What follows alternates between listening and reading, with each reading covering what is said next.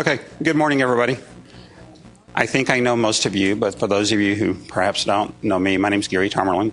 I'm Deputy Assistant Commissioner, had been for Community and Technical College, so we'll explain some changes here in a few minutes. As we get started, obviously we want you to be as comfortable as possible today.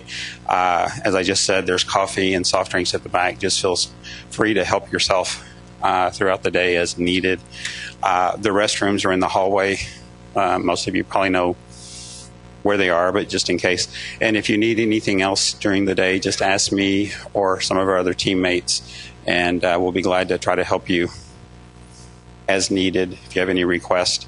Obviously, the purpose of the day is to make this informative for you and to help you understand what we're working on and where we are in the processes and that kind of stuff. So we encourage you to ask questions and solicit feedback and that kind of stuff.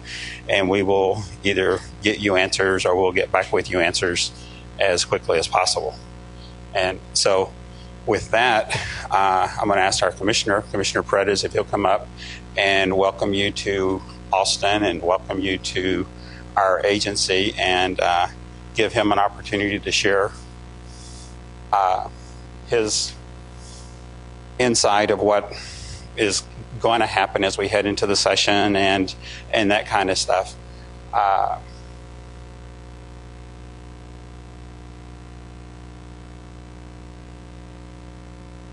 Good morning, sir.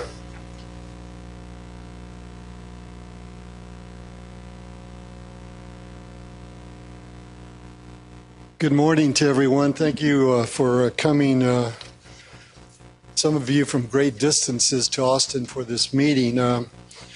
This is an important, this event, these meetings are an important part of our outreach to two-year institutions, and it's part of an overall concept that we have to stay in close contact with community colleges. In addition to this meeting, we have meetings of community college trustees and presidents. We have an advisory committee. We meet regularly with officers of TAC, and I know that Linda Battles and some others meet maybe not on a regular basis, but on a fairly frequent basis with Ray Garcia. I have since the current chair of TAC is Richard Rhodes. I have breakfast with him once every 6 weeks or so, and we talk about community college issues as well as technical college issues. So we're trying to make sure that we have open lines of communication and that we're communicating effectively about our common concerns. We have a legislative session coming up, so it's very important that we understand how the coordinating board and the community colleges and technical colleges feel about various issues. At our board meeting last Thursday, we had a panel discussion that featured Brian McCall, the chancellor of the Texas State University system, and Brenda Hillier from the San Jacinto Community College system, and Mike Reeser, the chancellor of the Texas State Technical Colleges. And they presented some of their priorities for the legislative session, and there was a nice discussion, and there's going to be a lot of communication between the chancellors and presidents and the coordinating board as we get closer to the session. Obviously, we have some very significant issues to talk about. All of you know about the report that we did in response to SB 414, which asked us to do a study of the feasibility of community colleges offering baccalaureate degrees. We hired the RAND Corporation, which in my mind is probably the best nonprofit consulting firm in the country.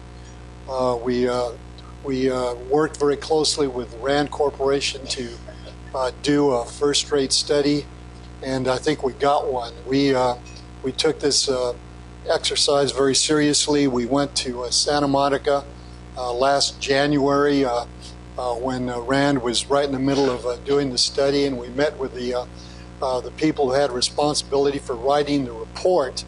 to talk to them about the issues that had to be covered. We weren't trying to shape the report. We just needed to communicate that it had to be very comprehensive and it had to contain certain elements. And the RAND Corporation, I think, responded extremely well. In fact, the president of RAND and the chairman of the RAND board met with us during our visit to Santa Monica to indicate clearly how seriously they took this study and how well they understood the consequence of it. We discussed that if Texas, now that California has created a pathway for community colleges to offer baccalaureate degrees, we assume that if Texas does that as well, then that will pretty much make it a national trend. We got a very good report.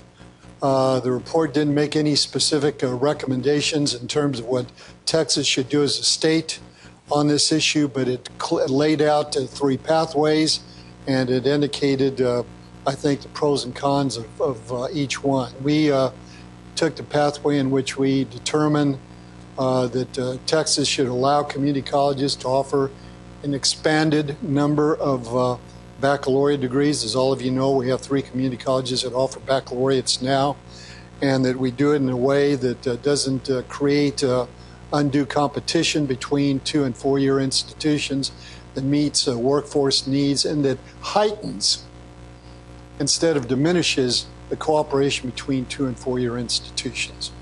That will be a hotly debated subject during the session, I can assure you. We've already met with some legislators who feel very strongly about it. For example, Rodney Ellis, senator from Houston, who sponsored SB 414, and then we've talked to some other senior members of the legislature who do not support this idea at all. So it'll be an interesting topic of discussion. There are going to be issues, discussion about how to improve transfer in Texas, particularly without loss of applicable credit. I think on a lot of different levels we have the issue worked out about whether courses will transfer. But as all of you know, if courses transfer without counting towards a degree, that doesn't mean very much. So we need to make sure that we solve that issue. There's some people that think we have to do it statewide. My own view is that if we do this rigorously at a regional level, that will address about 90% of the challenge.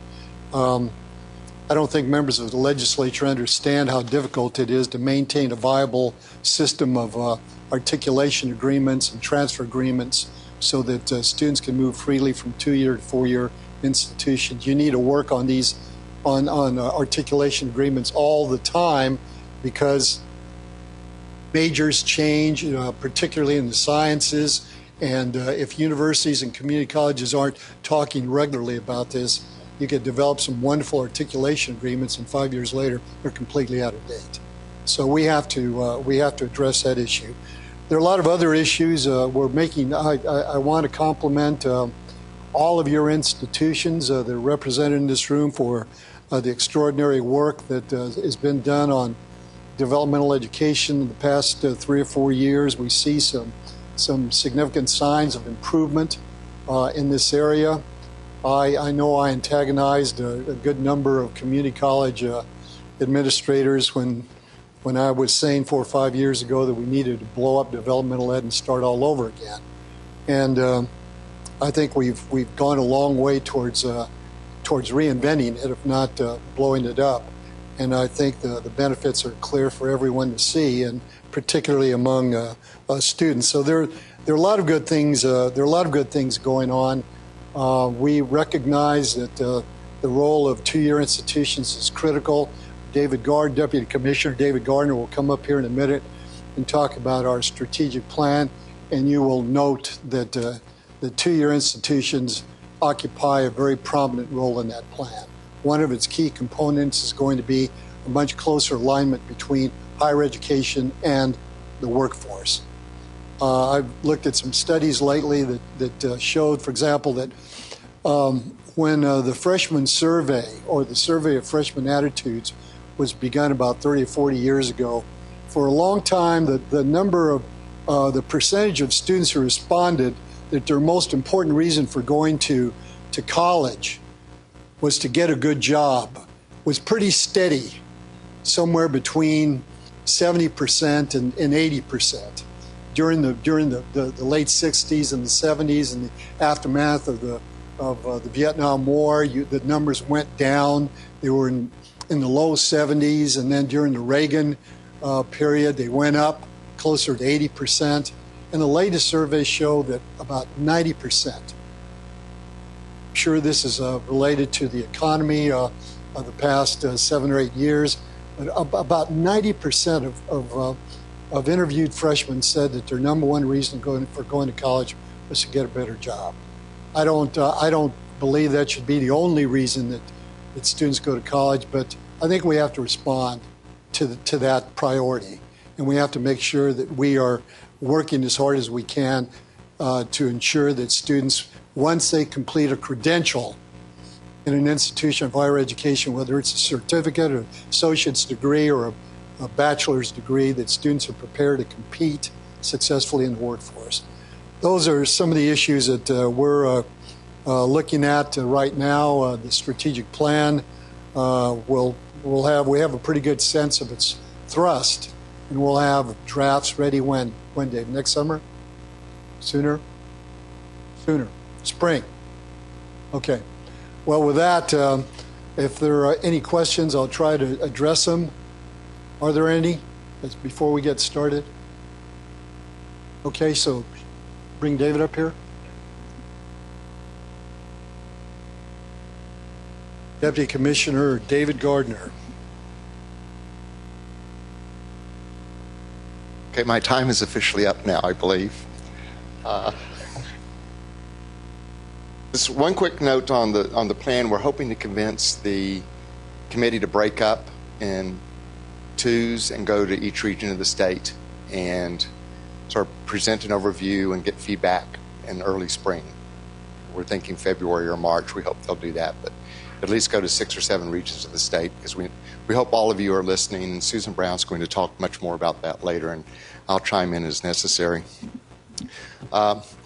We've done some reorganization here at the coordinating board, and the whole point of this was, organizations evolve over time, the issues you deal with change over time, and we need to make sure that we're currently organized in a way that focuses on what our current directions are at the agency.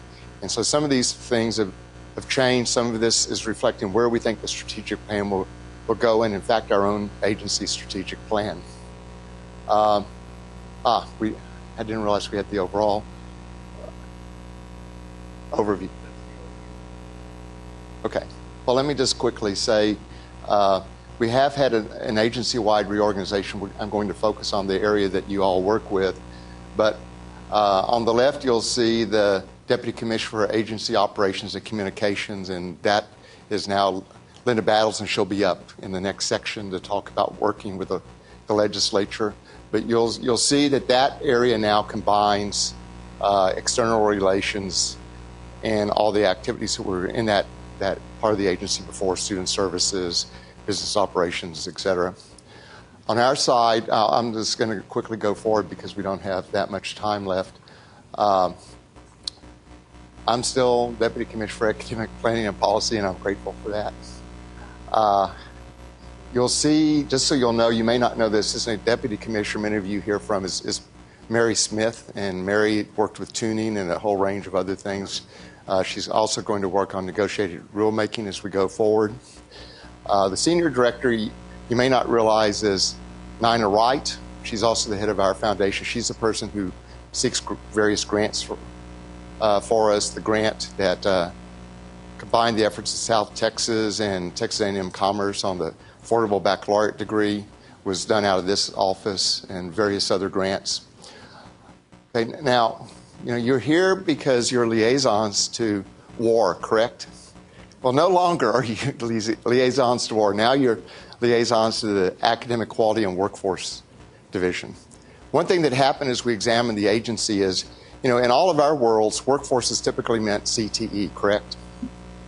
Well, we realized that as we looked at it, that the reality is, although it's not the entire purpose, but all of our programs are really oriented towards getting some type of job in the future, correct? Whether it's welding, whether it's becoming a teacher, a nurse. So we realized that we just wanted to focus, and not only do we talk about the academic quality or the programs, I think personally that in some ways it's a necessary distinction. We're talking about, I think all programs are academic as well, all programs are workforce, but they all should be excellent programs. This division going forward has taken over the teacher quality grants. None of you work with that directly, but it's a federal program. They'll be working with all educator preparation, whether it's teachers, and you do work with teachers and produce teachers, principals, or counselors. That will all be housed here. We will be looking for ways to really address the academic quality of existing programs. You have much of that in place with the CTE, but we need to find a way to broaden that. We obviously can't get into all programs, but many programs are never reviewed once they're established. And that's going to be intended to give feedback to everyone, not as a gotcha process. But you will be involved in finding a way to do that. Later, I think Rex will mention also the need to better establish what need means. When is a program really needed? This is much easier in terms of CTE programs. As you get into other programs in this area, such as PhDs, it's much harder to establish the need for PhDs. Your colleagues at universities are going to have to reach levels of establishing needs similar to what you do with the CTE programs going forward. But there may be some impact on you as well in your transfer programs, although most transfer programs have been in place for years, and I don't anticipate many new degrees coming in that area. If you see college readiness and success, that was a P-16 division.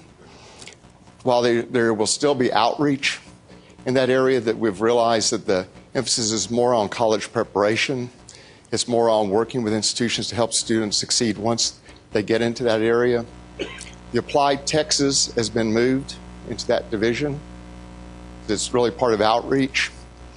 And student complaints have been added there. The federal requirement for us to address student complaints is in that area as we move forward. Strategic planning and funding was planning and accountability. And the main changes there are what they will not do. They will not approve buildings any longer. The focus will be primarily on planning. That's still our data division. And they will work heavily on funding issues. This is a group that worked with the community colleges on success points. And finally, one of the new thing on the chart is a very small area. We'll have 3 people in this area. In the past, we have so many things to do. We have not really been able to focus on what are the current issues in higher ed, what are the new innovations and developments, out in the field, not just in the U.S., but across the world in terms of delivering education. So we'll have 3 people whose job will be to monitor those things, provide feedback to our divisions, talk to them about issues that may need more exploring. They'll meet with every division monthly and share with them what they're finding. We've found very often that what happens in California will happen here in 2 to 3 months or a year. So we'll heavily monitor that. And of course, there's more emphasis on international comparisons, and they'll be working with that as well. So I guess I could have shown you each division as I did this. We'll share this chart with you. I won't go into it in detail now, as my part of the schedule was up when I first stood up here. I do want to mention briefly, the commissioner asked me to say something more about transfer. I think that you all know we work closely with the Texas Success Council. One of their major agenda items is the Common Course Numbering System. Brenda Hellier from San Jacinto College shared those issues with the board last week. We will be working to review the existing field of study guides and update them Rex will say something about programs of study as we go forward. We've got two tools that are heavily underutilized right now, core curriculum completers. Remember that if your students complete the core, universities have to accept them as having completed the core. Very few students do. Field of study guides, universities have to accept what's the courses included in the field of study guide for that major. We have very few institutions completing the field of study guide for their area. And you need to understand that if they don't complete the field of study guide, the university still has to take the courses they did complete in the field of study guide. I've randomly looked at some institutions, some community colleges in the state and some community colleges programs are not following the field of study guide. So I hope you'll examine that. I will say I'm glad to say that a school that 2 years ago was not, I looked online just last week and they are now. So it's very important for your students' sake to follow those guides. We are going to update them. From talking with staff, it appears no one's following the nursing field of study guide. That's an area we really need to work on. But we're going to begin these soon. We had hoped to begin next month, but we realize after our sunset that now for any committee, we have to establish rules, and we had not for this, and so it's slowing down our process. But you will see a series of rules coming out that will show you which field of study guides we want to work on initially. One area I know that we're going to start with engineering, but we're also going to work on music because Rex has heard from many of you that music is a real problem area in terms of transfer. So with that very quick overview, I'll be around in the back of the room, but let me turn it over to Linda Battles at this point.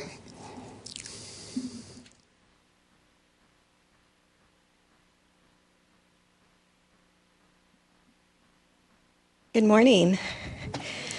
So y'all should have a handout in front of you that summarizes our exceptional item requests, but today I'm going to give you an overview of those items that are near and dear to you and the work that you do. Also want to give you just a brief overview of our strategic fiscal review, which is a new process that Speaker Strauss announced earlier this year. First of all, we have a $1.41 billion biannual budget in all funds, and this includes all of our general revenue dedicated, federal funds, and other funds. Of this amount, $1.3 billion is in general revenue and general revenue dedicated. 96.5% of our funds are actually trusteed funds. So these are funds that go out and are dispersed to students, institutions, physicians, and other entities, and only about 3.5% remain here for our operations. Our trusteed funds can be grouped in 4 general categories. The first one is student financial aid. That makes up about 70% of our trusteed funds here at the coordinating board. Research is the second. The third is healthcare, education, and then the fourth is quality and instruction, and the quality and delivery. Our exceptional item requests totals about $300 million for the next biennium. We were told to submit a request that was base level funding for the current biennium plus any additional funding, and so that's where the additional funding comes through. We went through a very collaborative process with our stakeholders. We had various briefings and received some input into which programs were the most important ones. We highly prioritized, as we always do, our student financial aid programs. So we've got Texas Grants and the Texas Educational Opportunity Grant Program. Obviously, if we could prioritize both of those programs as number one, we would. But we do have Texas Grants as our first and TEOG as our second.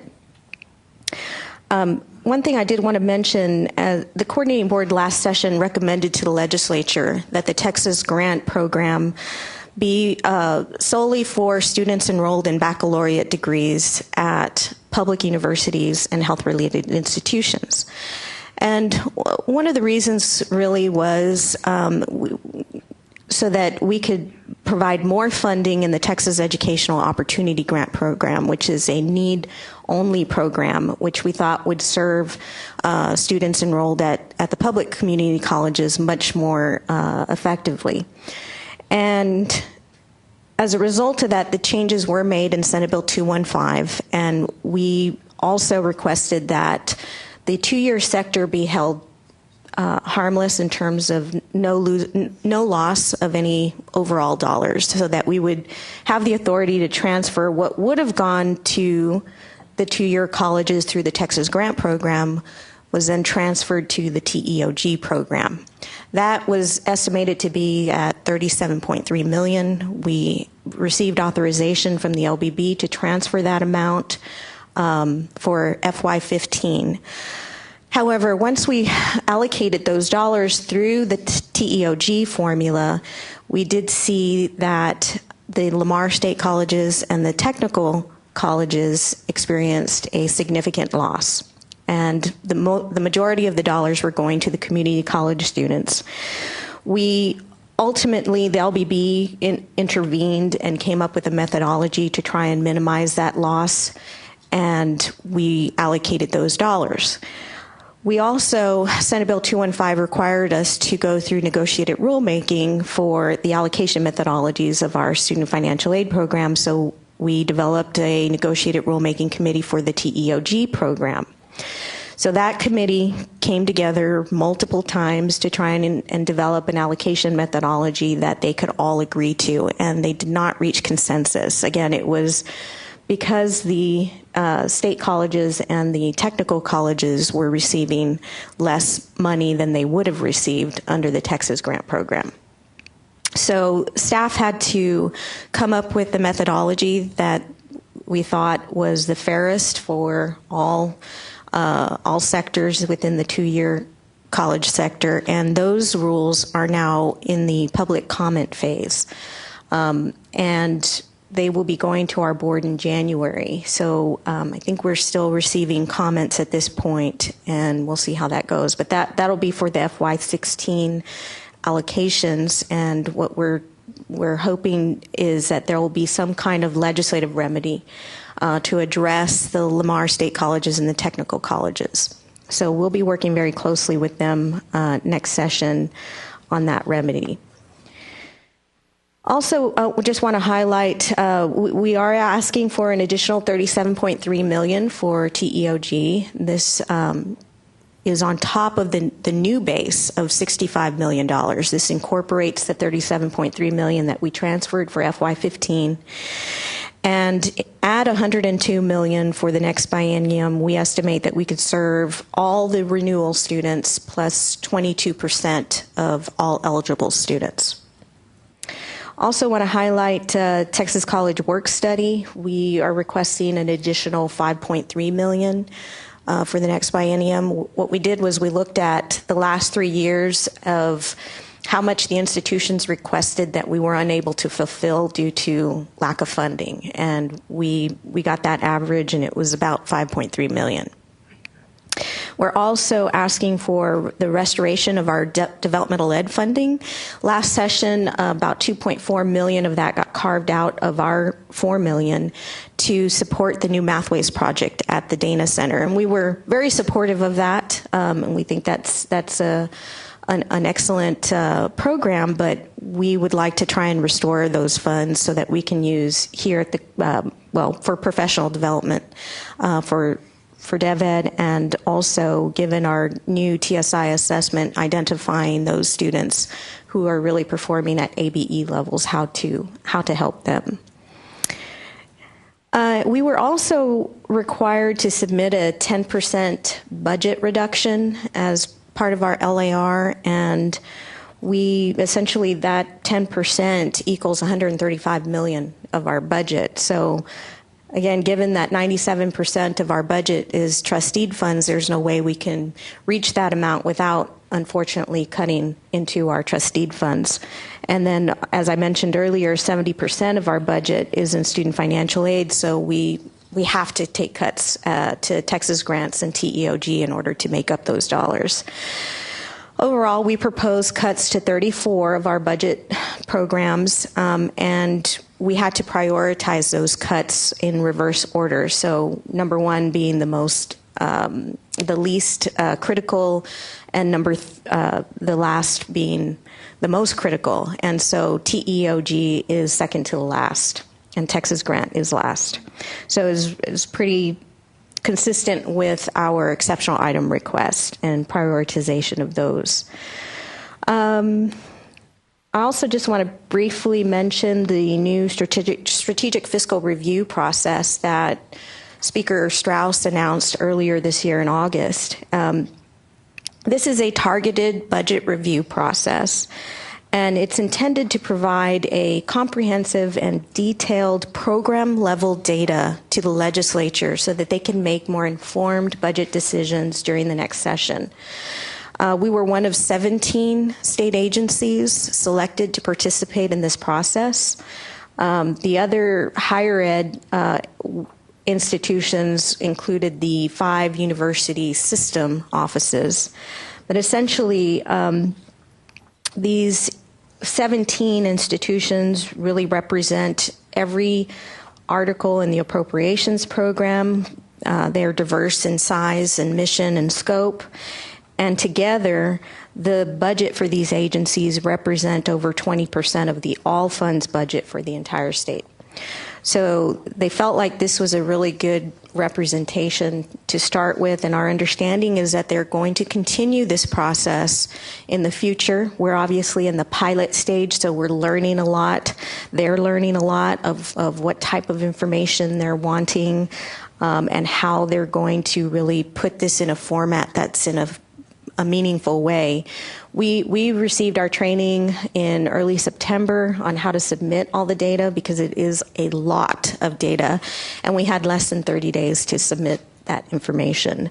But some of the examples of some of the data that they requested included each of our programs' descriptions, statutory or budgetary authority, all of the financial summaries for those programs, the service populations and the demands, performance measures, any audits, reviews, or evaluations conducted on these programs, any outsourced services, and revenue collections. The time frame they gave us was to provide them with all of this information for the first year of implementation. So if we had programs that started in 1965, they wanted us to provide them with that data for that first year of implementation. And then following that was any information for fiscal years 2010 all the way to 2017, obviously 16 and 17 being projected information. But it's a wealth, it's a lot of data. The other piece that they asked us for was funding alternatives for our programs. They gave us a lot of latitude and in our own judgment, which were the programs that we thought had the strongest return on the state's investments, and could we go ahead and ask for enhanced funding. So we did do that with several programs. For example, Texas Work Study, we doubled that amount that what we would have requested. So we added $10 million to our request because we know that that's a very effective program. We know that students are retained and graduate at higher rates if they're participating in that program versus any other state financial aid program. So again, the return on the state's investment is high there. We did that for several other programs, but we were pretty much in line with our LAR and our exceptional items request, because we do pretty much go through a very diligent process in that regard. We had a hearing. The House Appropriations Subcommittee on Article 3 had its first hearing on this last month, and the commissioner went and testified and talked about the agency's mission and objectives and goals, and the sort of the value added that we bring to Texas higher education and the economy. We anticipate additional hearings before next session to allow the committee to get into that program level data and ask us specific questions about those. We were also asked to provide impact statements if each of the LBB identified 25 of our budget programs and said, if you had to take a 20% cut in these programs, what would the impact be? And so we've done that as well. We've also been asked to provide recommendations for eliminating certain programs, and we did that as well. But that pretty much highlights. Those are the highlights that I wanted to share with you today. But if you have any questions, we do have. I know Gary is trying to point you to our website because we do have a lot of information out there, and sometimes it's hard to find. So we do have our LAR information out there. As we go through the session, we'll be providing updates on our LAR and as well as our legislative priorities. So don't hesitate to give us a call if you ever have any questions or looking for additional information. I'm going to turn it over to John Wyatt, our Director of External Relations Department, who's going to go over all of our legislative priorities.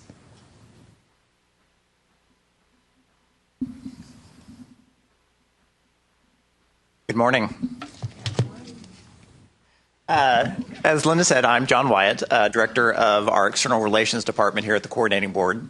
And our role in external relations is to make sure that the legislature has the information that they need regarding bills impacting higher education, all sectors, as well as any other higher education issues that they want to discuss. January 13th is when the 84th legislature will convene.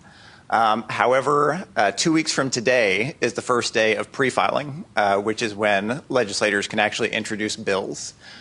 So the session is coming up pretty quick, so we're trying to be prepared here at the board. You should have a document entitled Legislative Priorities, a handout. So I'm going to go over kind of the board's three major legislative recommendations for the 84th session. And these are kind of our major policy or funding recommendations. Our first recommendation is to implement outcomes-based funding for universities. As you very well know, last session, outcomes-based funding was implemented for the community college sector at 10% of formula funding. And an outcomes model was also introduced for the Texas State Technical College system, which is now 100% of their formula funding is based on the workforce performance of their former students. However, the legislature did not change the formula for universities. So our recommendation is to allocate $235 million in outcomes-based funding among public universities for fiscal years 16 and 17. That is an amount that is equal to 10% of undergraduate formula funding. However, this amount is in addition to their enrollment-based funding, so it's actually on top of their enrollment formula as opposed to a part of their regular formula funding. There are 7 metrics that were identified. This model, I should say, was actually developed by our General Academic Formula Advisory Committee, much as the community college model was developed through the formula advisory process as well. And the metrics for the universities are based on measures of undergraduate degrees. So total undergraduate degrees to at-risk students, undergraduate degrees times the institution's 6-year graduation rate, undergraduate degrees per 100 full-time student equivalents, and then 3 metrics that are based on persistence, students completing 30 semester credit hours, 60 semester credit hours, and 90 semester credit hours at that institution. So this recommendation has been forwarded to the legislature, and we'll be working with, obviously, the appropriators and the members of the legislature on this model during the session. Our second recommendation is something the commissioner mentioned and that I believe Gary Johnstone will go into some more detail about, which is our recommendation to implement a measured approach for community colleges to offer baccalaureate degrees in specific fields. As the commissioner mentioned, this came out of a legislative requirement, SB 414, from last session, that we examine the workforce need for baccalaureates at community colleges and come up with a recommendation to the legislature. And so what we have offered is a measured approach, which says we should expand the ability for community colleges to offer baccalaureates, but under certain conditions, such as demonstrating a clear workforce need for the baccalaureate, that it only be limited to the specific fields of nursing and applied science, and that the baccalaureate would have to meet all of the same review and requirements as a baccalaureate program at a university. And as I said, I think Gary will go into a little more detail about that proposal. Our third major recommendation is that the legislature authorize tuition revenue bonds. Now, community colleges do not participate in tuition revenue bonds. However, the TSTCs and the Lamar State Colleges do. And it's a very important avenue for funding facilities at our institutions. As you may know, tuition revenue bonds essentially allow an institution to issue a bond backed by their expected revenue from tuition and fees.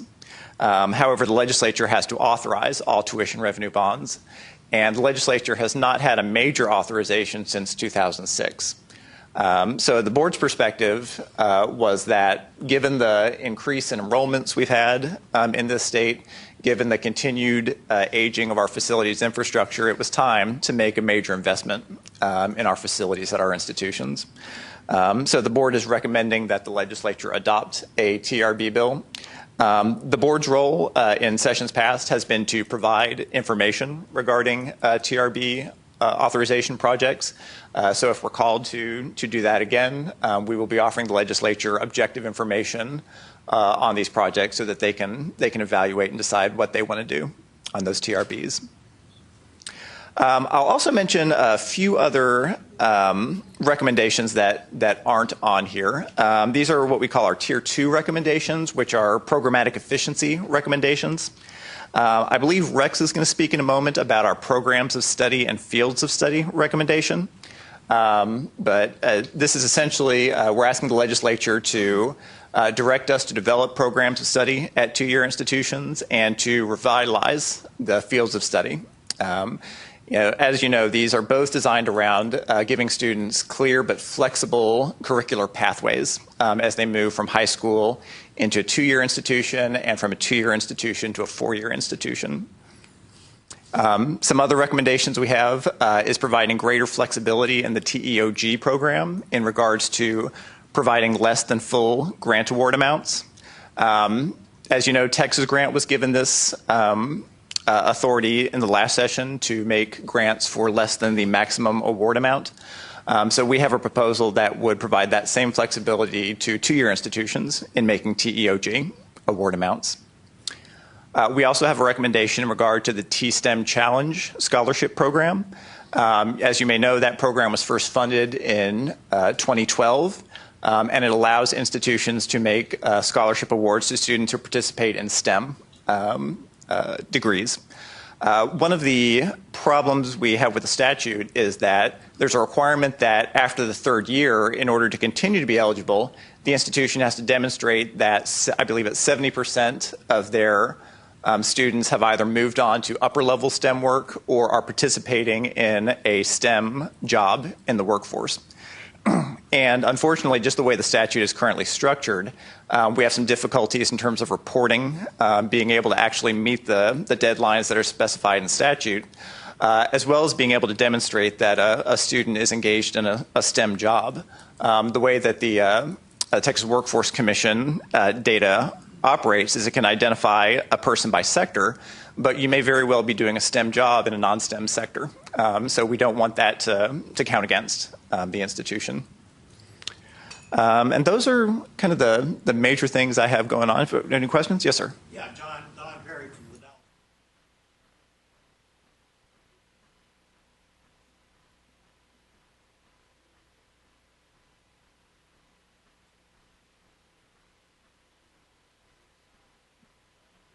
Uh-huh. To accommodate Yes. students. Yes. I'd be happy to talk about that as well.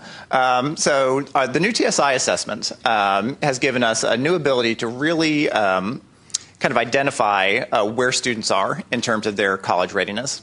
And so while we can identify students who are DevEd and students who are ABE, we found that there's a group of students who are classified as ABE, but are right on the edge of developmental education. And we believe that with targeted, strong interventions, those ABE students can be served through developmental education. So our recommendation to the legislature is to create this new category of BASE students and to authorize them to be served through developmental education so that your institutions would continue to receive developmental education funding for serving those students. Thanks. Any more questions? I think we have Gary up next.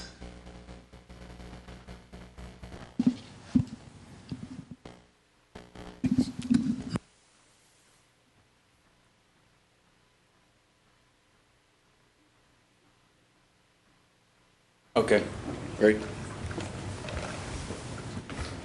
Hopefully I don't kick that over. Good morning. Go through these slides. I'm going to try to go through this pretty quickly, and this afternoon I know we have some time to elaborate some more on some of the topics discussed, but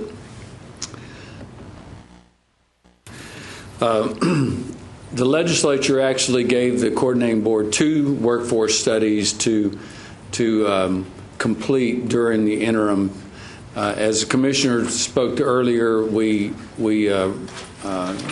met our deadline of August 1st to submit to the legislature a report about the baccalaureate degrees for community colleges, and I'll cover that. But I first wanted to go over the second one, which was required by House Bill 1296, which asked the coordinating board to do a study and to prepare 5-year projections of demand and supply of the state's workforce needs. And so as we did with the baccalaureate program, we asked the RAND Corporation to do this study at the same time. And they went out in the state and spoke to over 200 people in the field, business. Several of your campuses were visited. And so they completed both of these studies. Where we are now with House Bill 1296, and it's in a draft form, and it's on our website, but it is due to the legislature by February 1st.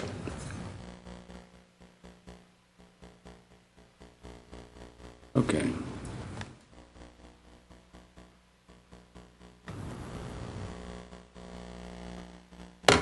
All right. Having a little problem with this thing. Okay. What they found was that the institutions, in doing a workforce study, there's certain common data sources that are available for workforce analysis. In this study, we primarily focused on the first 2, which is the Texas Workforce Commission uses the Bureau of Labor Statistics data and projects workforce demand by the stock codes. And then also we use the American Community Survey, which is a statistical survey done by the census on an annual basis. And in that survey, they ask individuals about their job and what their education attainment is. And those are the two data sources that were primarily used in putting this model together. And we use the coordinating board's data as to what degrees are being produced at the institutions.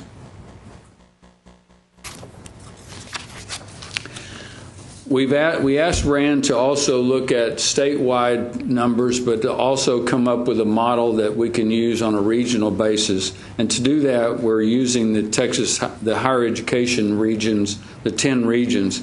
Each one of those regions, except for one, has multiple workforce boards, and so the data is available at the Workforce Board site as well as the higher education region.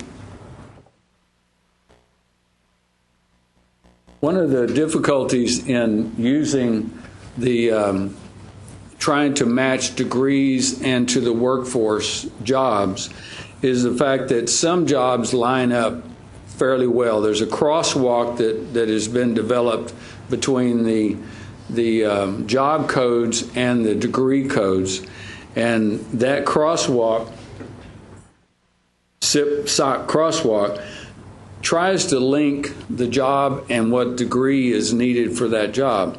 And some of the complexities that occur in doing that is that not every job matches up in line with degrees. Some match up very well, and you'll see this is a nursing degree, and most registered nurses in Texas have either an associate or a baccalaureate degree in the nursing field. So, and the survey that's done, 81% of those nurses had a degree in nursing, a few in biology, and some others in other fields. But not all jobs are that way. Computer science, as computer system analysis analyst, is one that doesn't match up very well. If you look at the SIP-SOC crosswalk, there's two fields that match up in that crosswalk. But as you find in the data, when you look at people that hold that job, there's just a whole list of other fields that where you find degrees that these folks who have the job that they hold, and really only 10% of the current analysts actually have matching jobs, matching degrees with that crosswalk. The other part of as they went out in the field, RAND interviewed people to find out what institutions were doing and what their practices were in using workforce data. They found that institutions use information for setting priorities for their programs and for identifying which specific needs there are in the workforce to submit a proposal. They found that many institutions have very formal processes, and then quite a few have an informal process.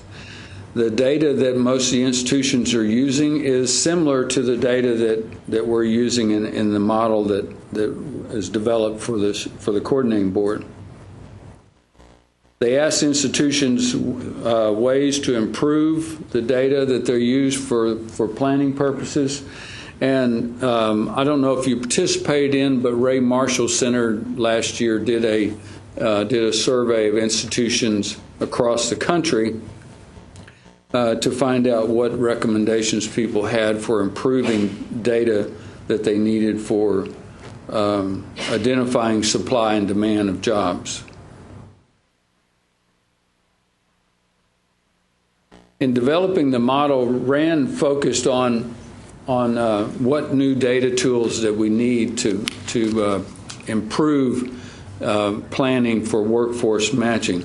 And they came up with a matrix using supply and demand, using the American Family Survey for supply, and using the Texas Workforce Commission data for demand. And what we're focusing on is those fields that have a low supply currently, but are projected to be in high demand. And when they did the data analysis, they found some of the jobs that we have now fall into those categories. As you can see the list, some of them were a little bit of a surprise. They may not be a large number in demand, but they are high demand, and the matchup in supply put them in the categories. And they have run this data for the 10 higher ed regions, and we will be releasing that data as part of the report also.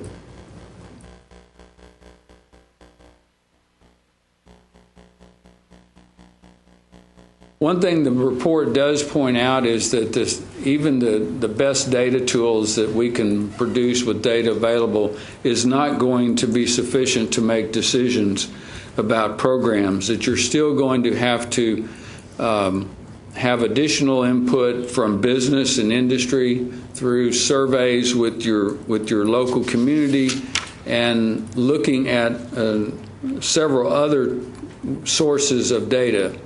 One of the things that we looked at, there's some commercial services available now to look at job openings, and which provides a more current data source for new trends or new jobs that are being created. Another recommendation they had was that we need to make it easier to get data input from business and industry. They found that most institutions have a very difficult time getting information from their local business community. And in fact, for emerging industries or emerging businesses, it's really difficult because the relationships that institutions have is usually with business leaders that have been in an industry that has a longer history, and you may not get input from the emerging industries that you would need to make for your planning. They recommended that we need to look at the best practices for planning in the state and create a guide of those practices. We need to look at not only the available data that's publicly available, we need to also look at commercial services that are starting to create databases with more current data than what is available to Bureau of Labor Statistics. As I said, the report is available now on the college, on the board's website. There is a comment period. We're requesting comments about the study.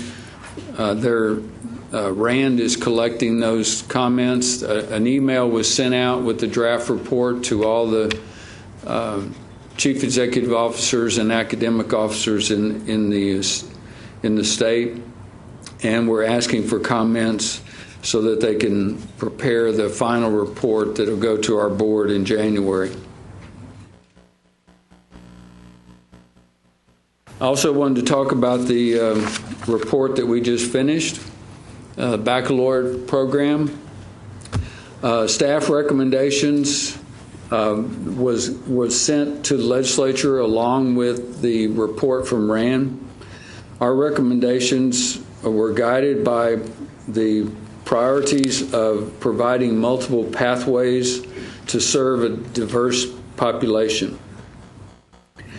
We also wanted to make sure that the recommendations that current programs are being fully utilized before new programs are started. We also want to make sure that some of the shortages that have occurred in faculty, especially in nursing, is addressed as part of the process. As John said, there is some legislative recommendations that we've made. The board has recommended that the community colleges be authorized to offer baccalaureate degrees in applied sciences and in nursing. The nursing program that we've included in our recommendation is a transition program from an RN to a BSN. And in part of that, we've also recommended that some criteria be in place for the new baccalaureate programs, both for the universities and the two-year colleges. As Dr. Gardner said, identifying what is a need is one of the things that needs to be defined, because both for the university baccalaureate programs and for the two-year colleges to offer a baccalaureate program. And as part of the RAND study, they looked at several areas and identified areas that currently that there were needs in.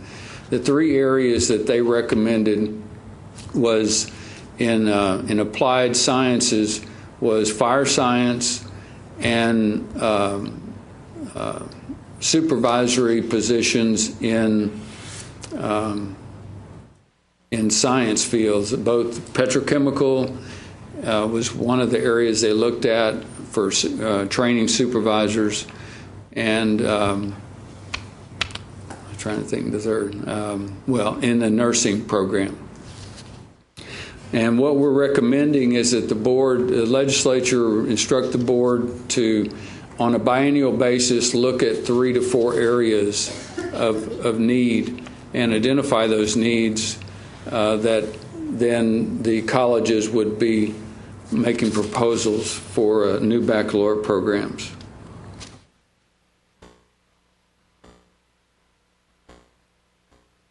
Some of the areas that we felt like that needed to be included in the recommendations was that the community colleges need to be reviewed to make sure that they're meeting the same standards that the universities would for a baccalaureate program. And you're probably aware that you're going to do a level change with the Southern Association to accomplish that. So there will be external review by SACS as well as the coordinating board to look at your resources that you have available at the institution in order to meet the level 2 needs.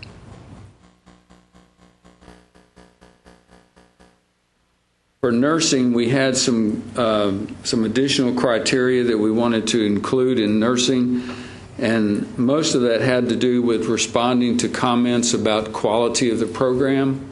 We wanted to make sure that if you're going to propose a BSN, RN to BSN, that you currently have an associate degree program in nursing, that before you propose an RN to BSN. We also proposing that if you're not nationally accredited in your nursing program now, that you seek national accreditation in the nursing program.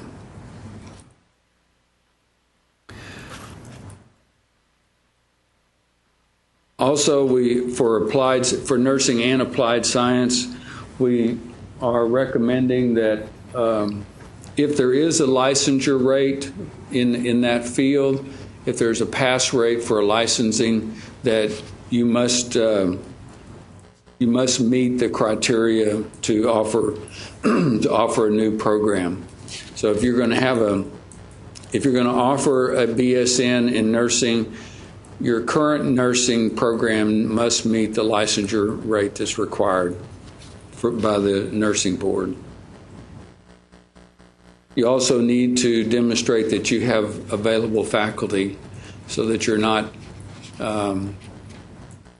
that since we know we have faculty shortages in some areas, that you're not increasing that shortage, that you either have existing faculty to teach those programs, or you have a method of attracting additional faculty for your program. And I think that's all. I have some more slides. I think you have copies of those slides, but if there's any questions about those two studies, try to address those.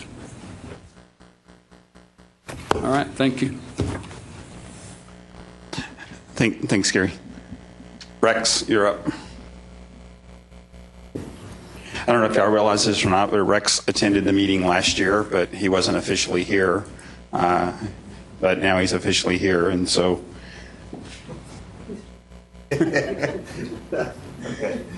Maybe after the meeting he can share his thoughts on that. No. Anyway, Rex. Yeah. Okay. Yeah, I think last year I said something about seeing a lot of faces I knew and friendly faces. I just hope they're still friendly after almost a year. So some of you are laughing about that, but I can't tell what that means exactly. And Joe's not laughing at all. Oh, I'm sorry, I didn't mean I didn't mean to interrupt. So, okay. So let's talk about fields of study and programs of study for a couple of minutes. As Dr. Gardner pointed out, transfer, and the commissioner as well pointed out, transfer remains one of our signatory issues. And as we all know, it's not transfer that's the problem. It's really the applicability of courses to degrees that's the problem. And many of you have heard me say before that when I served on the ACGM committee, there was a associate chancellor, vice chancellor, I'm not real sure, associate chancellor, I think, from University of North Texas that at one point in a meeting said, you know, we all got to keep in mind that everything transfers, but not everything applies. And that is true. You know, for years, community colleges have been used to telling students that everything will transfer.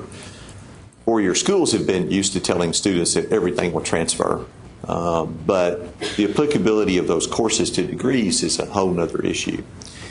And so fields of study are designed to try to address that issue of applicability. Most of you are already familiar with the fact that we have some, and as Dr. Gardner pointed out earlier, they're not always utilized, and we recognize that a lot of the reason why they're no longer utilized is because a lot of them are old and out of date. Okay, they've become obsolete, and so that's why they're not being used. So what we have done is we've proposed some legislation to help us with the regeneration, revitalization, revision, and new fields of study. And the legislation is proposed primarily with regard to fields of study because if we're going to do this and we're going to do it in a systematic, meaningful, and periodic way, I'm going to need some help. So a lot of that, quite frankly, a lot of that legislation is geared toward getting a couple of more people at the coordinating board that can actually work on this stuff. I did a quick count of bachelor's degrees at the University of Texas at Austin and the University of Texas. Texas A&M University at College Station. And because I figured, they're the two flagships, and they probably got more bachelor's degrees or more degrees than anybody else in the state's got, and I tried not to count where you can get both a Bachelor of Arts and a Bachelor of Science in the same discipline, and this was a rather quick count, so it's not scientific, but I counted 132 at the University of Texas at Austin and 133 at Texas A&M College Station. And so my first impulse was to call up somebody at UT and tell them they needed to propose a couple of programs so they could be ahead of A&M. But, being a UT graduate, that seemed like the right thing to do. Now, someone else would have suggested from A&M to just leave well enough alone, I suppose. But I think what that does tell you is what the scope of this may be in front of us. Now, there's no particular reason why necessarily all 132 or 133 of those need a field of study, but it does tell you that a lot of them do. And so what we hope to do is to really go after this in a big way. But that also tells you that there's probably 20 of these a year then that need to be looked at, particularly if you want to try to put this on a 4 or 5 year basis, which you need to do if you're going to keep them current and try to keep them up with changes in the disciplines so that they're meaningful for students and they remain meaningful for students. Much like the original fields of study were done, we intend to engage both 2-year and 4-year faculty in this endeavor. Folks from those disciplines that can sit down and actually talk to each other about what kind of lower division courses can be not only transferable to a particular program, but also applicable to that program as well. One of the nice things about field of study is that they have the force of law behind them. I think Dr. Gardner mentioned that we intend to try to start with engineering, and part of that is because there's already been the voluntary compacts done with engineering. But as their name implies, they're voluntary, and they tend to be lists of courses that should be transferable and applicable. And so we hope to actually take those and then transform those into fields of study. Art has been mentioned by a lot of people as being problematic for folks, particularly with the new core curriculum and in the fact that it has traditionally also been sort of an inverted degree where you take less than the core for an associate's degree and then you finish that out. And so we also intend to look at art.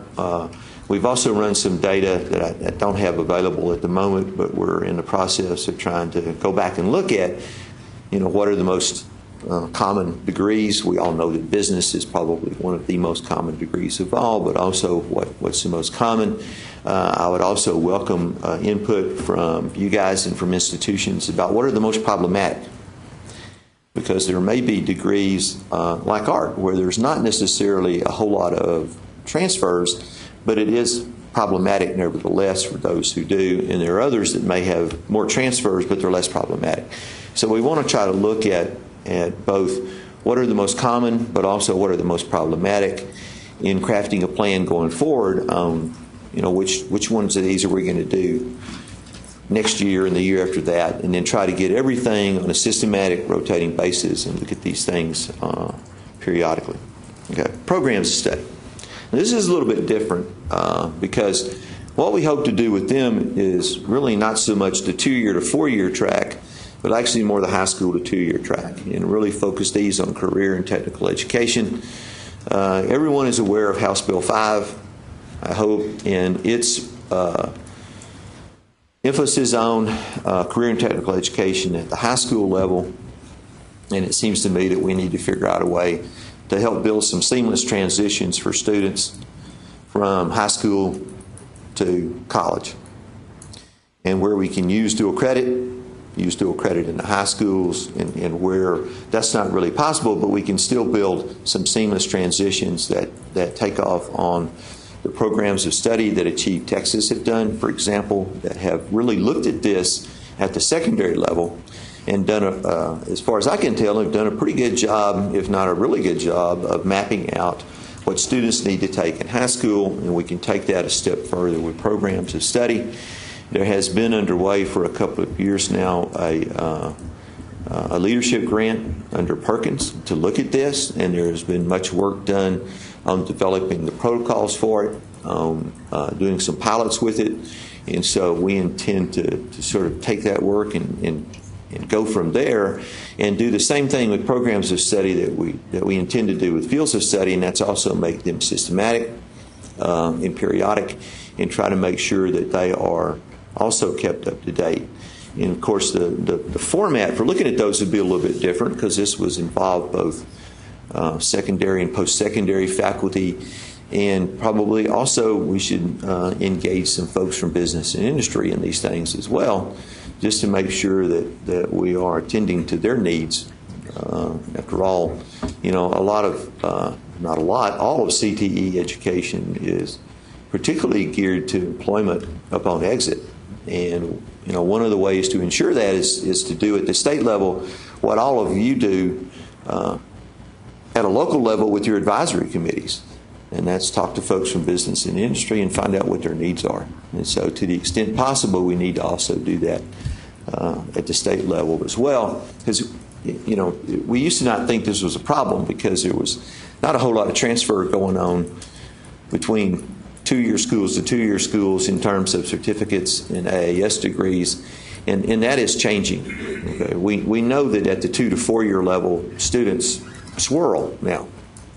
You know, they do 2 to 4 and back to 2, or 4 to 4 and 4 to 2, and or they do 2 and 4 at the same time.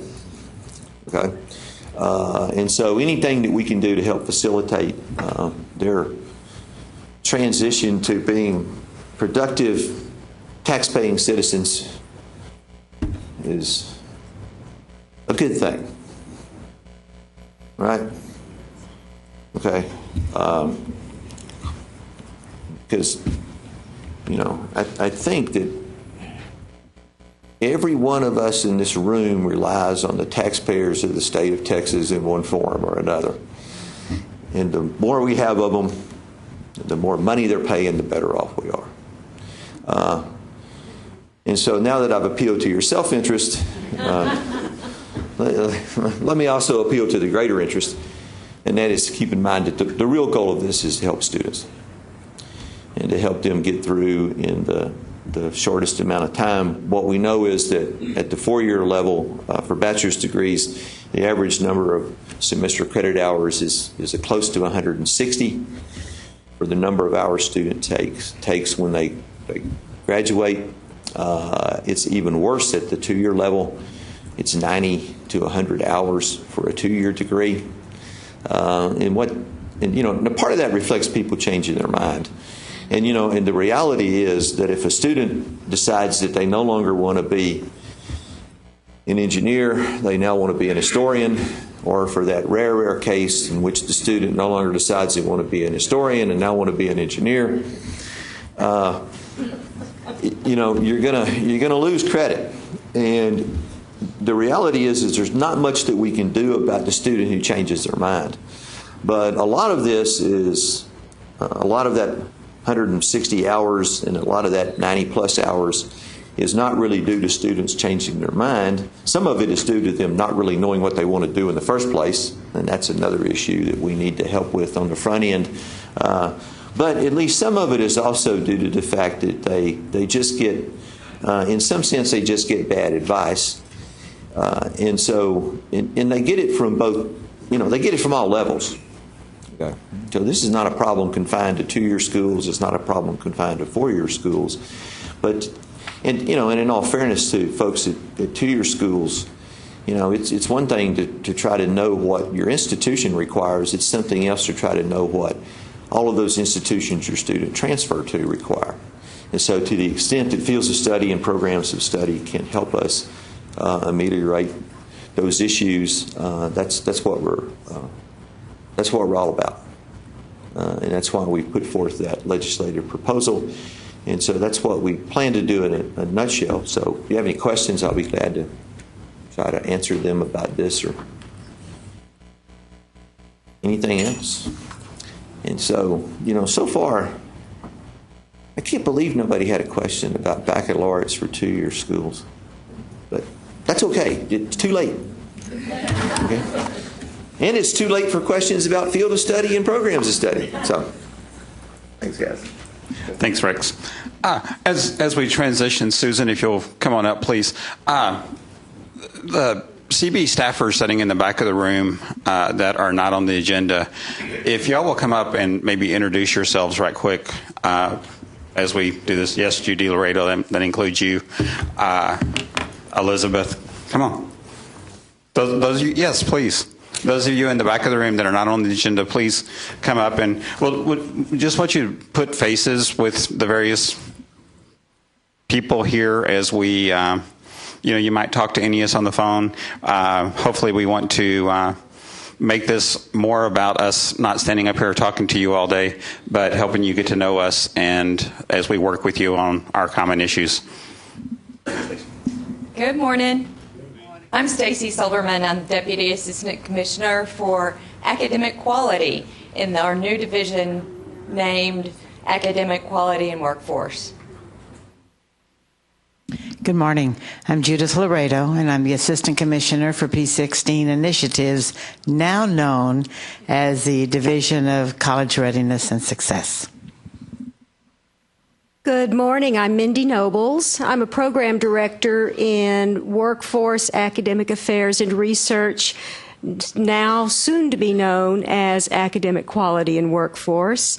I also spent about 20 years working for community and technical colleges in the state. I'm glad to be among you good community college folks this morning.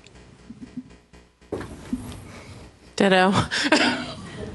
My name is Elizabeth Steele, and I'm also a program director in the Academic Quality and Workforce Division. So that's all I'm going to say.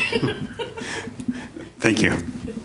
And I'm Rhonda Hernandez, and most of you have communicated with me regarding this meeting. I'm Gary's assistant, so welcome.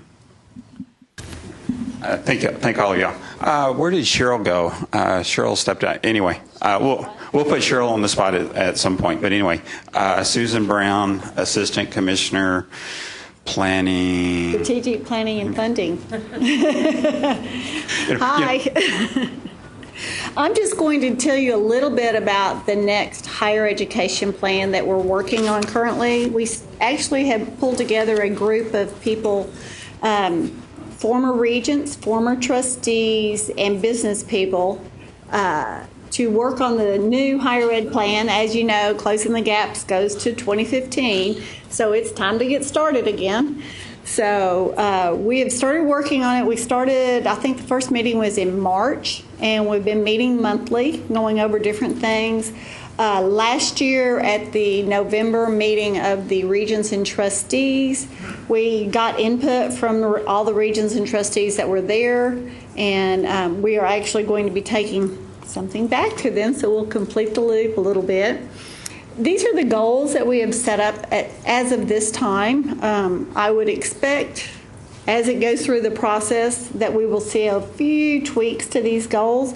We have one of them, which is we're titling that kind of a statewide overarching goal, and that is to get at least 60% of Texans aged 25 to 34 to have a post-secondary credential or degree by 2030.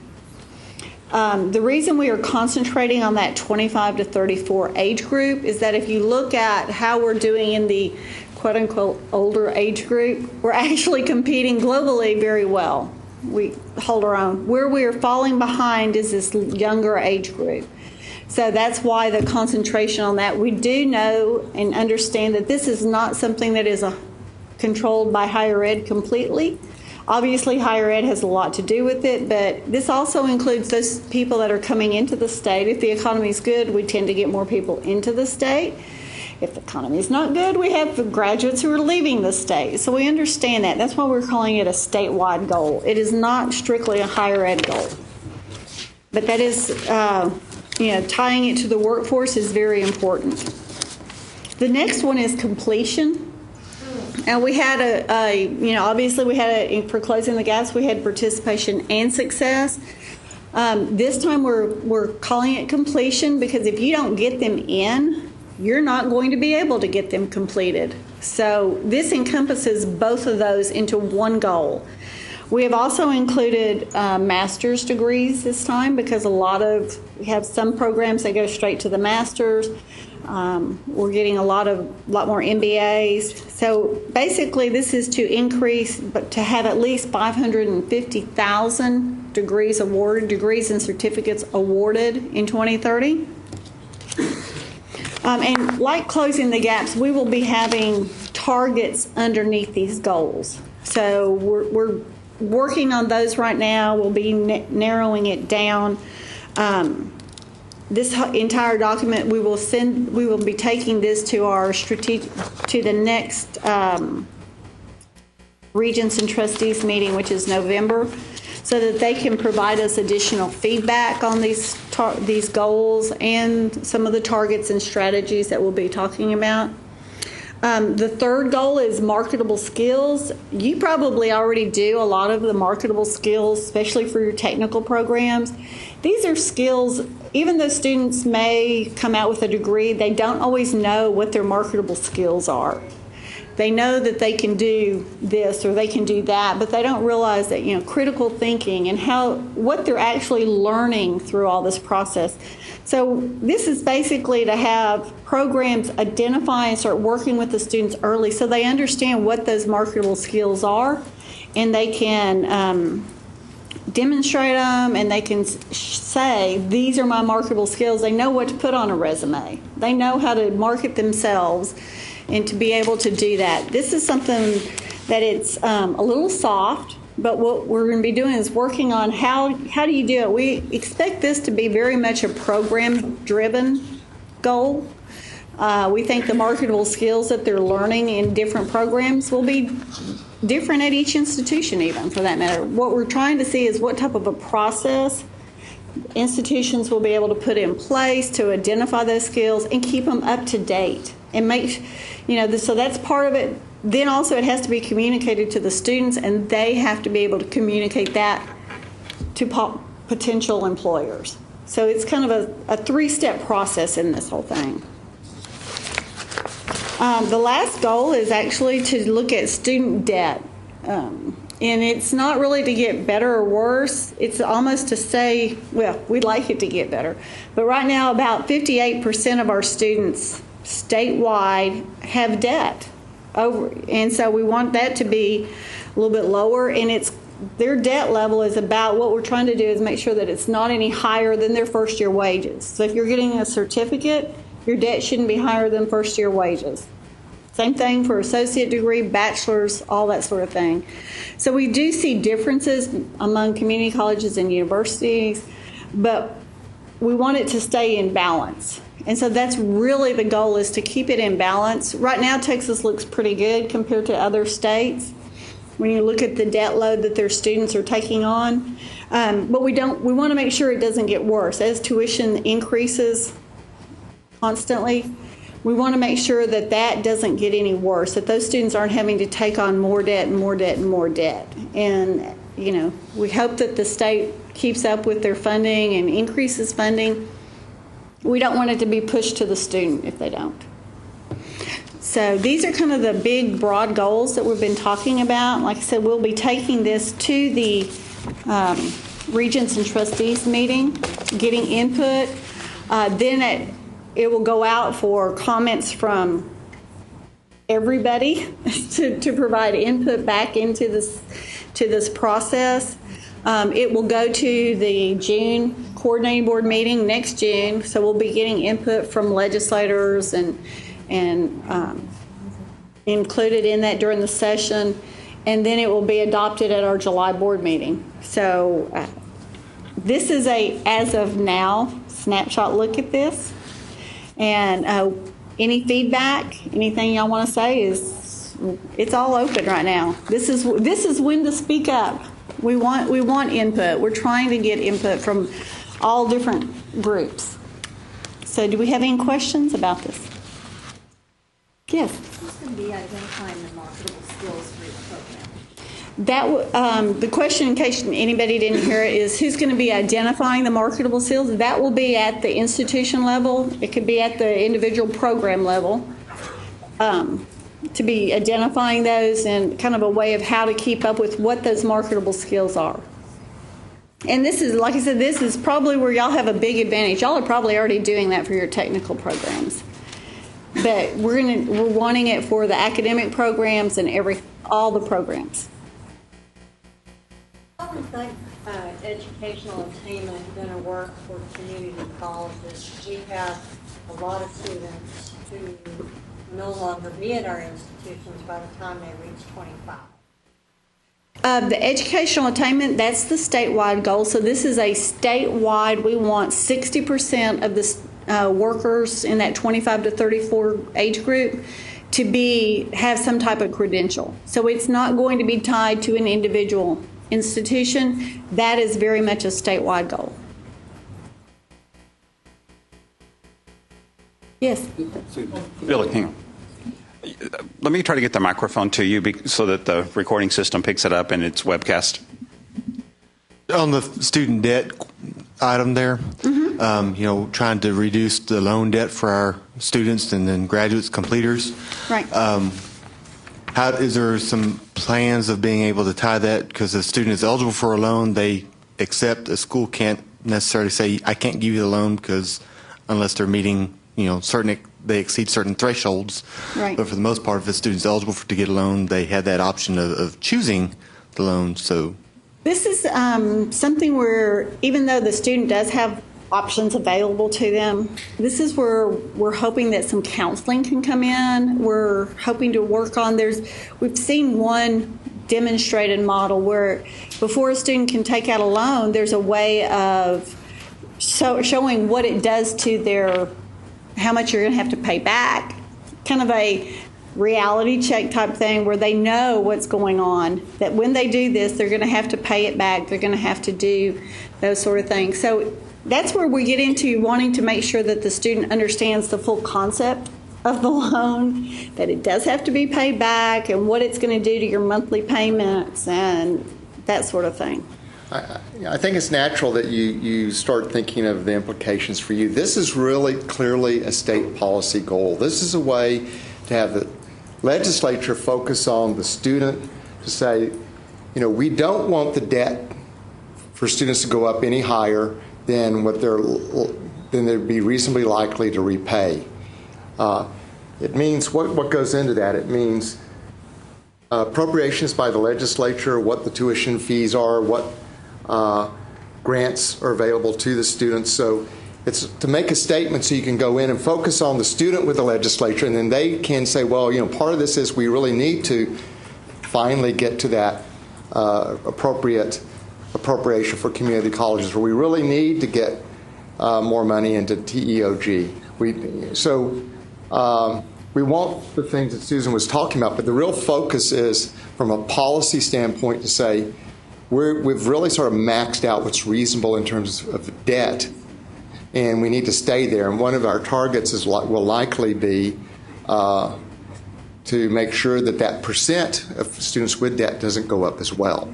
You could actually meet our target, but have 100% of students incur debt. We don't want that to happen.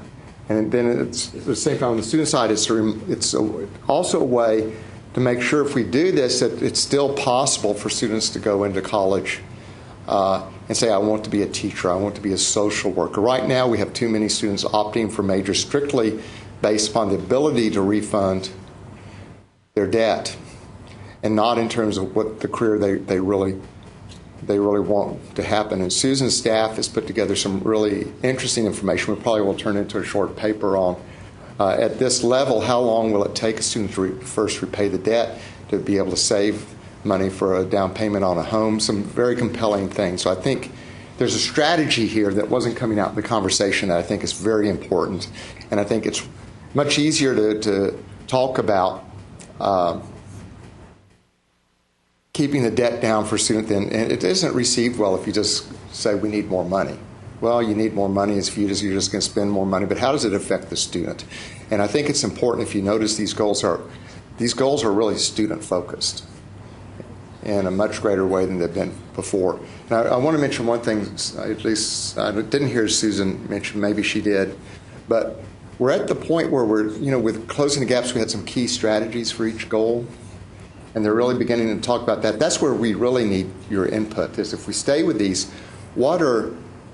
is one key or two or three key elements at a state level that would really be important to help us achieve these goals, at the same time maintaining the philosophy that we want individual institutions to be able to understand their own students, their own community, and do some things perhaps differently, but what can drive this as a statewide level to really be good tools for you. Any other questions? All right. Thanks, David. Thanks, Susan. Okay, we've reached the point in the agenda where we're going to give you a break, maybe a chance to catch up on email for a second and a couple of things like that.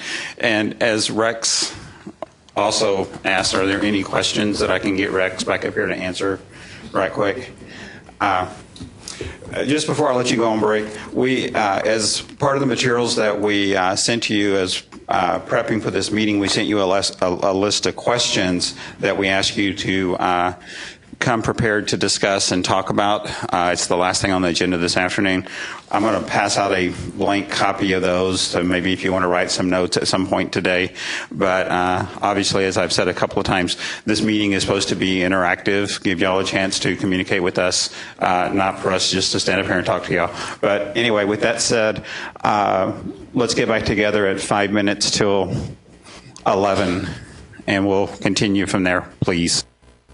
Wow, y'all got real quiet real fast. Maybe I need a microphone with my kids.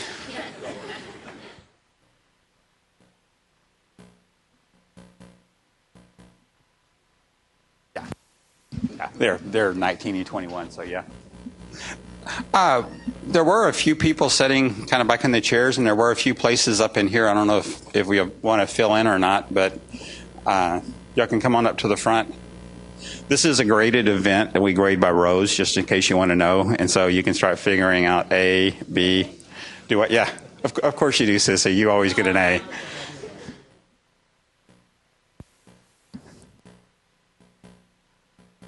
Good morning. I'm Donna Carlin. I'm going to talk about, just give you an update on Perkins. Most of you know that Perkins 4 was authorized in 2006 for a 6-year period. And so if you do the math, you can tell that we are way overdue. Well, 2 years overdue for a reauthorization. Unfortunately, I don't have anything to report on that that's new.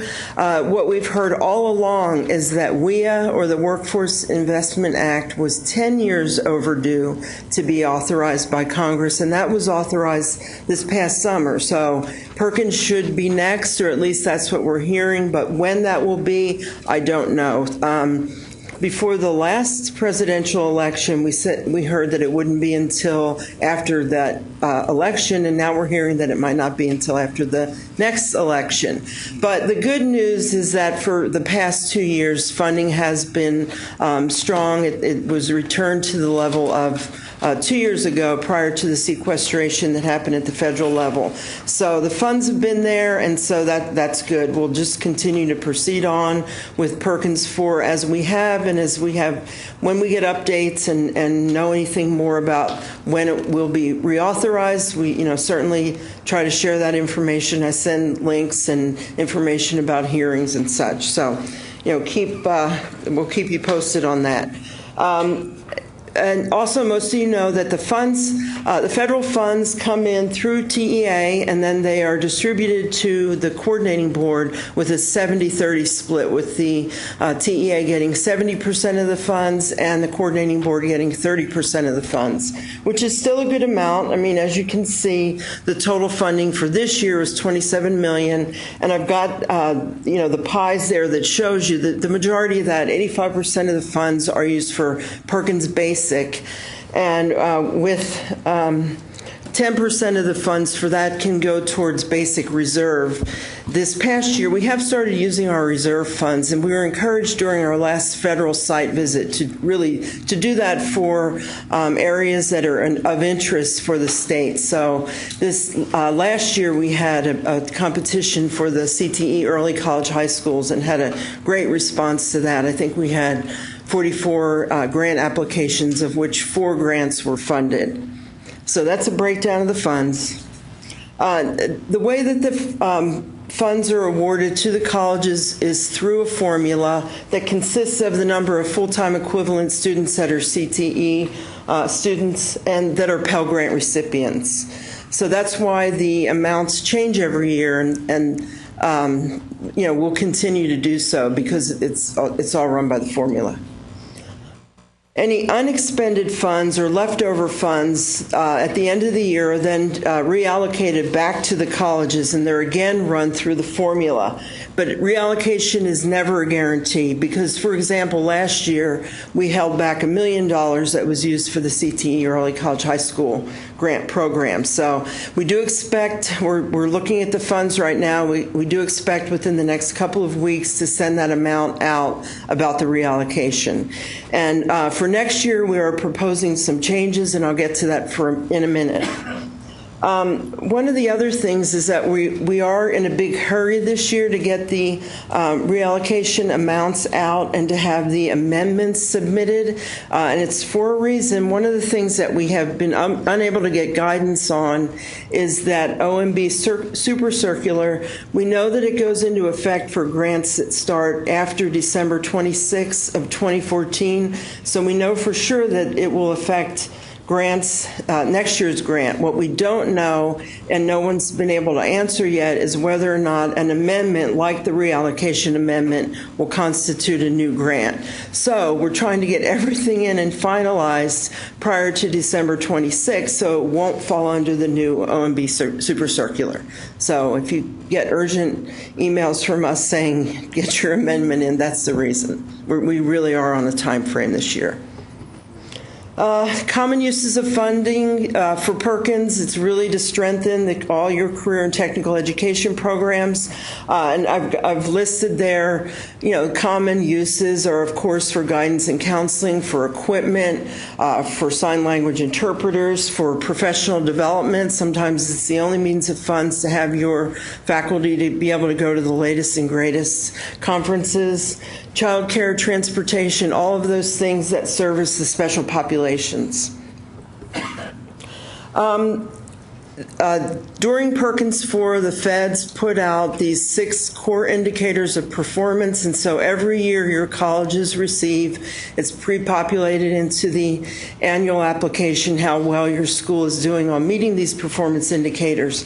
One of the changes we are proposing for next year, and it's really in line with the agency's emphasis on outcomes-based funding, is that instead of reallocating all of the funds back to the colleges and running it through a formula, we are proposing, starting with next year, to reallocate 50% to the schools that are meeting the 3 core indicators, 2P1, 3P1, and 4P1, which are really completion, retention, and employment. So we thought that those were, the 3. Not that we've weighed the importance of them, but those are really important factors. And this is also in line with something that TEA is doing. So it'll go to the board for approval in January.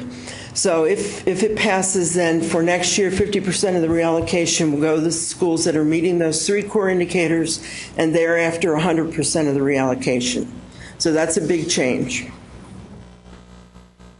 Every year we put out an RFA for the Perkins Leadership Grants. This is a competitive grant process. This year we received 24 pre-proposals, which the number is up. So if you have great ideas about the improvement of career and technical education, things that will have a statewide impact, we really encourage you to share your ideas. We don't have you go through a whole full proposal process and then, us turn around and say we didn't like your idea, but we ask that you submit a pretty easy, like 2-page pre-proposal that gives us an idea of what your ideas are. And again, that goes through a competitive review process, and then the schools that are selected to go forward with the full proposals are notified after that. So no idea is a bad one, and we really encourage you to submit your ideas. The things do need to the grants do need to have a statewide impact, though, so keep that in mind. It can't be to improve CTE just at your individual colleges. We do encourage partnering with other colleges, secondary, post-secondary, even baccalaureate programs, if applicable. The deadline, it comes out usually in late spring, so it's already passed for the 2014-2015 grants. And just to give you an idea of what the grants that were funded for this year, this is how WECM is funded every year, through a Perkins Leadership Grant. So here are the grants we do have on our website. Under Community and Technical Colleges, a link to the description of the projects. I won't go through them all now, but I really encourage you to look at those, and again, to submit your ideas and be looking for the RFA. I think it came out maybe April this past year. Yeah. As I mentioned, we had the competitive grant process. This is where for the CTE Early College High School, this was an idea that came from the 3 commissioners of higher ed, of TEA, and of TWC. So TEA and TWC also contributed funds for this project. We awarded 4 grants: Eastfield College with Dallas ISD, Houston Community College with Alief ISD, Odessa College with Ector ISD, and South Texas College with both Mission and Weslaco. Houston also partnered with Houston ISD as well.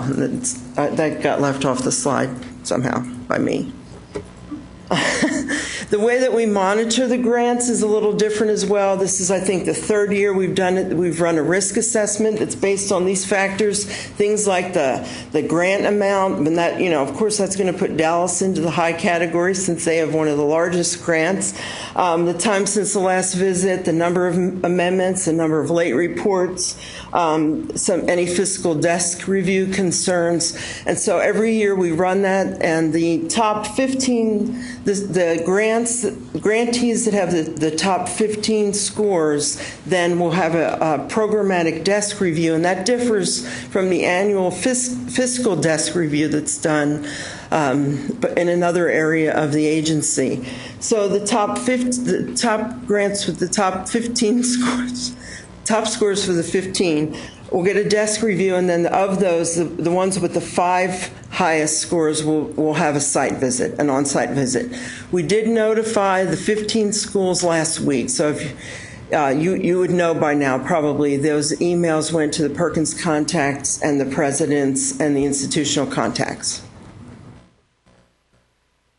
As I mentioned, at the federal level, the OMB circulars, which is the Office of Management and Budget, is combining 8 circulars into what they're calling a super circular.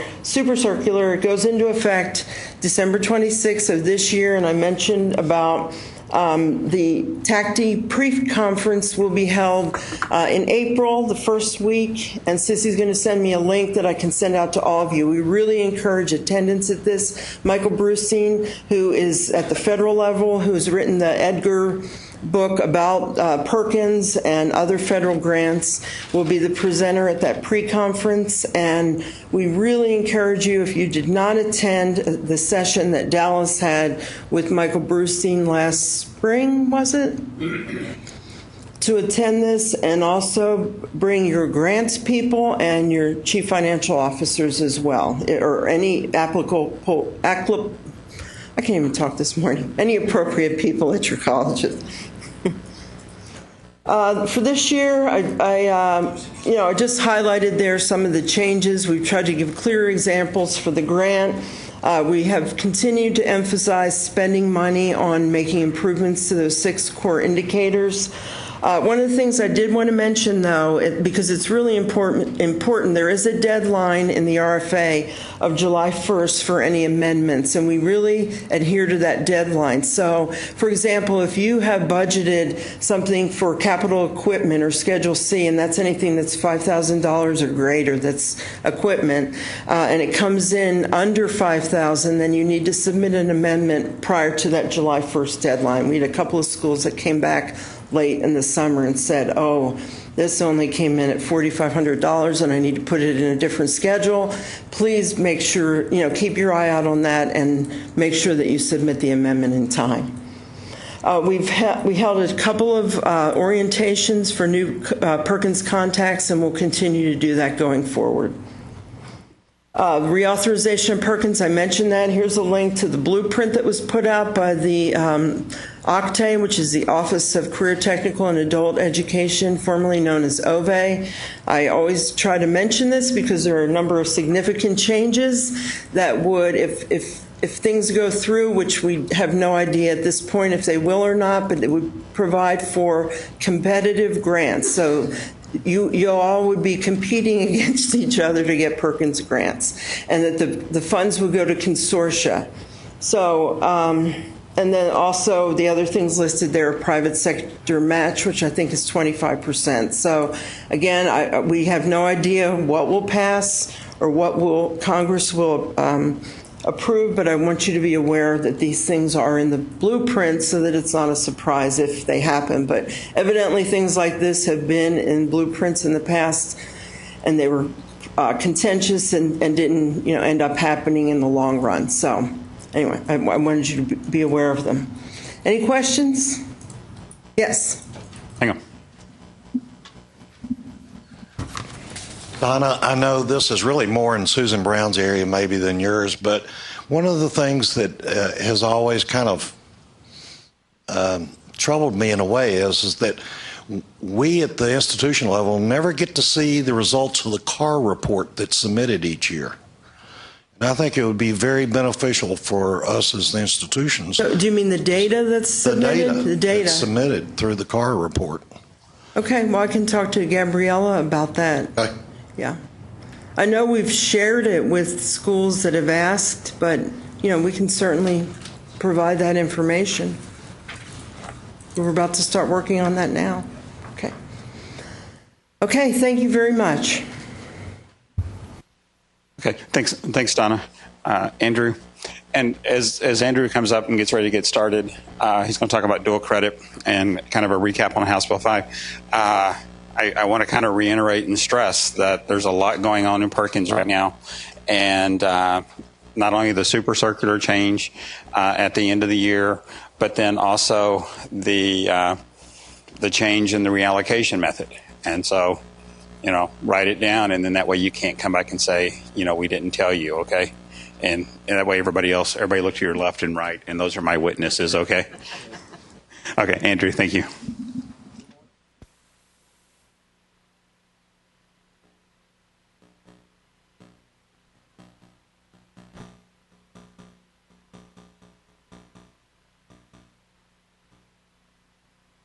Oh, that might work better. I'm going to give you a real brief background information on dual credit. First of all, dual credit is when a student takes a college course. That's the main thing. Takes a college course and gets simultaneous credit for the high school graduation requirement as well. And really, it's a partnership. That's one thing that needs to be stressed as well, and I'll go into why. The institution of higher education can form a partnership with a public or private secondary school. It's up to the institution of higher education. There are there are two basic laws and then one rule that basically go over all the dual credit partnerships. 130.008 is where it started, and it basically was partnerships between junior colleges and secondary schools on how to get college credit or I should say, dual credit for college credit courses. The other one is 28.009, and this is where the law states that a public high school must offer a student the opportunity to get 12 semester credit hours of higher education credit while in high school. And it gives you different ways of that happening. One of them is dual credit.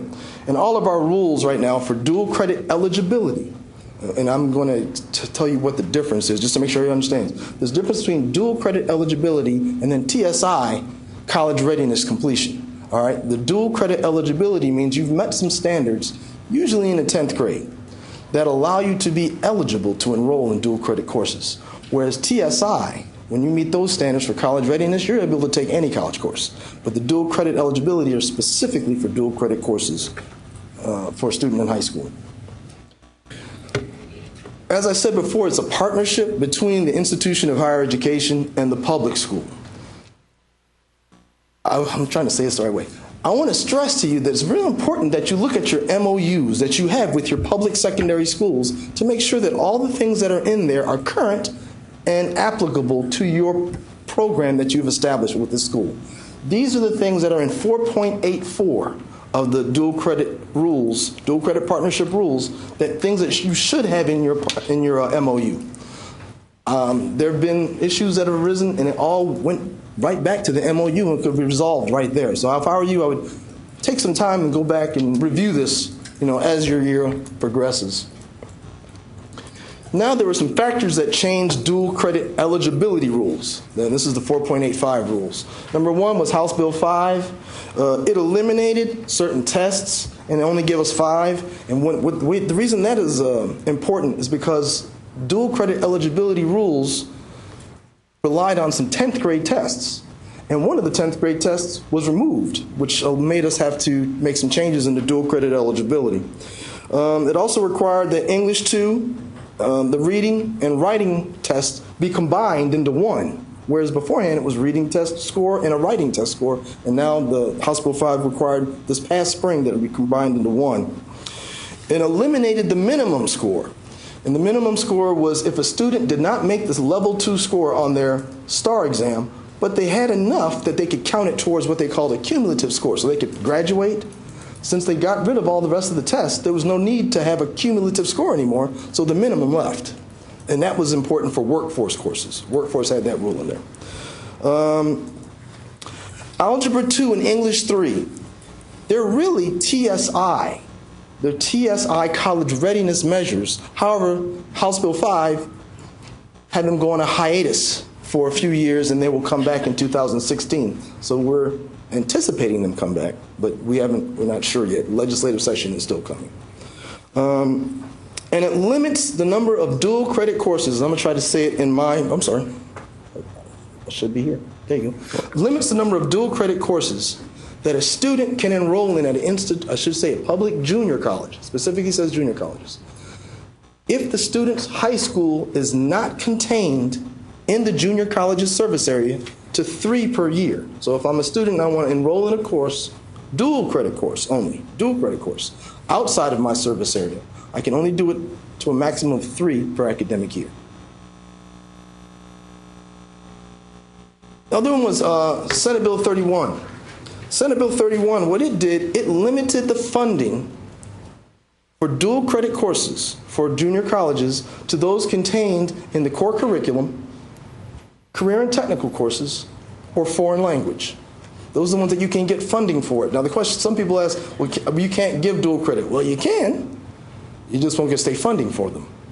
That's the thing. You can give it, but you just won't get funded. There are some other courses that are fundable that are inside the CBM manual under certain rubrics, such as architecture, nursing, certain courses that are listed in the CBM manual you can also get funding for. Now we're going into the changes. All right, these changes, they happen in 2 waves. The first wave happened right after the legislative session, the 83rd, and then the second wave happened right at the end of the spring to accommodate the second wave of changes that came from House Bill 5. So the first one says that a student is eligible in the 11th grade to achieve, student is eligible to enroll in a dual credit course in the 11th grade if he achieves the final level 2 recommended score. It's got to be the final, which is 4,000, on the English 2 STAR test. And the reason that this is different is beforehand it said the reading and then it said the writing. But since they made them combine in the last spring, you only have 1 test grade this time. It also, if you notice at the end here, the Roman numeral 3, small Roman numeral 3, it says the ACT Aspire. There used to be just a plan score in this section, but now ACT has gotten rid of plan as of last spring. So now there's a new test called Aspire, and now they have a certain level of scoring that is comparable, or supposed to be equivalent to what we had with the last plan scores. And if you want to write them down, it is 435 for English, and it is 431 for math. There is no composite because the student doesn't, and for the Aspire, does not have to take all sections of the exam. They can take specifically what they want.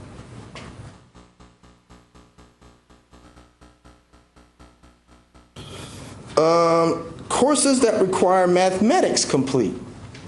This is one of those situations where the 10th grade test was eliminated.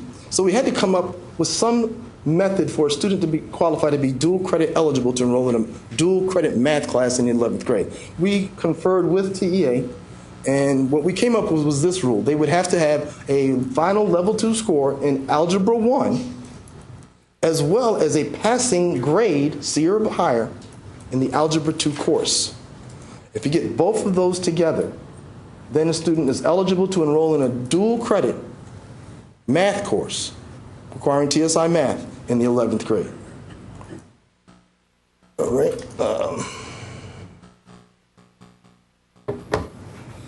We did make some other changes. Now I want to go back to the ones that I just talked about with the English and the math.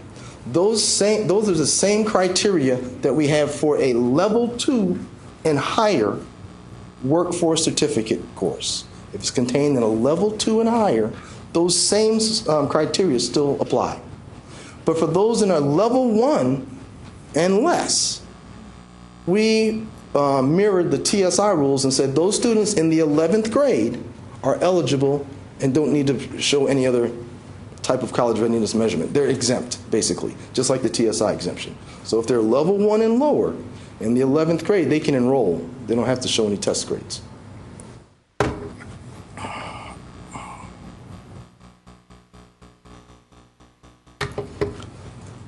All right, now, here's how this works. Should show it. Did I do it too far? Yes.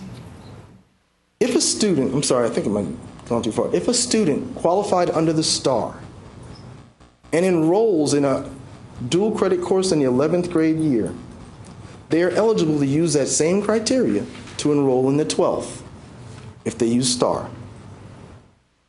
So make sure you understand, if they enroll in the 11th grade. If a student qualifies under the PSAT or the PLAN or now ASPIRE criteria, they would have to enroll in their 11th grade, pass with a C or higher, and then that is their demonstration of being college ready to enroll in the 12th. Make sure you understand that one. And the last one is, if a student who enrolls underneath the PLAN or ASPIRE or the PSAT and does not pass that class with a C or higher in their 11th grade year will have to show some other form of demonstration of college readiness in order to enroll in a dual credit course in the 12th, which means basically TSI, or you have ACT or SAT exemptions for the most part.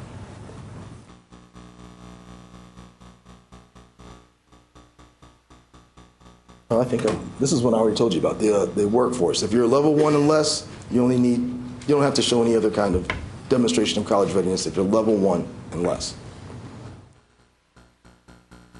Now, this is one that is one of the exceptions. A student is expected to be in 11th grade year to be eligible to enroll in a dual credit course, with the exception of a student who demonstrates outstanding academic performance and capability as evidenced by. So now these students really are supposed to be TSI. Basically, that's what it's saying. If you're going below the 11th grade year, there's something academically special about you.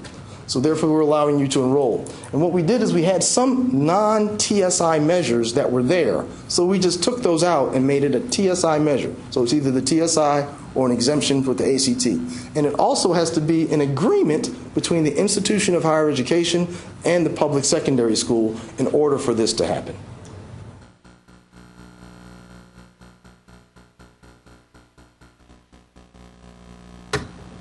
Okay. Oh, that's it.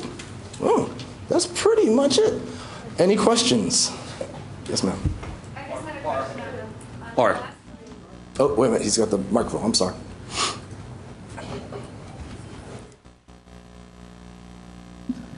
Hi, good morning. Just for clarification on the previous slide, for demonstrating outstanding academic performance and capability on TSI for the freshmen or sophomores, is it TSI college readiness in all 3 areas that's required, or just the area that's applicable to the course they're going to be taking? The area applicable to the course, relevant to the course.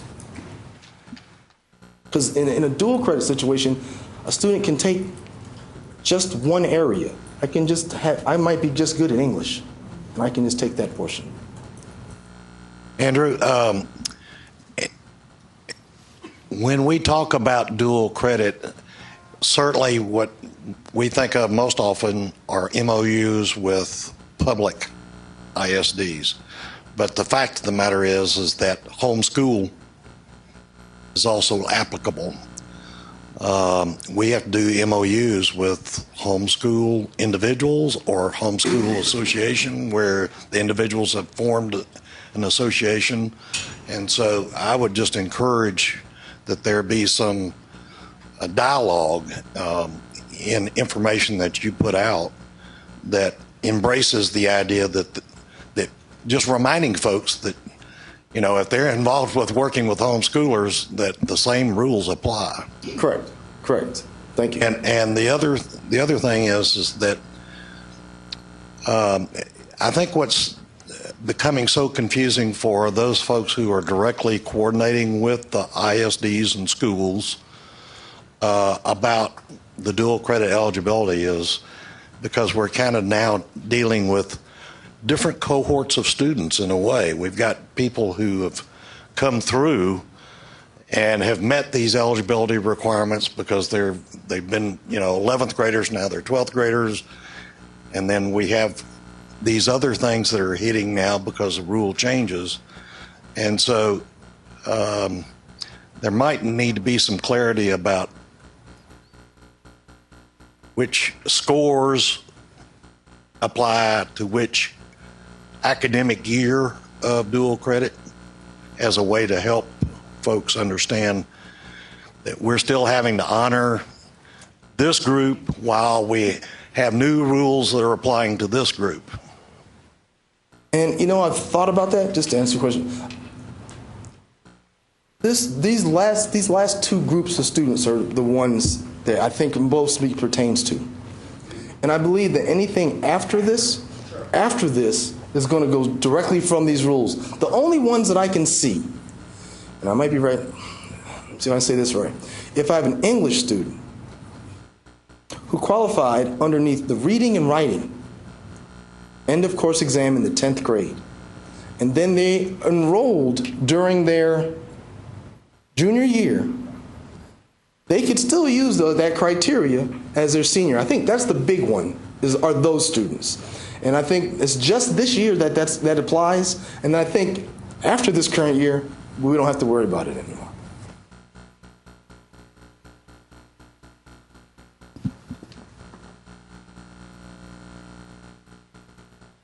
I have a question about the articulation agreements between high schools and community colleges in terms of the technical dual credit. Good. Because we're having issues with the alignment. We have to provide them with our syllabi, and then they have to apply to TEA to get permission to offer dual credit. And it's a very confusing process. There is no standardization of the process. Every institution's doing it separately. We're all working in isolation without guidelines. So it depends. I was going to let him handle it. But basically, I understand. Basically, what you're talking about is crosswalks. The crosswalks for the state of Texas are agreements between that institution and their secondary school partners, which can range from institution to institution and area to area. And do you want to go ahead? Okay. All righty. There has been talk about that beforehand. But whether or not these institutions, these articulation agreements can be done unilaterally, you know, should there be a state one? And couldn't it be done unilaterally by one agency or the TEA? That's what we're discussing. We haven't really we haven't made a definitive statement of whether or not we're definitely going to make it statewide, or suggest, I should say that, a statewide crosswalk or not. But right now, it's up to you and your institution. I understand the issue there. And if I can add some comments, and this is perhaps based more on my experience before I came here, but the challenges are really that the WECM courses are generally very specific. Like in automotive, we have courses on brakes and transmissions, and the high school courses, the high school CTE courses, are generally more general and cover many different topics to where, quite honestly, and this is an opinion, is that if the principal or somebody comes into the classroom on a given day and they're working on almost any component of that automobile, there's a TEAC that talks about somehow or another working on brakes or taking the alternator off or whatever it is. And so exactly how to reconcile that, I I don't know. I think perhaps a thought is maybe putting a program together to where you go in and say, really and truly, these courses count for that course. But as long as TEA and the high schools are mandated to teach all the TEKs in the courses, I'm not real sure exactly how you take the component courses that we have, other than perhaps some of the very foundational introductory courses that are the exploration type courses that go in and give you the foundation of an industry. But I do think that it's an opportunity to find out how to do best practices. And I think that's really kind of a little bit of the program of study initiative of how to, once we tackle these things, let's share them so we're not all reinventing the wheel over and over and over again, and maybe come to a level of sharing across the state. As part of my role here, I represent the agency on TWIC, the Texas Workforce Investment Council, and then that council has an advisory committee called SITAG, System Integration Technology Advisory Committee. And I was at a presentation, I think this is back in June, and the Department of Tourism and Economic Development out of the governor's office was doing a presentation, and they talked about how that they had worked with this college to create this process technology curriculum. And it was the first time it had been done in the state, and how great it was. And I'm kind of sitting there going, wait a minute, this has been done. All the colleges in the Houston area. So I think that we've got to find a way to scale what we do and talk with more commonality, not only to business and industry, but also the high school side of it as well, and try to figure out what best practice is. But and as Andrew kind of discussed, there's been talk about doing a dual credit crosswalk, but then trying to make a one-size-fits-all is also challenging.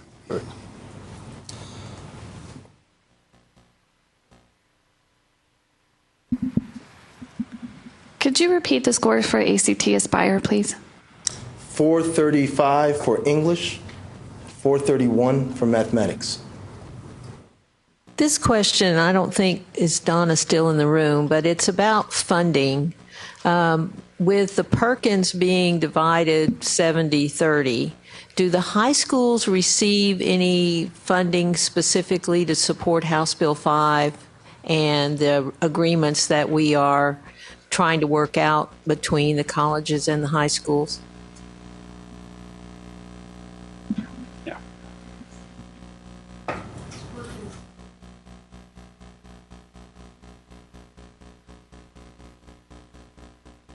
TEA is going through some transitions now. Vanjie Stice Israel, is this on? Retired, and so the position is open for the state director for Perkins. Whether or not they're using funds to target that, I don't know. I haven't heard that they are.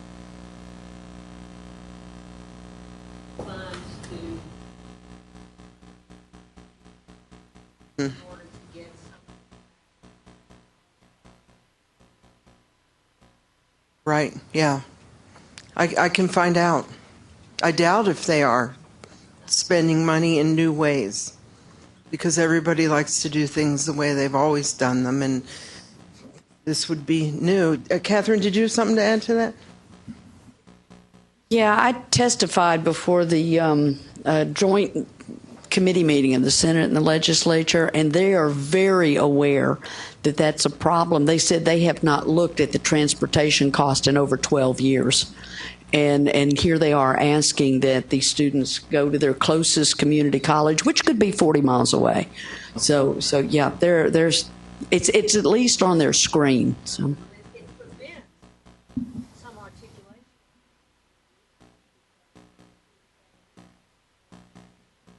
And we're trying to use the small funds that we have available, and so we are missing out on providing some of these dual credit opportunities for the CTE programs.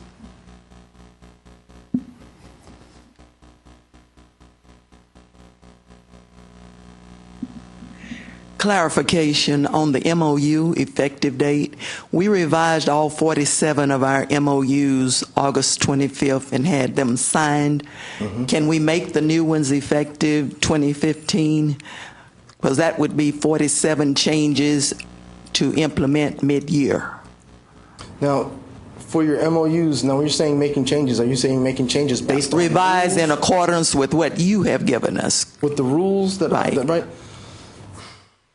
Right now, the rules that are in place up until this legislative session, my answer to you would be no. You wouldn't be able to find out exactly what would be necessary in these MOUs until after this legislative session, because we don't know what's going to happen. Would that?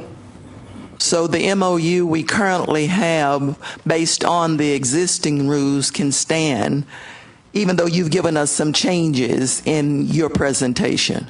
Yeah, the changes that I have usually only deal with just the eligibility requirements. Right, and that's one of the sections, one of the 7 sections in the MOU, according to your list. Things correct. If there's something that specifically mentions one of the rules, right, I would say that would need to be addressed. If it specifically says one of the criteria that I have, ACT Aspire or right, one of those. Because we didn't even mention ACT Aspire in our MOU that we signed in August, last August. I would say it would have to be included in your MOU. Gary would I would say yes, but okay. Let me let Gary go ahead. Well, and without reading the MOU, it's difficult to speculate, and so I'm going to not say change them, but I would think if you didn't include the test score and you wanted to, you could just go back and do an amendment if it was something that the institutions all could agree to and could make happen easily. If you've got something that is completely against the rules,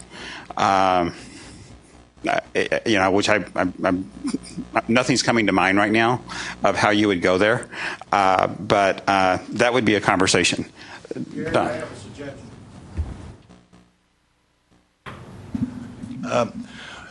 One of the ways that you might want to consider approaching these kinds of issues is creating appendices to your MOU and have that kind of student eligibility where there's potential for changing and test score stuff because of change of legislatures requirements. Put that as an appendices or an exhibit. We actually have about 3 different exhibits as attachments to the MOU. So in essence, the MOU that our Board of Trustees and the ISD trustees have to agree to can stay in a longer standing document, but then you can mutually agree that if you have change of attachments, that can be done at less than board level so that it's approval by a president and a superintendent. And really, it hasn't come to my attention of those being parts of the MOU. That's the problem. It's been other issues apart from eligibility criteria that have come up. Go ahead. I'm switching back over to the Perkins funding for just a minute and the travel costs. We're having the same issue with the ISD saying they don't have the money.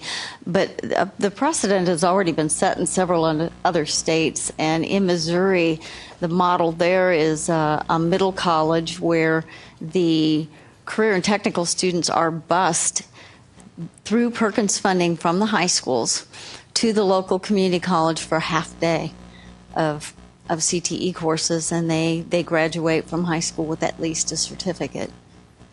Yeah,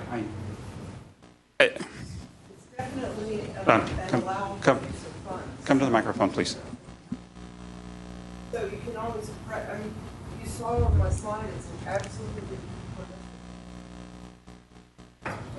so.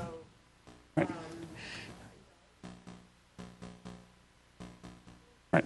They get 70% of the funds. And I think that's really what. Right, and I think that's exactly what Donna is saying. What we're trying to communicate is more that we don't know exactly what they're putting out there to their their high schools, their ISDs. You know, we know they're getting the slice of the funds. The statute applies, as Don is saying, the allowable uses of funds apply on both sides of the street. How they're allocating and expending those funds and that kind of stuff, we don't know. And as Donna said, Vanjie Stice Israel recently retired. I think they've got her position posted. I think I saw that. I don't know where they are exactly in that equation, but I know that in some cases the Perkins grant passes more to the service center. Especially when you get a bunch of small ISDs. But again, I've never really looked at that equation and that kind of stuff. But that's, we can try to get information from TEA and provide it back to you. But anything beyond that, we're speaking about stuff we don't know. And Billy. Help yourselves at lunch, okay?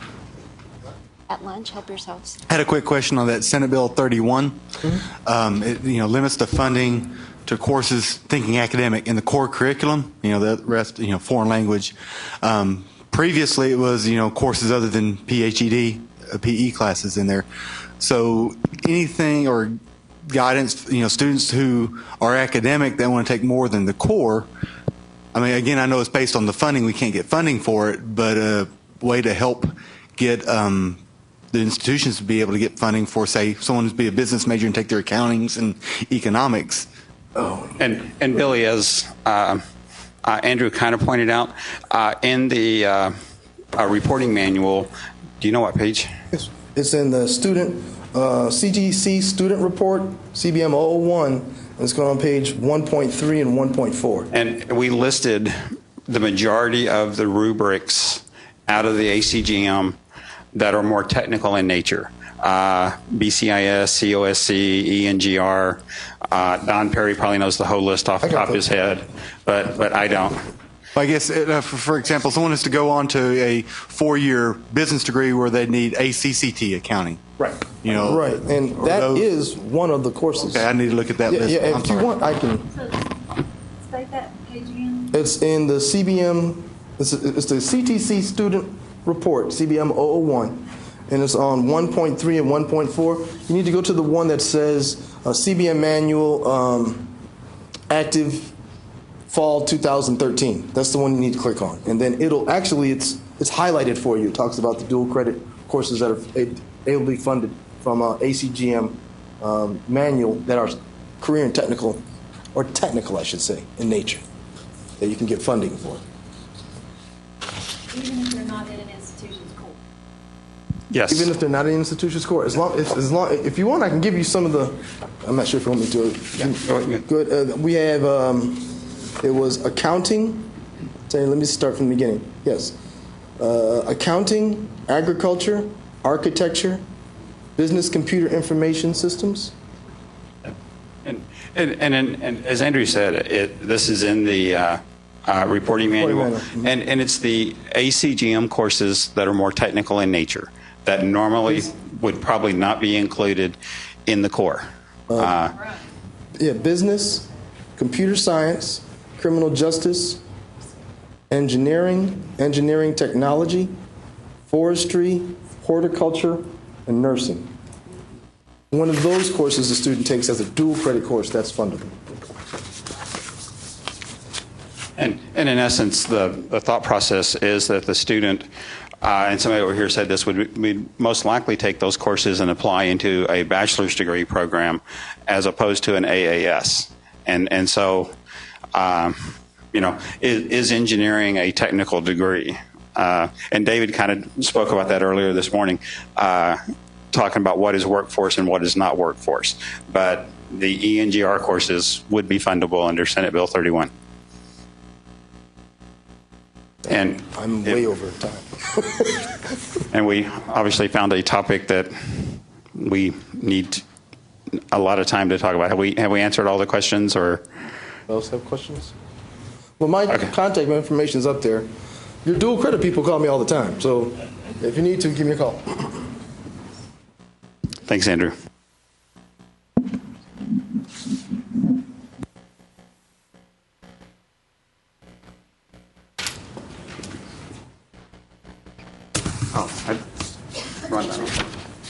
I'm next.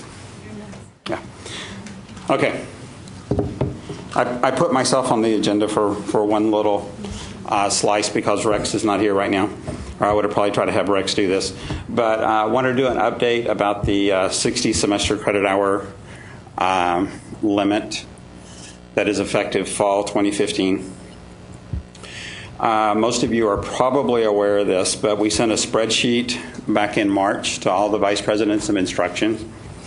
And the spreadsheet contained the list of all of the awards from the degree clearinghouse on an institutional level by institution. We locked the spreadsheet because if you started changing the spreadsheet and then you sent it back to us, we really wouldn't know what you had changed. And so we didn't do it out of spite or anything. I will tell you that out of this whole process, I think there's a conversation that we're having with many of the institutions. Many colleges are contacting us and saying, hey, we have this whole big old list of AA or AS degrees with all of these different SIP titles, pre-forestry, pre-med, pre-dental, all these other kind of things that we haven't offered and we don't offer. My speculation is when we asked for this a few years ago, many institutions probably just said, yeah, we'll do all of those. And then I think after Sachs kind of said, well, if you have it as an award, you have to assess it and that kind of stuff. And so I think many institutions are moving away and saying all we want is the AA and the AS in general studies. And so if your institution is in that category, what we're asking you to do is send us a letter affirming that students aren't enrolled, that closing these, there's no impact, there's no real change to your institution, just that you don't have students enrolled and they haven't been enrolled and you don't award the degree and all that kind of stuff. And then we're going through and closing those out or moving them to where they deactivate. So we're working through those, and as we get closer to the timeline on all this, contact us, either Dwayne Hiller or myself, and we will try to give you the guidance and advice. And I think there's also a bit of this whole process of a degree match, if you will. We've had a few institutions where they're like, well, we have the award as this name, and we still have it in the database as this name, and so we're working on some of that kind of stuff. But all of that is a case-by-case, institution at a time kind of thing. Back to the information we sent the institutions back in March, we also put a report together. We sent this as a PDF, and we listed all the awards by SIP in the state and the number of hours in those programs at that time. And I'm not going to say this is a fact, but pretty much so, every SIP already had an award at 60 hours. It's a generalization, but and we sent that out there as a guide so that you could take a look at it and get a feel for what everybody else was doing. Anyway, so now the spreadsheets that we sent back in March are due Friday, October 31st. I don't think when we put the October 31st date that we really thought it was Halloween and scary and all that kind of stuff, but that might come into play now. I'll tell you that an institution actually contacted us a couple of weeks ago and said, is that a firm date? Does it have to be? And the answer is really and truly yes, because we've got to turn all of this stuff and get it updated in the system and give you answers by early in the spring so you can start publishing schedules and catalogs and making all the revisions you need to make. Yes. Then, we've already received the spreadsheets from about 10 or 15 different colleges. I don't know exactly the number, and before I came down here this morning, I was going to ask Dwayne, but Dwayne wasn't in his office before I came down. I was actually processing some of them myself. Dwayne has taught me how to do the easy ones of taking the AA and the AASs and changing them from 60 to 66. And so I'm actually getting quite good at that. And I hope that by perhaps the end of the first week in November, we will have the straightforward changes done. I'm not going to commit us to that, but part of it kind of depends on the timeline as this stuff flows in. Dwayne's working on it daily. I'm working on it as I have time. Of the 10 or 12, 15 that we already have in, we've done a lot of those already. So we're trying to stay current as best we can. Once we get everything together, then there will be some kind of aggregate it, take a look at it, take a look at all the compelling academic reasons that we've been given, and then we will get back with the institutions and try to start conversations about where everybody in the state is. There are, as an example, I was talking to a vice president, I think this was Thursday actually, and they have already moved one of their health science programs to 60, and apparently other people in the state have contacted them, and so they're sharing that information. And so hopefully we hope to work and collaborate and try to figure out a way to help us get to this at the state level as quickly, as efficiently, and as effectively as possible. And until we know exactly how many compelling academic reasons get submitted, we can't really give guidance of how much work we have to do. If you ask me next Monday, I doubt if even next Monday I'll have a feel for it, because we won't have the spreadsheets in completely until the close of business. I will tell you that we're trying to be proactive in this, and I was contacted by a dean from a college. Apparently FAA is changing Part 147, which is the airframe and power plant, and one dean told me those changes are effective in fall of 2015, and then I talked to a dean from another college and said they're not effective yet, or won't be effective at that date. But the dean had already invited faculty to come to his college and have a conversation about this, and I asked if I could crash his party, because we want to go up, and if we can make changes to WECM, course descriptions, the hours in them, or whatever we need to do to help accommodate and get the programs in compliance to 60, if that's possible, or if we can look at, is there really compelling reason of why it needs to be, and everybody in the state is collectively together and have a conversation. It makes sense to do that.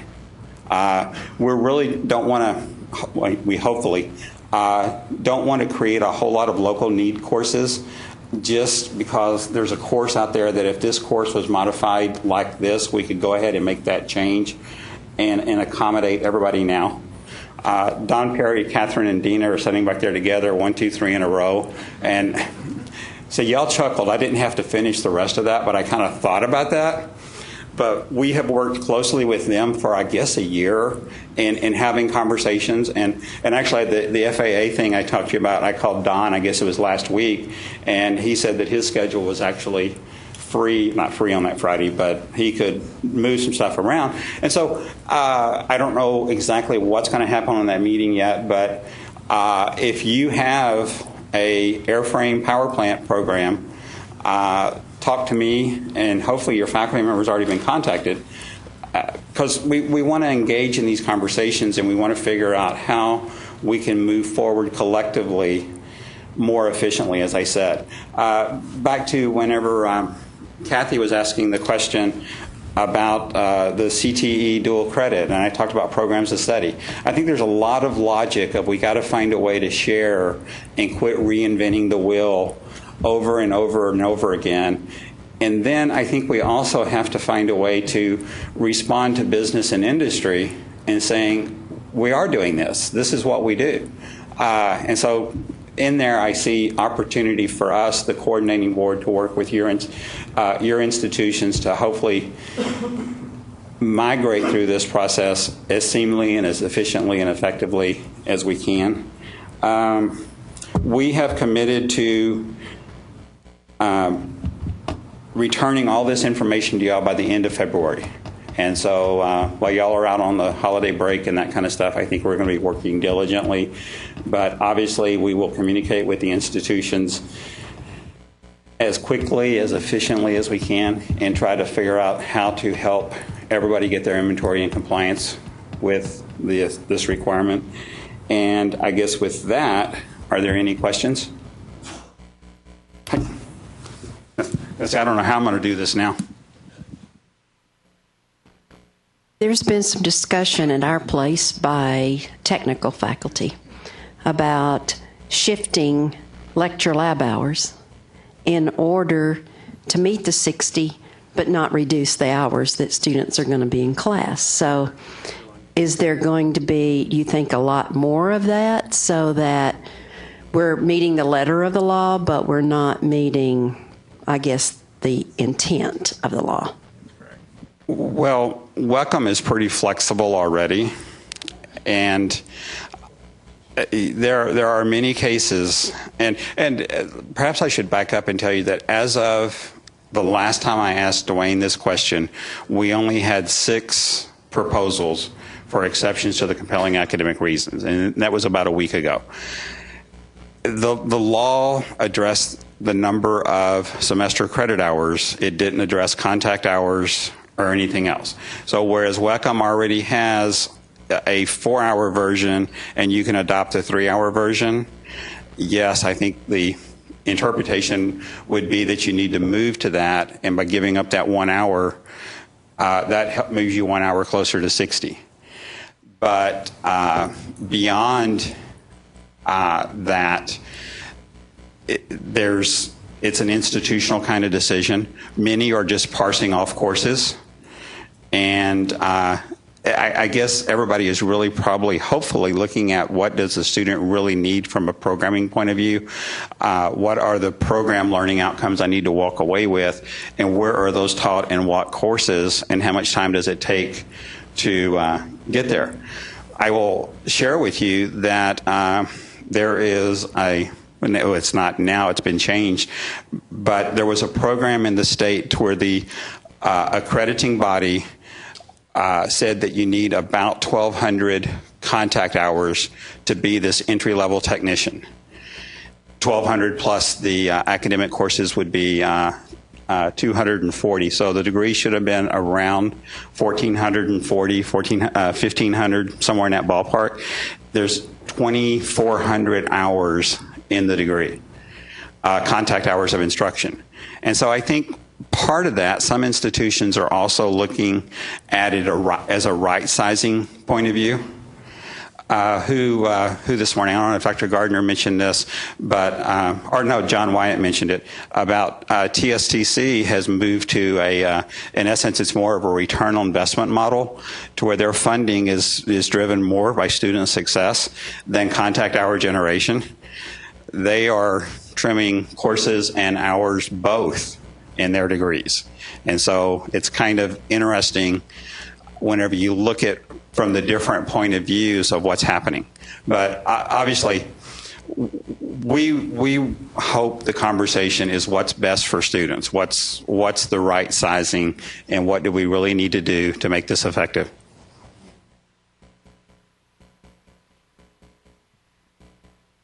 For making the changes in the workforce programs, that's through the website, but we're still unclear about how we submit the changes to our academic degrees. The academic degrees, you return the spreadsheet and through the electronic submission portal. And in the letter we sent, we outlined that all you really had to do on the spreadsheet was either put in 60 or leave it blank. And when you put in 60, we said by resubmitting the spreadsheet to us, you're affirming that you've made these changes and that you want us to update the inventory here to reflect those changes. The AAS changes, you have to go through the regular revision process and make those changes, because in the AAS degrees, we actually have the program inventory, the course listing. And so those changes have to be done in both places or both ways. On the AA and AS, Sometimes a science class might make it 61. Are you going to see those as, okay, exceptions? Because it's really, they say it's hard to get to 60. Well, it depends on how you look at it. And one of the things that helps is in your core, the way you count the 2 science hours, you could count those as being part of the degree, or you could include them in the core. In the interface, you could do it as the component area option and count them in there. And so in essence, you have a 42-hour core. And this is not technically correct, but it's probably the easiest way to explain it, so I'm going to say it incorrectly. That, in essence, it's almost like a 44-hour core. Okay, so don't go right down. Gary said you could have a 44-hour core. I didn't say that. But what we can do, and Rex said this at TCCIL, but we can change the interface.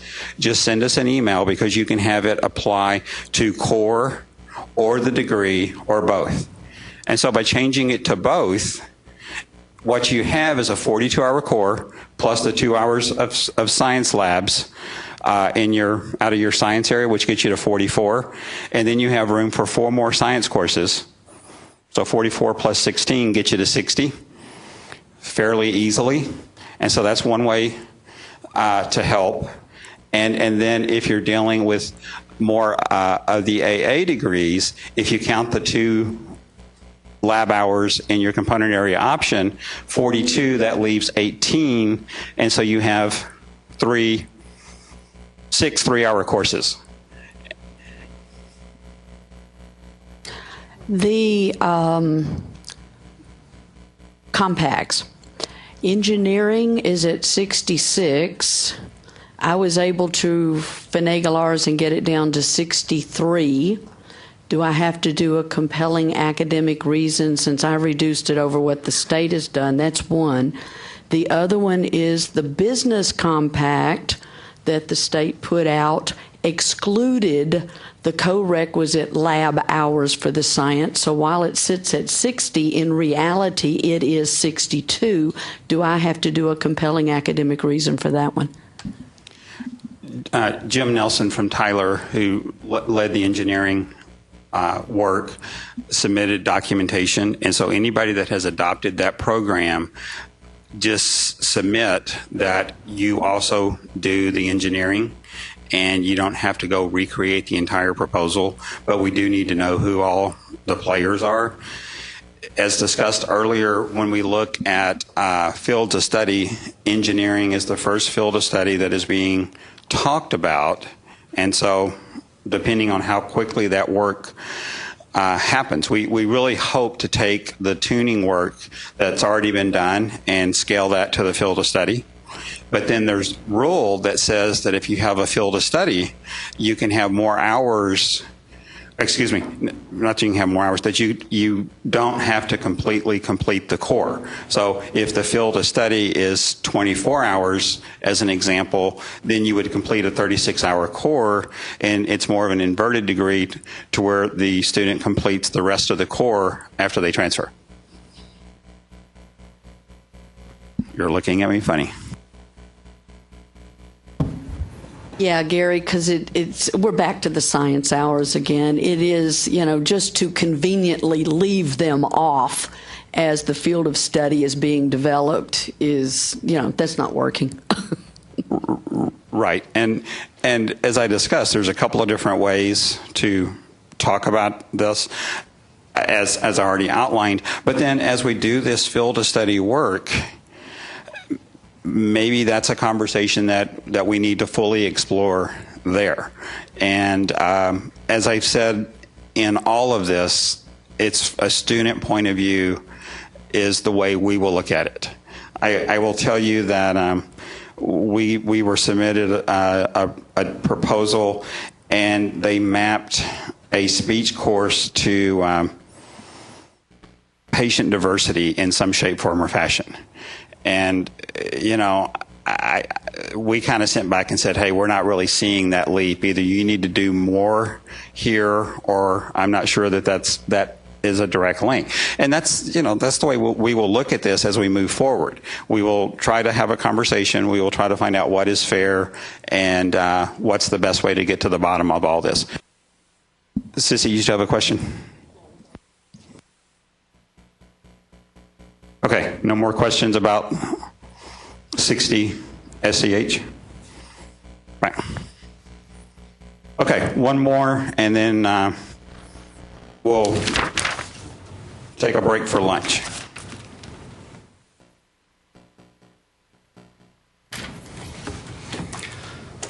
Hello, my name is Reinhold Cornelius. I'm Assistant Director in Academic Quality and Workforce. And I will talk to you today about 3 topics: the Texas Core Curriculum, the T-STEM scholarships, and the Low Producing Program Review. So the Texas Core Curriculum is new starting this fall, 2014, and it's now uniform across the state. It's the same structure at every public institutions in Texas. And so it contains 42 semester credit hours of coursework, which is puzzled out over 8 foundational component areas and 1 component area option. The number of semester credit hours in the FCAs varies from 3 to 6. And the component area option, the CAO, has 6 semester credit hours. As was discussed before, if you have 4 semester credit hours or 3 + 1 semester credit hours in the FCA with the science component, that component can overflow, as we call it, either into the CAO or into the degree program, with understanding that it does not raise the number of semester credit hours for the degree program, or both, depending on your institutional setting.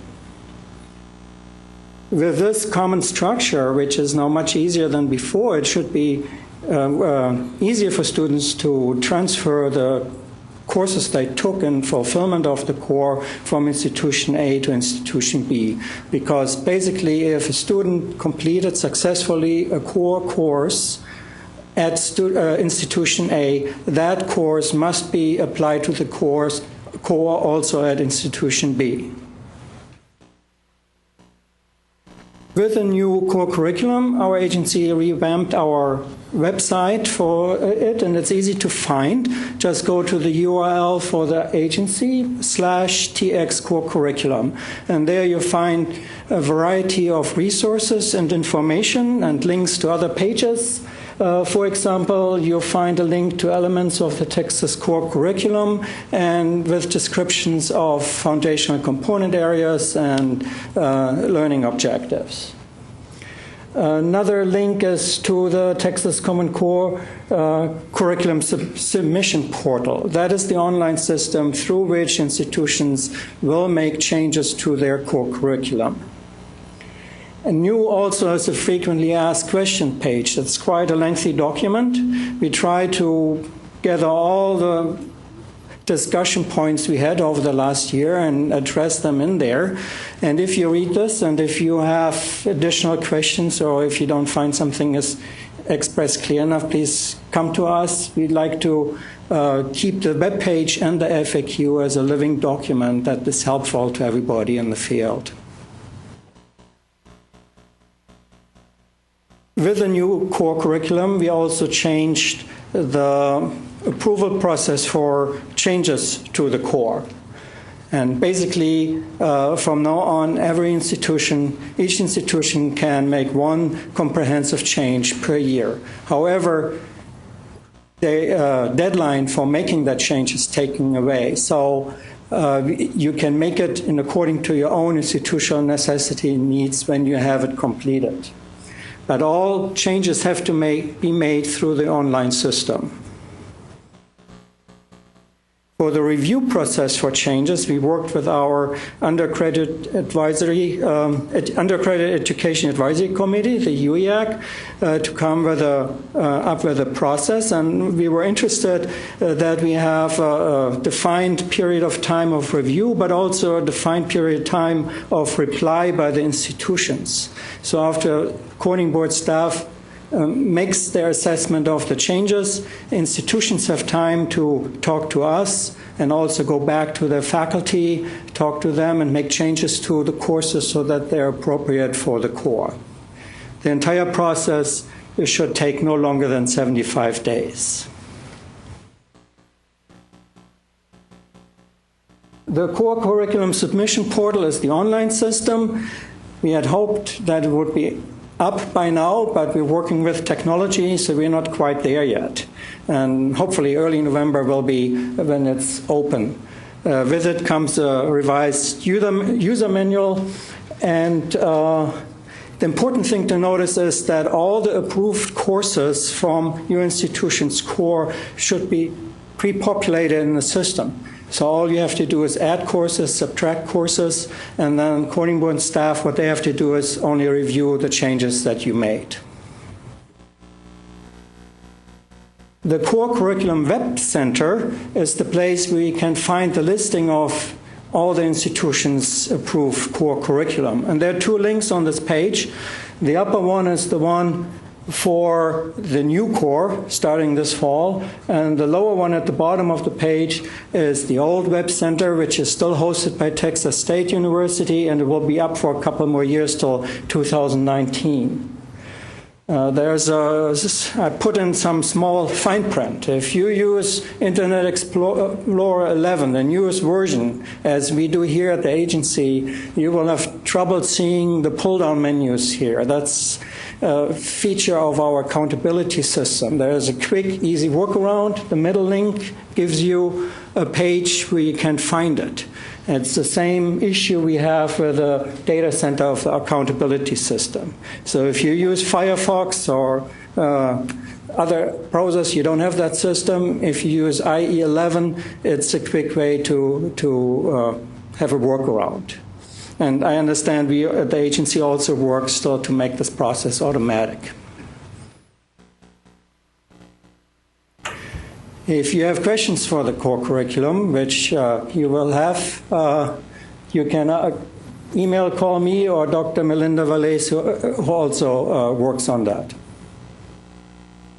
Reinhold, I just wanted to know if any other institutions have had the issue of the government switching from 2301-2 to the 5-6, getting caught in the kind of in the middle. If they took one and then they changed to a new degree plan, and now they're on the new core. And are we looking at that? I have not heard that nobody has come to me with that issue. In the FAQ, we try to list your options you have, because it depends which course you take. You know, there are two courses, and if you take one, you may have to take the other, or if you take the other, you don't have to take the other. So there is a variety of combination of courses, and in the FAQ there's a section where we try to list that. Just out of curiosity, since ACGM courses are going under more review on a more frequent basis now, that has an intersection or an interplay with our core.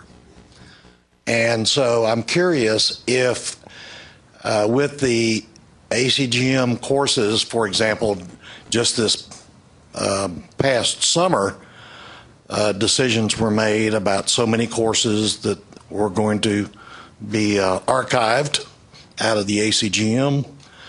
That's going to cause institutions to have to, out of necessity, depending on which courses they have in their core, but a lot of these institutions will be impacted by those ACGM courses that are going to be archived out of the ACGM, and that's going to automatically necessitate changes in core for a lot of institutions. So I'm just curious if the agency is considered when it's a function of the processes of the agency, that does not count against your one time a year?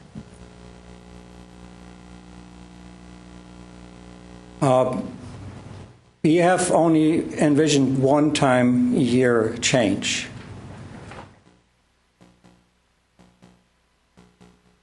Well, Don, the ACGM courses that were archived were very low enrollment or no enrollment courses. So these shouldn't be mainstream courses that were being eliminated. But then they were posted for a comment and review for a period of time and that kind of stuff. But obviously, as we head down this road, we'll take your point under advisement, and we will try to find a way to help. As discussed, the plan is once a year.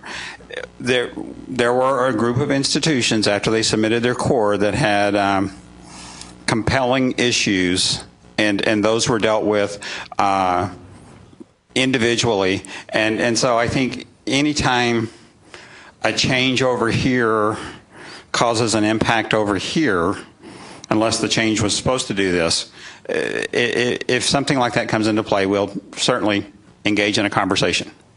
Well, we have also the reply period now, so we will work with you. Also, the courses which are taking out of the ACGM have a phase-out period, so it's not an immediate issue.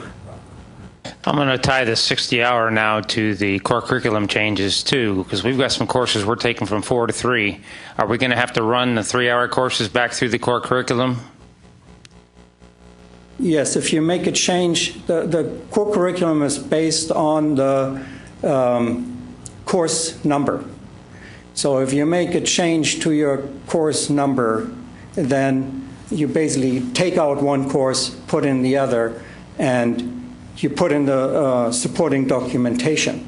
Now, if it is just a matter of changing your hours and the documentation is there, the review and approval is different than it is a totally new course which we have to look at. But the change has to be made and approved. The core curriculum is, if you look at the core curriculum listing, it's by the course number. So if you change from a 4 to a 3 or a 4 to a 3 plus 1, it has to be part of that change to the core.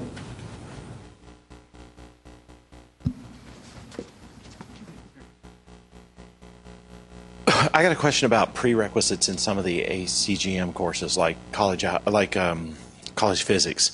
College physics for the non-science majors, I think it's 1403, I think is the number, requires college algebra and another math course as a prerequisite to get into that course. That's a non-science based physics course. That would be an ideal physics course for our workforce programs to use as their science requirement for the workforce side.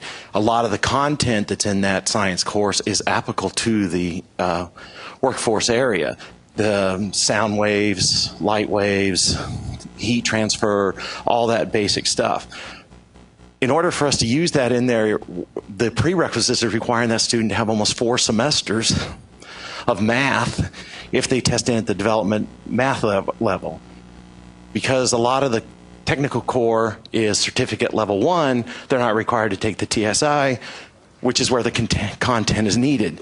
Other states have went to this college physics class of not having those prerequisites, and we develop an embedded education to bring that math up to the level they need for those courses. How do we challenge those prerequisites in some of those courses so we can utilize those courses better? That's an ACGM question, for the ACGM committee to discuss. So what's the process for us to go through that? There's a written notification process, I think. Yeah, and the agenda is already published. November 6th is, you can, You can email me, and we will. We normally do public comments at that committee, don't we? Mm-hmm. Well, we're probably discovering this as we're trying to figure out how to reduce these hours. And we're finding a lot of this is very applicable to reduce the technical side of the hours and move some of that over to some of these gen ed courses. Other states have done this quite a bit, developing what they call technical cores, where you're using a science and a math, and you can actually count that in your aviation degree. You can count that in your automotive degree. You can count that in your AWS certification. So there's ways for us to use some of those gen ed content hours and materials and actually get those approved by these agencies and these accrediting bodies. But whenever you throw in these prerequisites that require that, then it takes it totally out of the realm for that certificate one level. And we don't have a definitive ACGM answer for you today. Get it to me. We can get it to the committee and have a conversation. My feeling, my first thought here is the math requirements that have been identified for physics have been identified by the physics faculty, and so I'm not real sure you're going to have a whole lot of argument to convince them to change. But then my next comment would be, and Don Perry, I'm going to look at you, SCIT, aren't there in WECM? There's science courses that are, in essence, isn't there a physics in there? Yeah. Well, no, you can't use it from the core. You can use it. But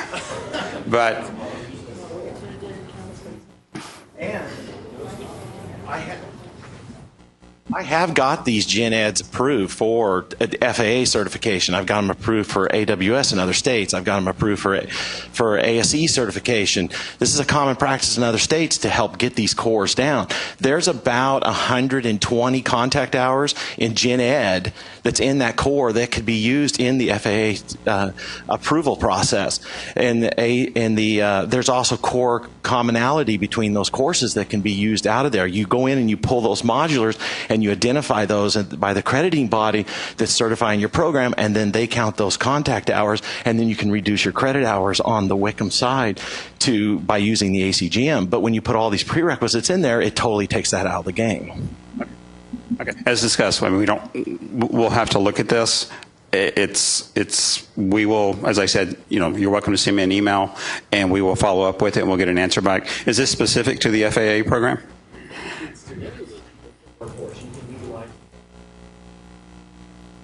Okay. Okay. Got it. I have a couple more slides, not many. So I wanted to talk to you about the TSTEM program, the Texas Science, Technology, Engineering, and Mathematics Challenge Scholarship Program. This is a merit-based scholarship program for high-achieving STEM students at community, state, and technical colleges. The goal of this program is to support students financially so that they can graduate in a timely manner and are successful going into the workforce or going to continuing education. And so the program also wants institutions who get this funding to work with business and industry in the area and help students get internships. The funding for this is $2,500 per student per year for 2 years. And we have been able to give funding for 3 years now, and we are going forward with another RFA to the board, which goes to the board this January for another fiscal year 2016. You may have listened this morning or heard that the Coin Board also supports a statute change for this to ease the data collection, data reporting, and the eligibility merit reporting. It's not changing the rather stringent merit requirements, but to make it a little bit easier for administrator to deal with the data and collect it.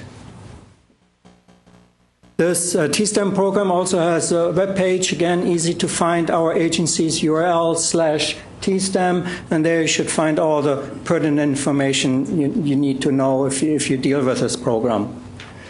And contacts, if you have questions, myself and Mindy Nobles in our division who works on TSTEM. Finally, a couple of quick words about the low producing program review, or as we like to call it, LPP review. You're well aware that the agency has been doing this review now for several years, but drastic changes happened last year based on statute changes. What's the same is that the LPP benchmarks are still the same. So for undergraduates programs, and it goes by CIP code, we look at 5-year aggregate of graduates. If that is lower than 25 graduates per 5 years, the program is deemed LPP. Certain programs are exempt from review. The new programs, which haven't ramped up yet, they're graduates. Also academic associate programs which lead to further 4-year studies. Same vein, master's programs that lead directly to PhD programs.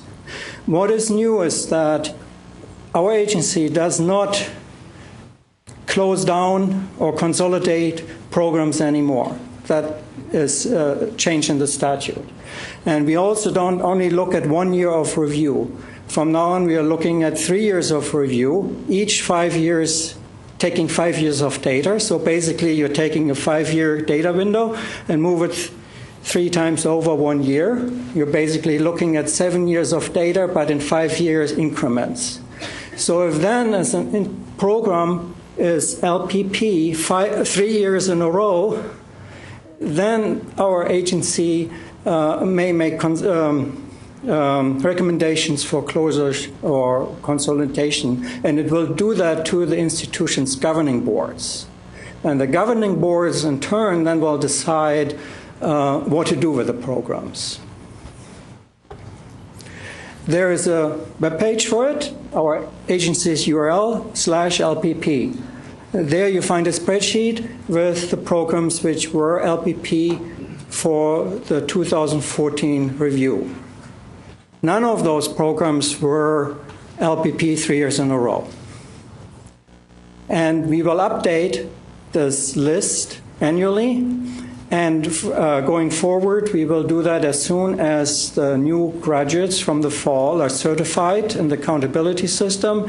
So we will do that in February and publish the new list at the March timeframe, so that institutions and governing boards have sufficient time to make their own decisions about these programs. And that is what I wanted to say about LPP.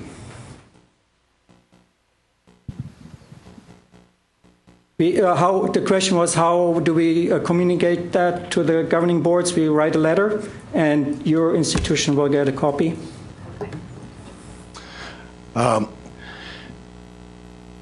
Just wanted to make sure that we talked about this October the 30th, if I recall last year when we had this same meeting, that the liaisons are asking to be copied when those letters are sent to the institution trustee chair,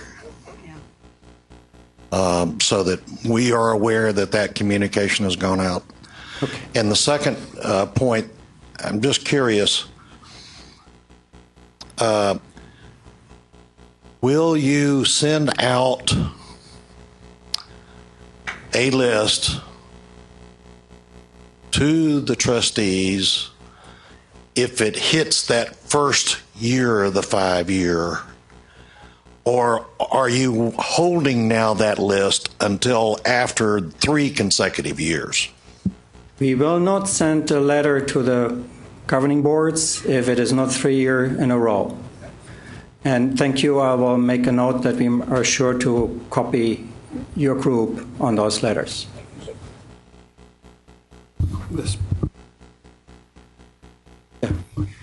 The spreadsheet for the 2014 review is live on that LPP. So it should help you see which programs may come up next year.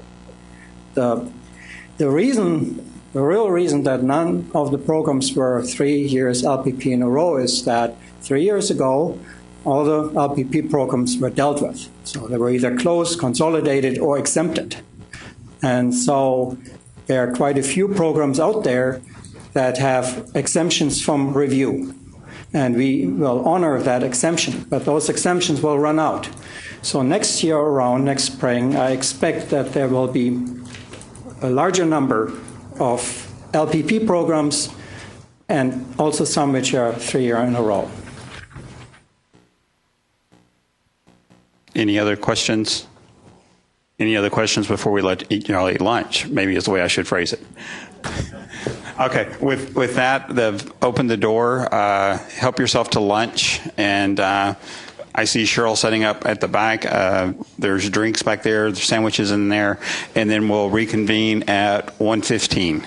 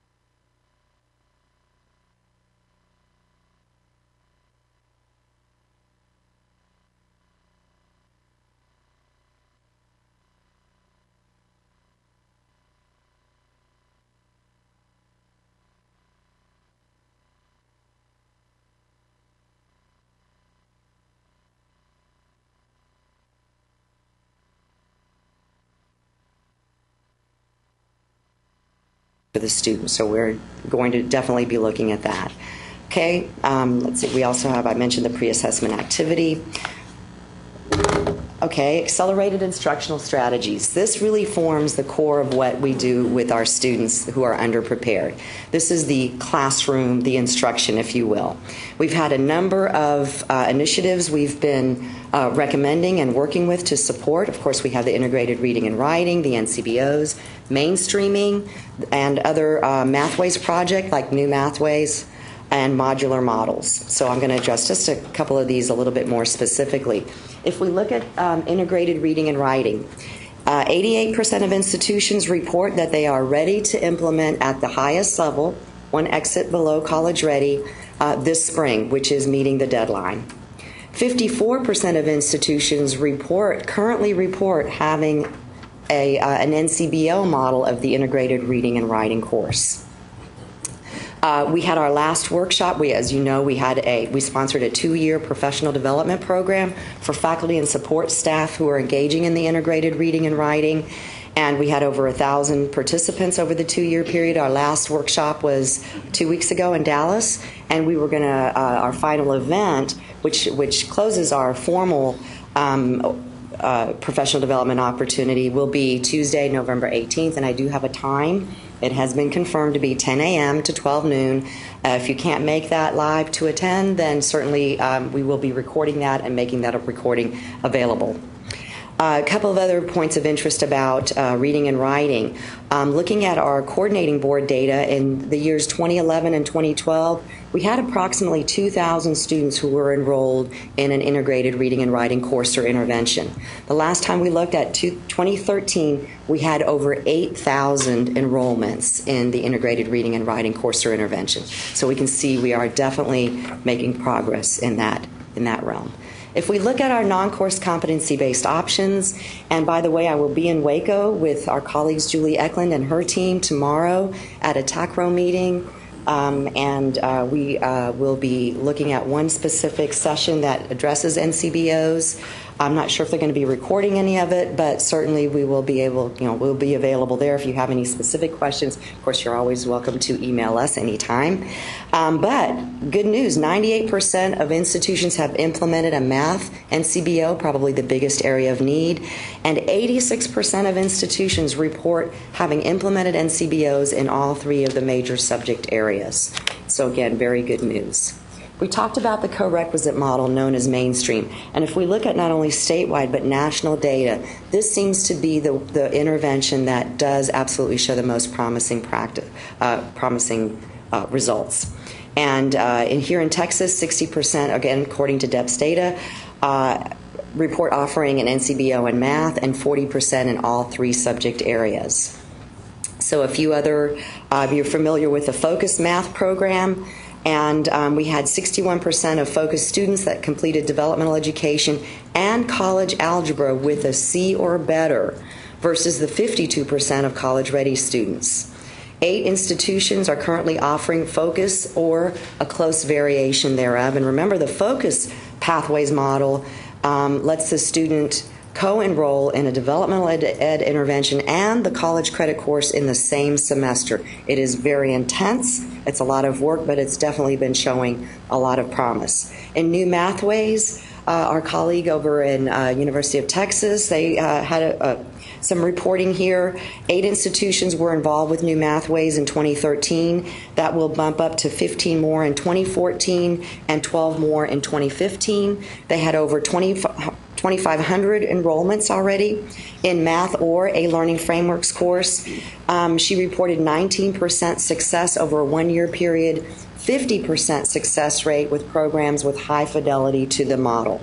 Now remember, New Mathways is a 2-semester model where the first semester the student enrolls in the developmental ed and a learning frameworks course, and the second semester they move on to the credit bearing. Other successes at El Paso, South Texas College, and Alamo College, the Puente Integrated Reading and Writing is reporting an 85% success rates of its English 1301 students. Houston Community College began its implementation this fall. San Jacinto and Lone Star Montgomery offer integrated reading and writing at all levels, not just the required upper level. and are reporting definite positive results. 93% of students at Central Texas College who completed their Math Emporium-style NCBO have successfully completed college algebra, and I'm happy to say that CTC has been invited to present their model at the upcoming National Association of Developmental Education, the NADE conference. In terms of professional development, as I mentioned earlier, we are finishing up our 2-year professional development for faculty and support staff for the integrated reading and writing model. We had a one-day advisor training workshop this past summer on July 14th. We participated in the Texas Success Center Pathways to Progress Institute this past September, and we're happy to report 36 institutions had teams of 5 or more who participated in that. And we are getting ready to award the contract for the statewide professional development program, and that is going to include looking at identifying and developing those base NCBOs so that we can have something for every institution to offer to students who are assessing at the lower skill levels and have that ready by fall.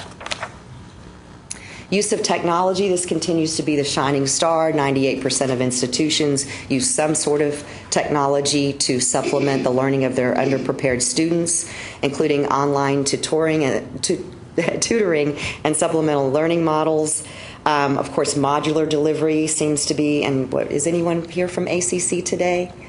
The largest computer lab in the galaxy, I think, is what they're coining their Emporium, their modular math model. Of course, early alert and early warnings are continuing to be used more and more by institutions. And the latest, looking at data analytics and Civitas Learning, I'm familiar with one of the programs. I'm sure there are many others that deal with looking at data. And I recently attended a workshop that talked about the difference between data analytics and learning analytics. And so it continues to be probably the newest area in terms of helping how to use technology to help our underprepared students. So finally, we have the post-secondary alignment with adult education. You're familiar with the award-winning Accelerate Texas model that continues to be supported. And we are looking, of course, at providing more information on how institutions can provide intensive workforce training with integrated basic skills. And we are continuing to collaborate with the Texas Workforce Commission, TWIC, and TEA to help build these more of these robust models. Challenges and opportunities. Of course, we still are talking about the TSIA. We have not yet got data from 1 full year. So as soon as we get that in early spring, we will begin our validation process to determine whether the TSIA is doing what we are hoping it's doing. Also, we know that there are a number of changes to, based on House Bill 5 requirements to the high school graduation requirements, and we're looking to see and follow the students who have been enrolled in the college prep courses and to see how many of those students are successfully completing and earning a TSI exemption. So a number of things still in play. We had 2 recommendations that we included in the report. The first one, of course, is to continue to support you all and the hard work that you're doing so that we can accelerate our students through, keep our courses rigorous and relevant so that they are addressing the needs of our students. So definitely we are asking for continuation of that. And the second recommendation refers to this proposed online resource, not only used by institutions of higher ed, but also by some of the other agencies that provide support and services for our students, especially assessed at the lower skill levels.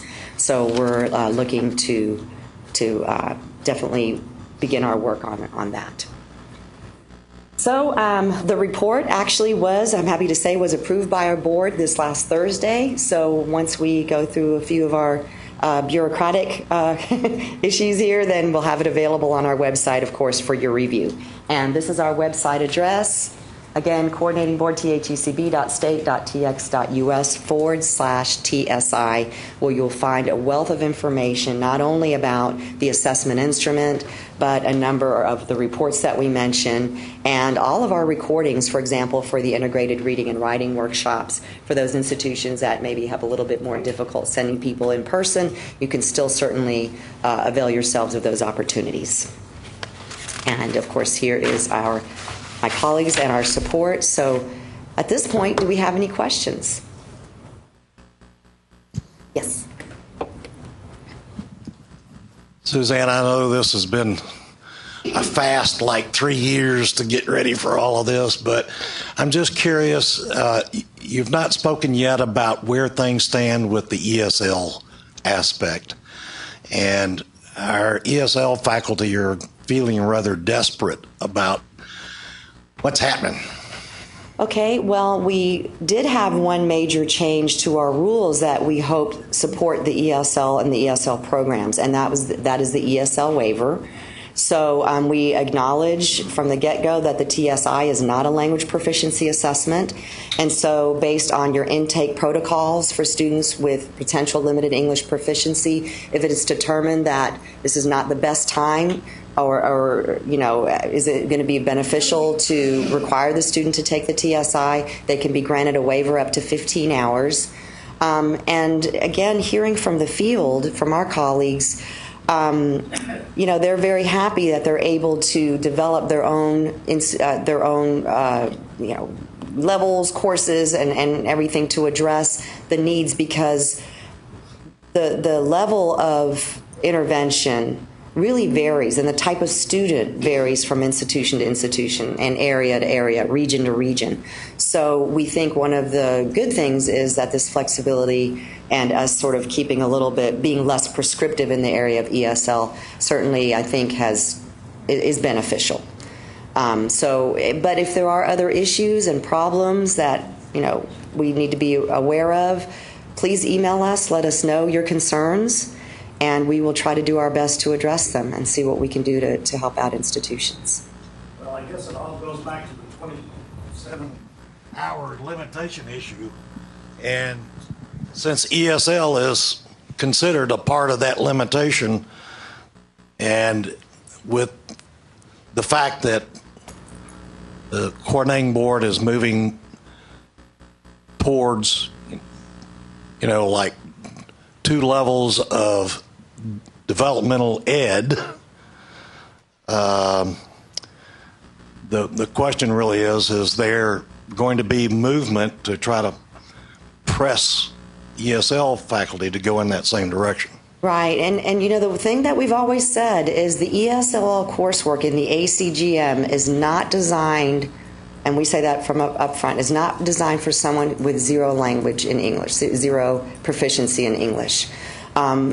Intensive English programs, perhaps maybe on the continuing ed side of the house or within other resources within the community. They may be the best places for those students who come in. AEL, by the way, regardless of high school completion, their number one goal, the adult education literacy, one of their top priorities to serve their students is for students with limited English proficiency. So, and they have sort of community type of English interventions, but they also have some that are more academically intensive. And if there's a greater need in your area, perhaps we would suggest going to your workforce board and your workforce solutions to see if you can align the needs better between the types of students that are coming to you needing these services and the types of services that may be provided. So that may be another suggestion, and that certainly is free to all students, if they qualify. So again, the developmental ed ESOL courses are designed for students who do have some definite capabilities and proficiencies in English, and they're designed more of maybe a refresher or bringing the students up, as opposed to serving someone with very limited English. The other thing that we are really seeing a change in the field, and not necessarily a change. This is definitely a good thing, by the way, and that is aligning the ESOL reading and writing to the developmental ed reading and writing, so that when students finish or when they go through the ESOL reading and writing courses, the intensive reading and writing courses in ESOL, they are not then having to start over from scratch at the lowest level in developmental ed. Those are aligned, and I know I've heard from community colleges that have done that work, and the results are amazing, and we find that students who finish the ESOL side, if you will, if I can call it that way, do just as well or even better than those students who came from the more traditional developmental ed side. So absolutely. And then, of course, mainstreaming also for ESL students, and seeing how quickly you can place those students with certain demonstrated knowledge and skill levels in the English 1301 course, perhaps, with a required developmental ed, maybe an NCBO support that specifically targets those problem areas for students who are trying to master English. So that's also been showing a lot of promise. So certainly we hear what you're saying. Any other questions? Great. Thank you very much. All right, thank you very Suzanne. much. Thank you. And now we'll continue on with Van Davis to talk about competency-based education. Don't you like how we all just all set up and just ready to roll? So, Van.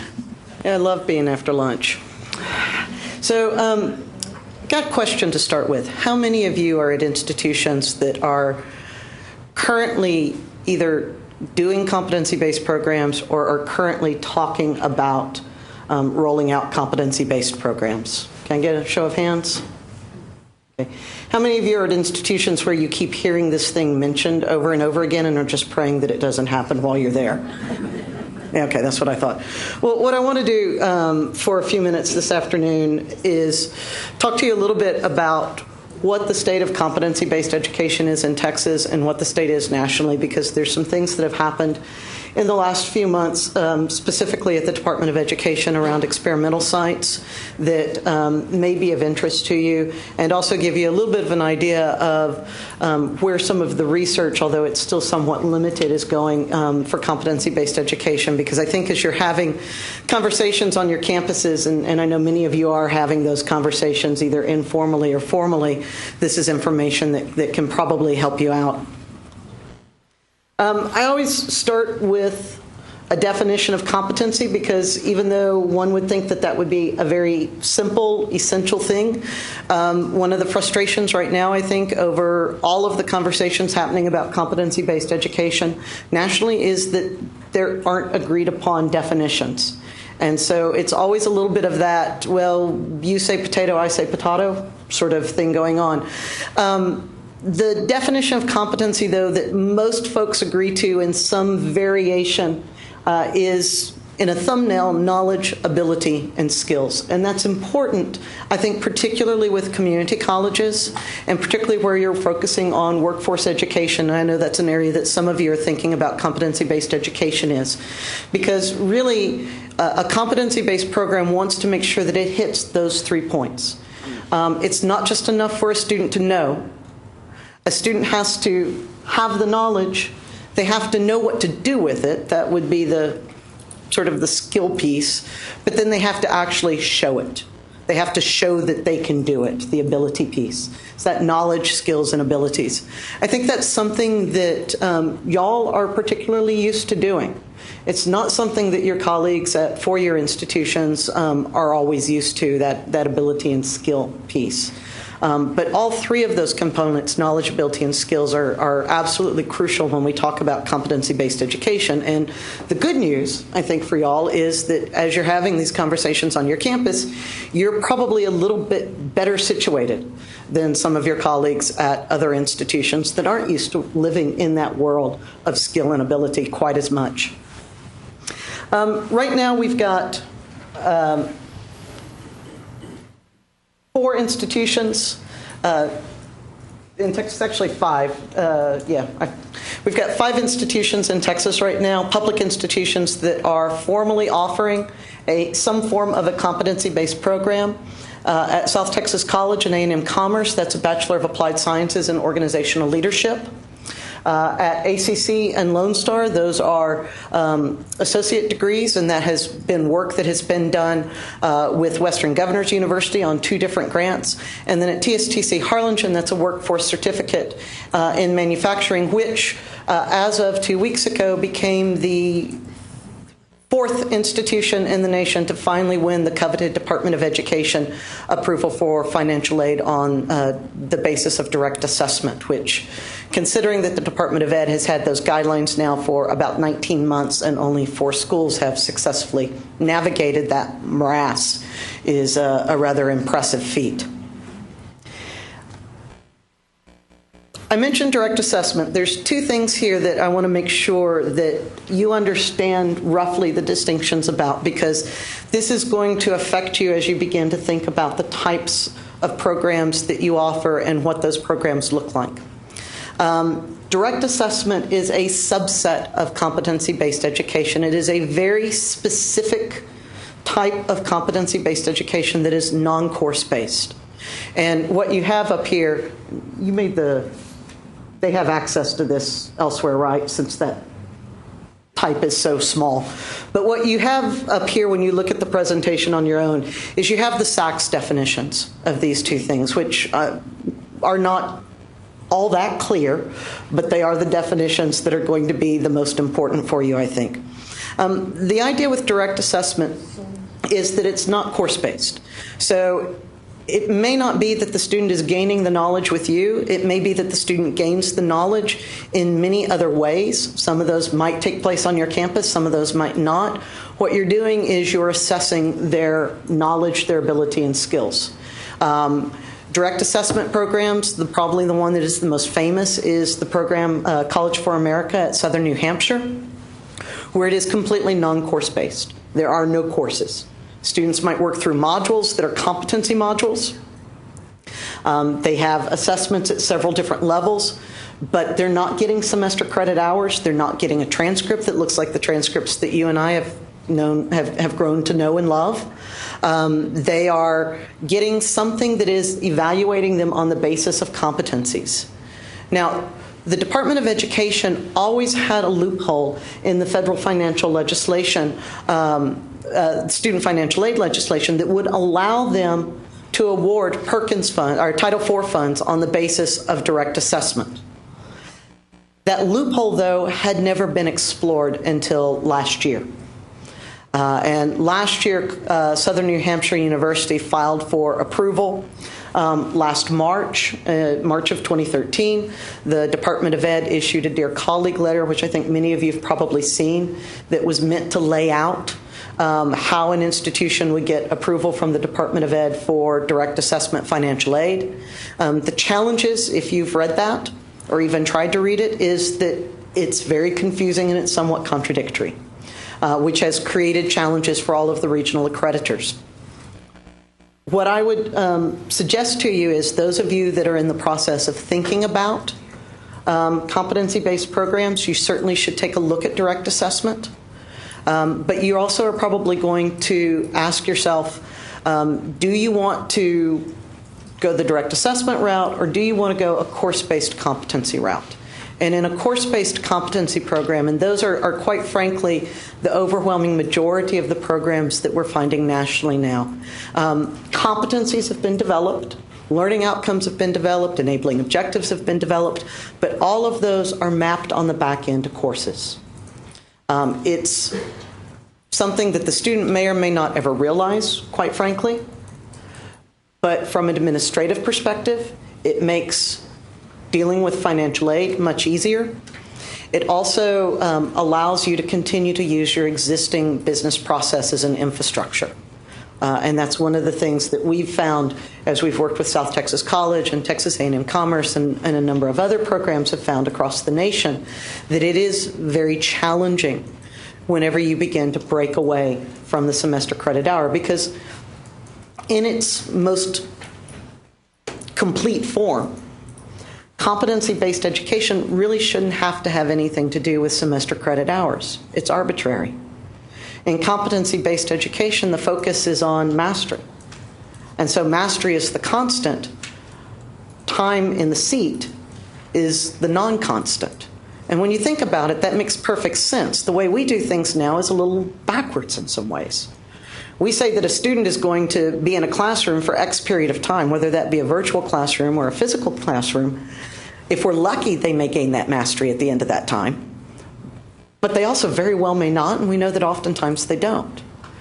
And I know that from the time that I spent teaching, one of the challenges, and I taught a lot of general level survey classes in U.S. history. So, they were the courses that everyone had to take, and most of the time they didn't want to take them.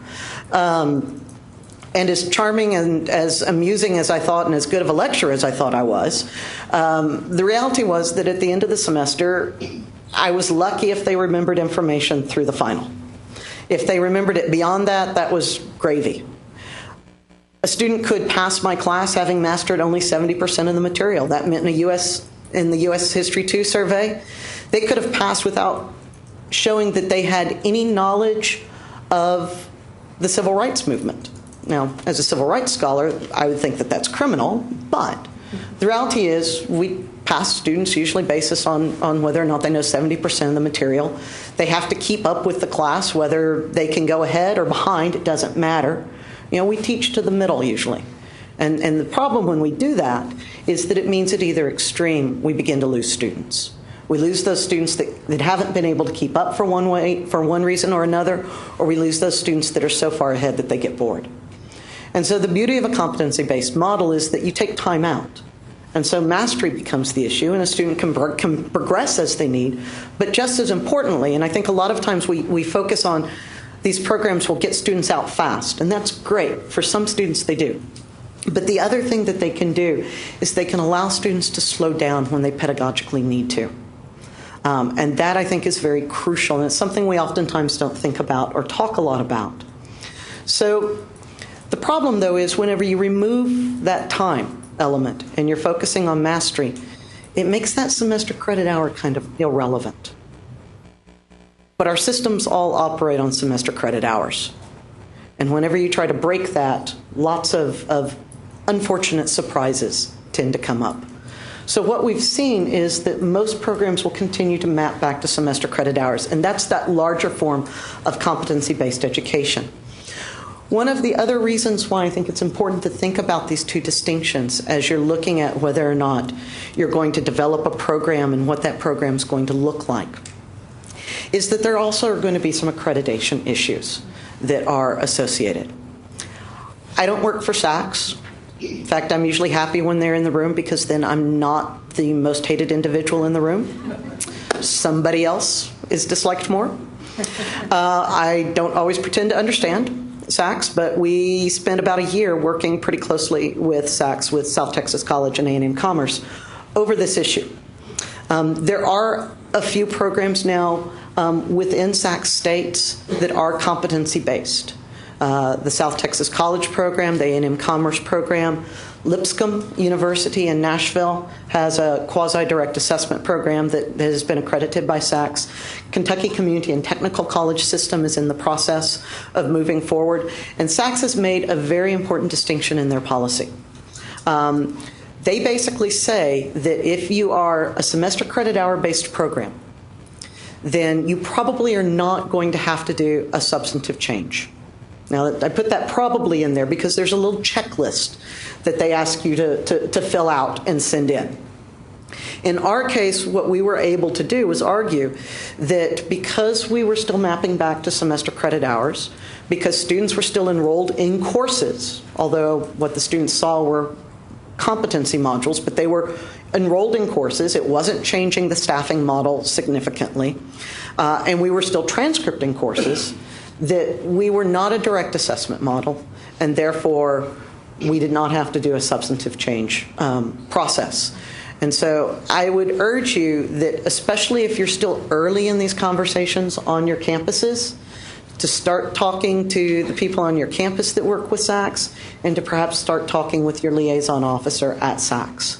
And to look at that policy very carefully, and then please don't call me and ask me about it, because I'm still not entirely sure that I still have questions myself, but I do think that it is now clearly possible to get competency-based programs through SACS without having to go through a substantive change process, as long as you're being very careful in how you're crafting them. And that's, I'm going to guess, is probably good news for most of you that may think that you're going to be going down this pathway soon. In our program, and this seems to be a standard model across the nation, I work with an organization that we're a part of called the Competency-Based Education Network, which is a research network funded by the Lumina Foundation that a team from the coordinating board and South Texas College and A&M Commerce are a part of, as well as 18 other national institutions that are considered to be leaders in competency-based education. And what CBIN has been doing over the last 9 months, is we've been beginning to do practitioner-based research. One of the challenges that you'll encounter if you haven't already encountered it, in fact, Joe and I were talking about this at lunch, is there's no best practices out there yet in how to design and develop these programs. In fact, there's effectively very little research about these programs, even though competency-based has been around for several decades. What we've seen, though, is as we've begun to do research on the programs that are a part of CBIN, is that there are some common elements in them. And one of those common elements seems to be the way that the curriculum is oftentimes delivered in these competency modules. And so, and the other common element is in literally all but one of these programs, they rely very, very heavily on technology-assisted delivery, whether that be through a learning management system or predictive analytics, or that even be through adaptive learning. And so the way that these modules tend to be structured, and I think if you think about this as you're beginning to develop these programs and have these conversations on your campus, it may help you in developing the competencies and learning outcomes, and getting faculty to think about these differently than just the course learning outcomes they traditionally have. You usually see a competency module. In our system, it actually looks like a course within the learning management system. It has its own shell. And when the student goes into that, they see that there are several learning outcomes that are associated with each of those competencies. And those very explicitly lay out what it is that the student needs to be able to do usually. The competency is that sort of comprehensive knowledge, ability, and skill statement. The learning outcome really tends to focus oftentimes on the ability and skill, and then enabling objectives associated with each of the learning outcomes usually talks about the knowledge piece. If they become more and more and more, they become smaller and smaller, more concrete as you go. And what happens is that as a student works through each of the learning outcomes, they'll see that there are a set of readings, that there are a set of media resources, there may be practice exercises, some of those may be self-graded, some of those may go to a faculty member for feedback. There may be research exercises, there may be discussion board opportunities so students can interact with other students, because I think one of the myths in competency-based education is that it's a lone student sitting in front of a computer someplace, never interacting with anybody else. And we all know, those of us at least that have worked in distance education for a number of years, know that the lone learner model is never a good model.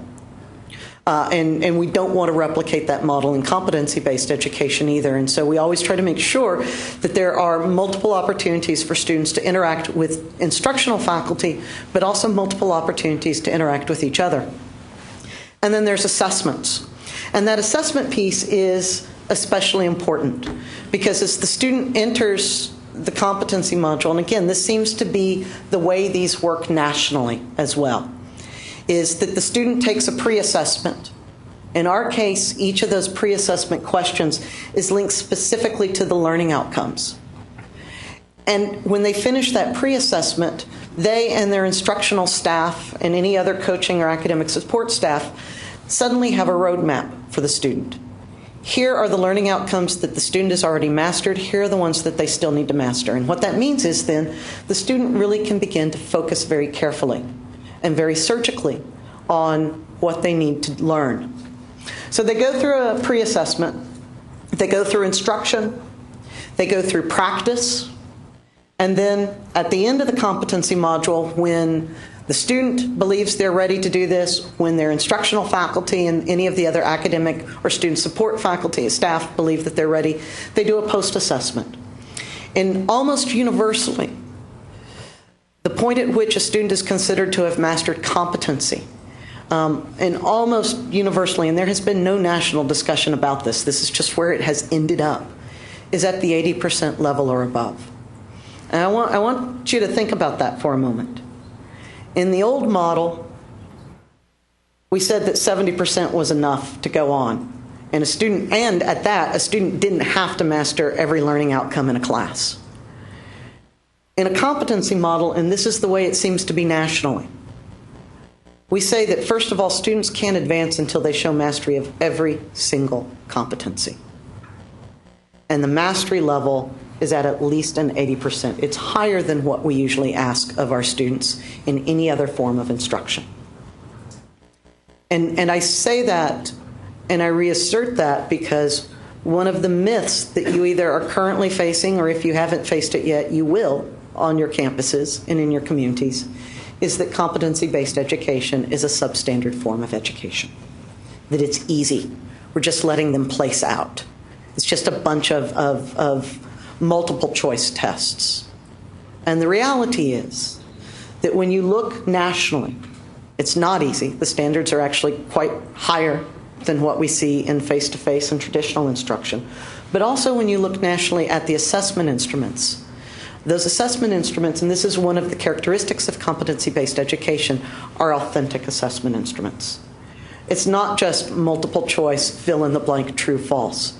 Students, again, remember, it's knowledge, ability, and skills. Students have to prove knowledge, but they also have to prove their ability to use it.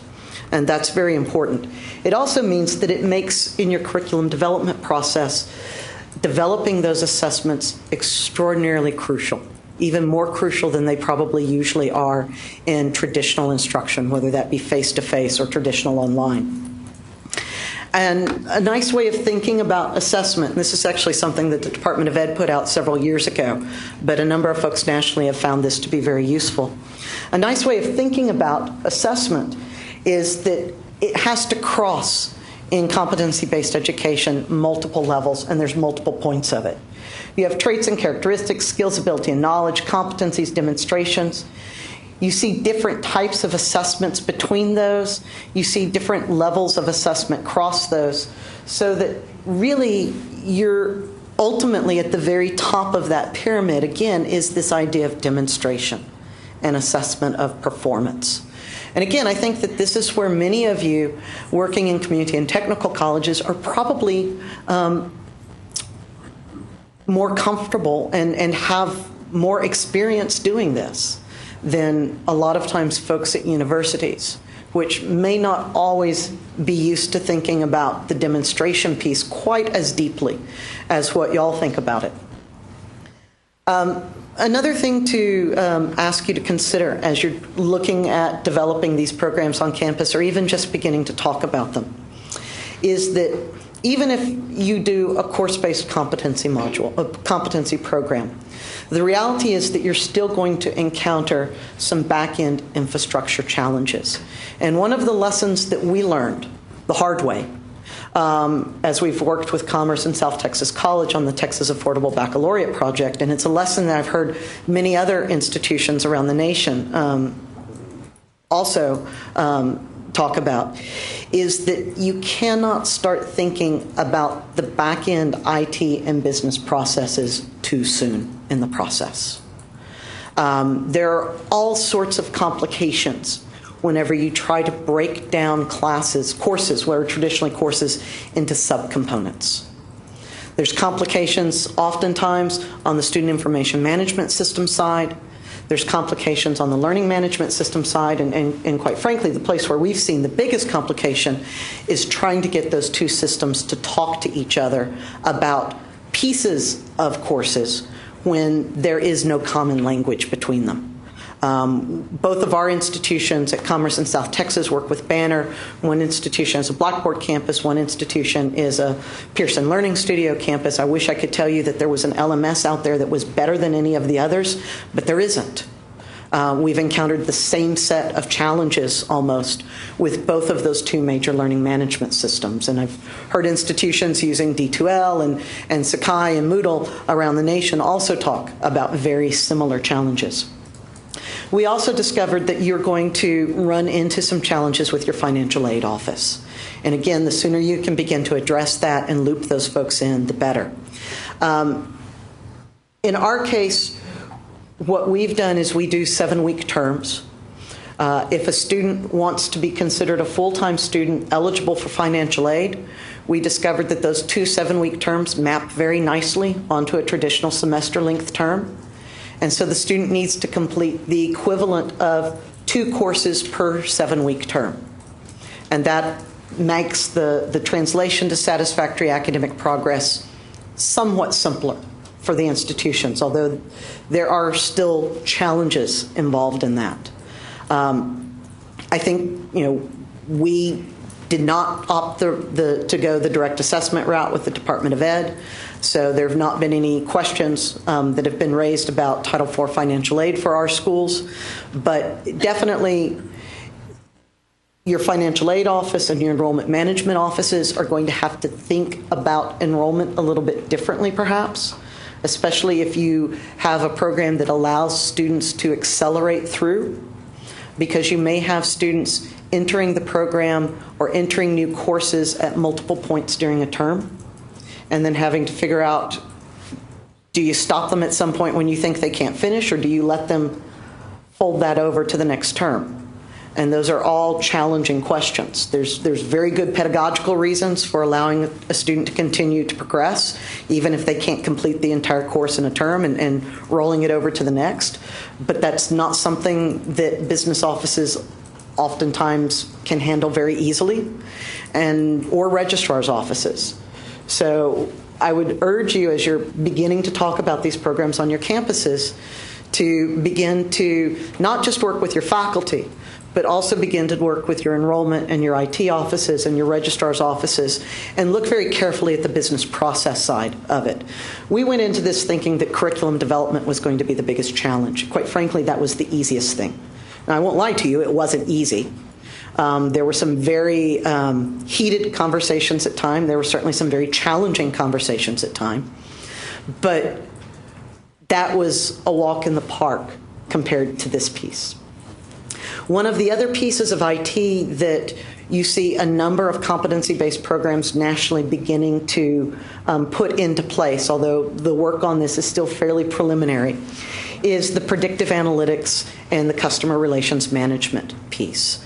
Many of you, I think, are already using CRM or are talking about CRM. I do want to say just a couple of things about predictive analytics.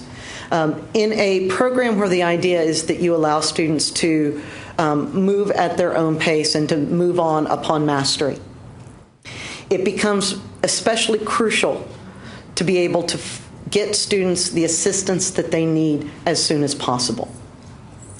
In our traditional systems of advising, oftentimes the assistance we get to students is kind of scattershot, and it may come too little, too late.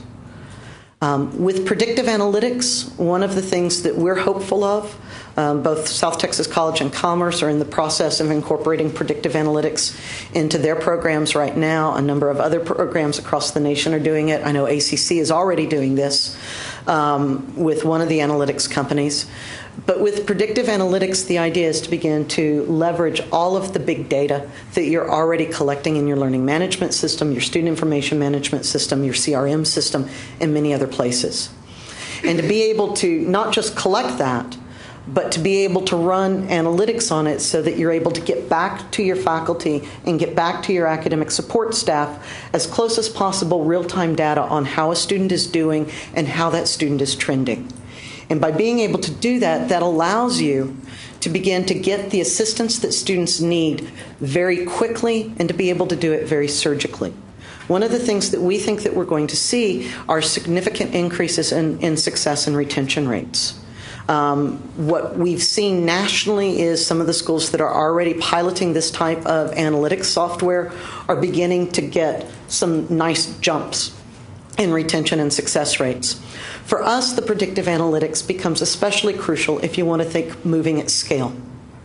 And that's the last thing that I would ask you to sort of begin thinking about. One of the things that we've learned is that you really have to start these programs small, because a lot of the issues that you will develop, that you will find, you're not going to find until you're actually offering them. However, if you want these programs to be affordable for you and affordable for your student, and oftentimes we talk about competency-based as an element of offering affordability, you have to also figure out how to make the program scale so that you can begin to leverage those economies of scale. Now, the good news is I think that there's a demand out there for these programs.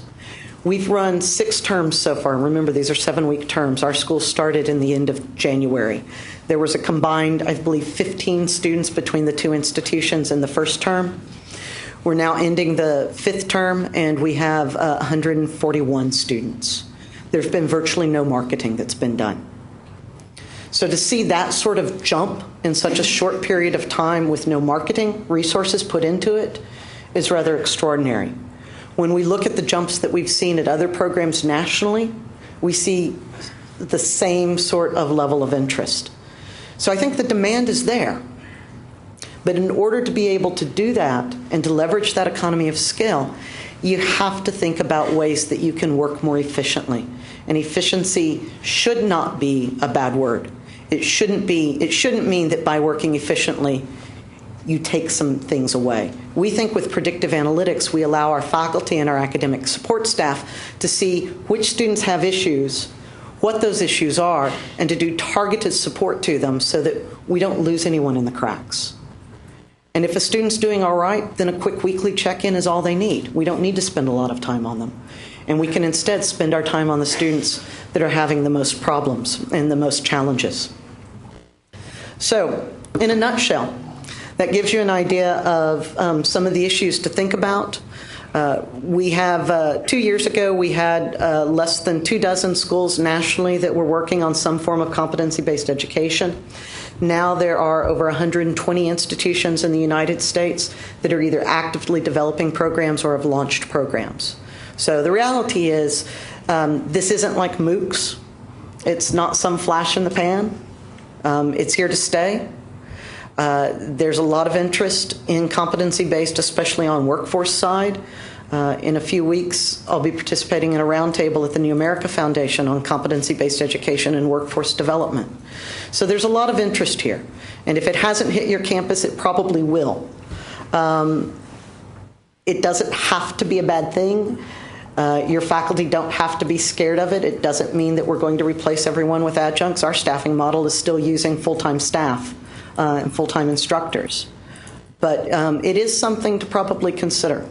And if you've got any questions, I'm happy to try to answer them now, or you can always contact me later.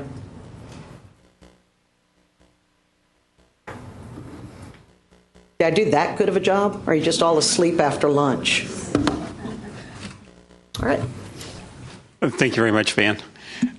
And our next presenter is Susan Brown and Julie Eklund. This topic, excuse me. This topic, I think, is just basically everything you ever wanted to know about planning and accountability, but was afraid to ask or something like that. But it is Halloween, or close to Halloween. Hello, and I'm going to start off with a little bit of information.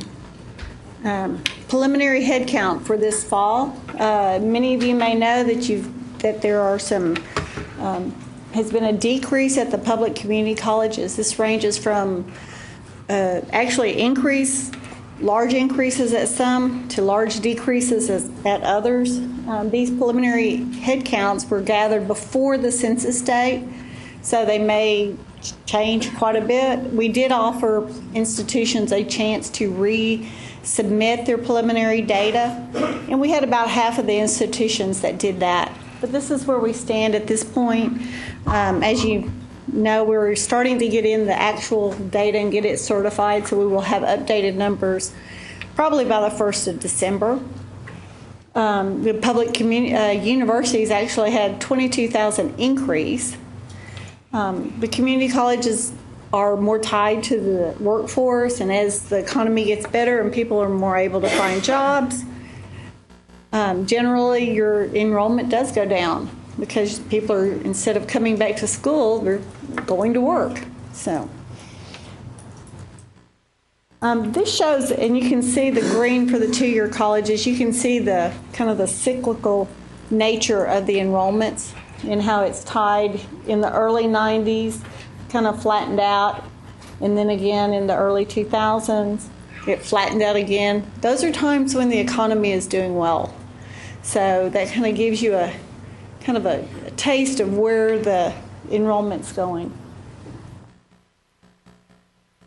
With this preliminary head count, we currently need 35,000 more students to reach our 2015 goal for closing the gaps. Now, one thing to remember is we don't have the flex entry students that are there this fall that won't be reported to us until the spring.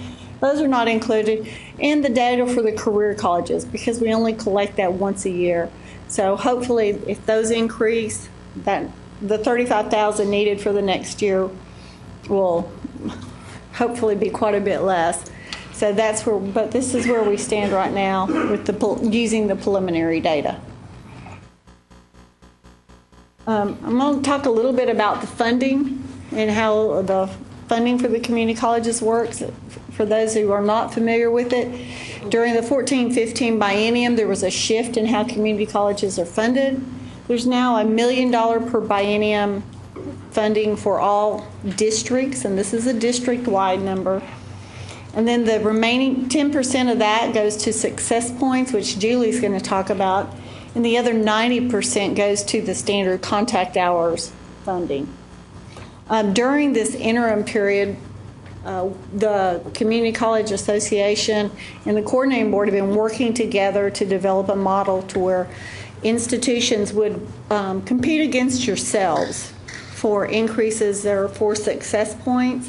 And we were able to develop a model. We have gone forward, came from the Formula Advisory Committee, working with TAC, and then has moved forward through the Coordinating Board, has been approved and has been recommended to the legislature, well, gone over to the legislature, LBB, where each point will come up with $185.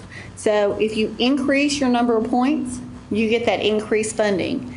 If your number of points that you got last time decreases, you will get less funding. So in that way, you're competing against yourself. You're not competing against one another for the success points. That's what I just talked about. It was 185. Now that may fluctuate some based on, we've had some institutions that resubmitted, and we'll be looking on the actual amount of formula points that were funded last time and going from there. Funding is on a what we call a base year cycle. It's not on a regular calendar school year. It goes from summer 2013 or 14, fall 14, and spring 15. And the reason that we use that for the contact hours is because that is the wanting to get the most recent data available. So as many of you know, we have sent out an email or a letter saying you really need to get your contact hours in. You need to get your 001 and your 004 in now. Get them clean. So we're running the data right now using the fall. We submit a preliminary number to the LBB on November 1. And that is what they write the base bill off of. In February, for the spring data, you will be getting another reminder. We really need your numbers. We need them to be in. We need them to be certified. We need them to be right. So we will base the actual March 1 submission to the LBB on those, including the spring numbers. We will also have updated the success points to be a 3-year rolling average, so it will include 12, 13, and 14 degrees and certificates awarded. That way we're using the latest data available. Now I'm going to let Julie take over, and she's going to talk a little bit more about the success points.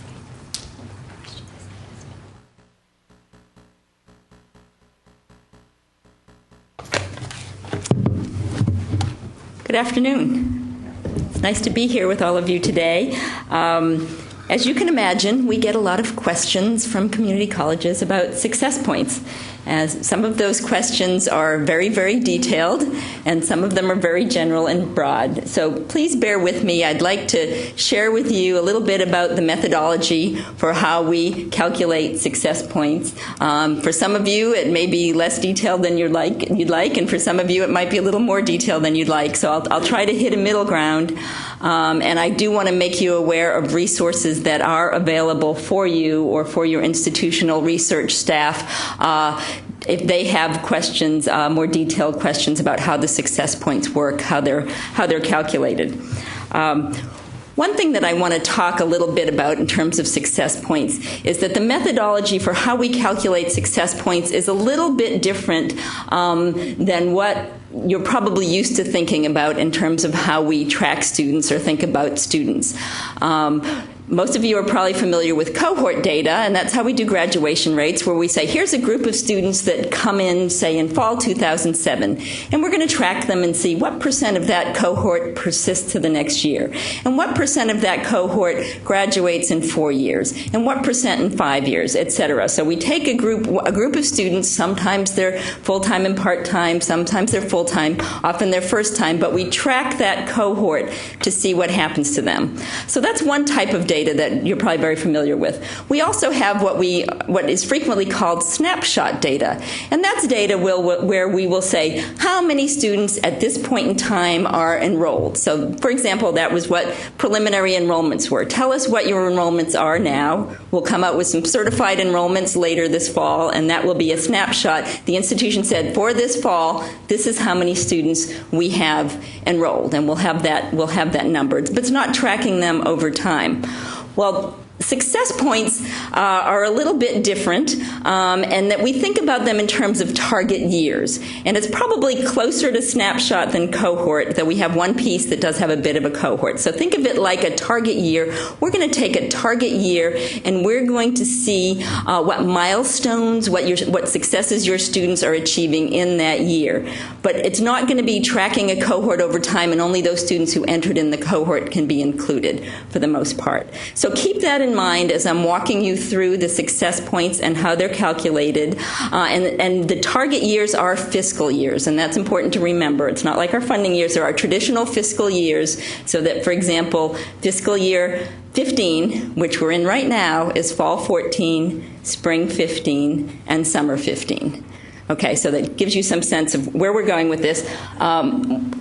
We presented on success points at the leadership conference last month, and there are several areas where students can earn success points, and we decided that it would be helpful to institutions to think of grouping the success points into those 5 areas. There are breakouts in each, but I think it's a really good way of thinking about it as you think about success points. We have college readiness points. We have first college double course points. We have college credit attainment points, we have credentials awarded points, and we have transfer to a senior institution points. In fact, someone at a meeting I was at last month said something that, this was an IR person, in fact, they said, the way I explain it to my administration is you think about a student moving through and will they get a sticker for this? Will they move forward and get to that next step and get a sticker as they move through the system? And I think that was kind of a helpful way to think about it as well. So I have several slides, and I think all of you are aware the handouts were posted that have an explanation of each type of point with the methodology. I don't want to read it word for word, but I wanted to have those slides here for you for reference. We have even more detail provided online, and I'll show you the location a little bit. But I did want to take a little time to talk about each point, or each point area. Okay, so the first one we're going to talk about is college readiness, and this is actually the one that has a bit of a cohort piece built in. But for college readiness, 1 point can be earned for math, and a half a point for reading, and a half a point for writing. If a student does an integrated reading and writing, then a full point can be earned there if the student wasn't already deemed ready. The key thing about the readiness points is they're only available for students who come in who have not met the state readiness standards, so who have not deemed to be ready for college level work under the TSI. So those are the only students eligible for this particular area in terms of points. And because of that, because we have to know how students stood when they came in, we do go back and look at students entering 2 years earlier before the target year to see were they ready or not. And then if they got ready in the target year and they were not ready when they came in, then a point will be awarded, or points if they weren't ready in more than one area. Okay, so for that one, it has to do with tracking back the 2 years, and then again, if the student in the target year is ready, they got through developmental education, everyone says they're good to go into that college algebra, whatever the course may be, then a point would be earned. And for those points, dual credit is not included because obviously dual credit students should be college ready. When they're allowed to take dual credit, they're not going to be unmet in terms of TSI. So you might have someone who's done dual credit in reading and writing, but when they graduate from high school and enter college, they aren't ready in math. They never met that standard in math. That student would be eligible. Okay, successful completion of the first college level course. Most of you are aware that your institutions report to us when a student successfully completes what you deem to be their first college level course in math, reading, and writing. A student has to achieve an A, B, or a C in that course in order for you to report it to us as first college level course completion. This is something we've been tracking for many years. There's data available online for your institutions showing over time how many students come in and when they do that, for those who aren't ready and those who are ready, at what point in time they do successfully complete that first college level course in math, reading, and writing. A student can only be counted once per area and once per institution. So if someone comes to your institution and they already successfully completed a first college level course in, for example, math at another institution, even if you report it to us, it's the first time they've done it at your institution, the point won't be awarded. But there is a unique point for math, for reading, and writing. And if your institution reports a college level course that counts for both reading and writing, then the point will be awarded for both. So there's no detriment in terms of having courses that count for both at your institution. No negatives. Okay. I wanted to add this slide here about first college level courses, and you probably saw it in the agenda, to make sure you're all aware that we did have a special advisory group come in last summer and fall and spend some time thinking about first college level courses and what might be most appropriate. And we did that at institutions' requests. I think there was a lot of confusion out there, and after the legislative session, when the success points went through, people and first college level courses were included, a lot of institutions were calling and saying, well, I'm not sure where our list comes from, we're not sure we're reporting them correctly, what should we be doing? Well, it is still up to the institution to determine what to report for the first college level course. We did have this group that met did put together a series of voluntary guidelines about how to report first college level courses. They are available online. We've got the location there. They're in with the reporting manuals in Appendix Q because it is related to reporting to us, that first college level course. And I'd be happy to answer questions when I finish if you have any questions about those voluntary guidelines. But we did make them available after the group developed them. We made them available widely. We did a webinar last winter. I think the webinar is also available online if you'd like to see that. Okay, let's move into completion of 15 and 30 hours. Again, this is a student moving through the system, and when the student at your institution successfully completes 15 hours and then 30 hours, 1 point is awarded for each. And a student could do this in the same year. They might do 15 hours in the fall and then 30 in the spring, and you will get 2 points, one for the 15-hour achievement and one for the 30. If they did 9 hours somewhere else came and did 6 hours with you, a point would not be awarded. It needs to be earned at the institution. And for this, when we talk about grades, the determination was made, and this was made by the TAC Advisory Committee as well as the coordinating board in conjunction, that an A, B, C, D, or pass would count for credit for the 15 or 30 hours, because at many of your institutions that D does count for credit. And obviously, pass-fail, we wanted to make sure that a pass would count if you've offered a course pass-fail, just for accumulation of points. It's only for college-level courses. Developmental education courses do not count towards this. And one thing that you might notice in your data, and we've had people see this, and we want to make sure you're aware of it, you may see a little bit of a drop from, I believe it's from 10 to 11 in terms of FY10 to FY11 for your success points in this area, because before we had the CBM OOS report, which is our student schedule report, where you report the student's transcript level data, the courses, the specific grades. Before we had that, we didn't have a mechanism to know if a course was successfully completed. We just knew if it was completed, if the student hadn't withdrawn. But since summer 11, we've been able to know, hey, did a student, exactly what was the grade that the student achieved? And from that point on, we started using only successfully completed courses for the 15 and 30 hours. So a lot of places, because all the grades were included, even if a student failed, before we had that more specific data, we saw a little dip at a lot of institutions, and they wondered what had happened, why students were being less successful. It wasn't that students were being less successful. It's that we made a change because of having better information come in through our reporting system.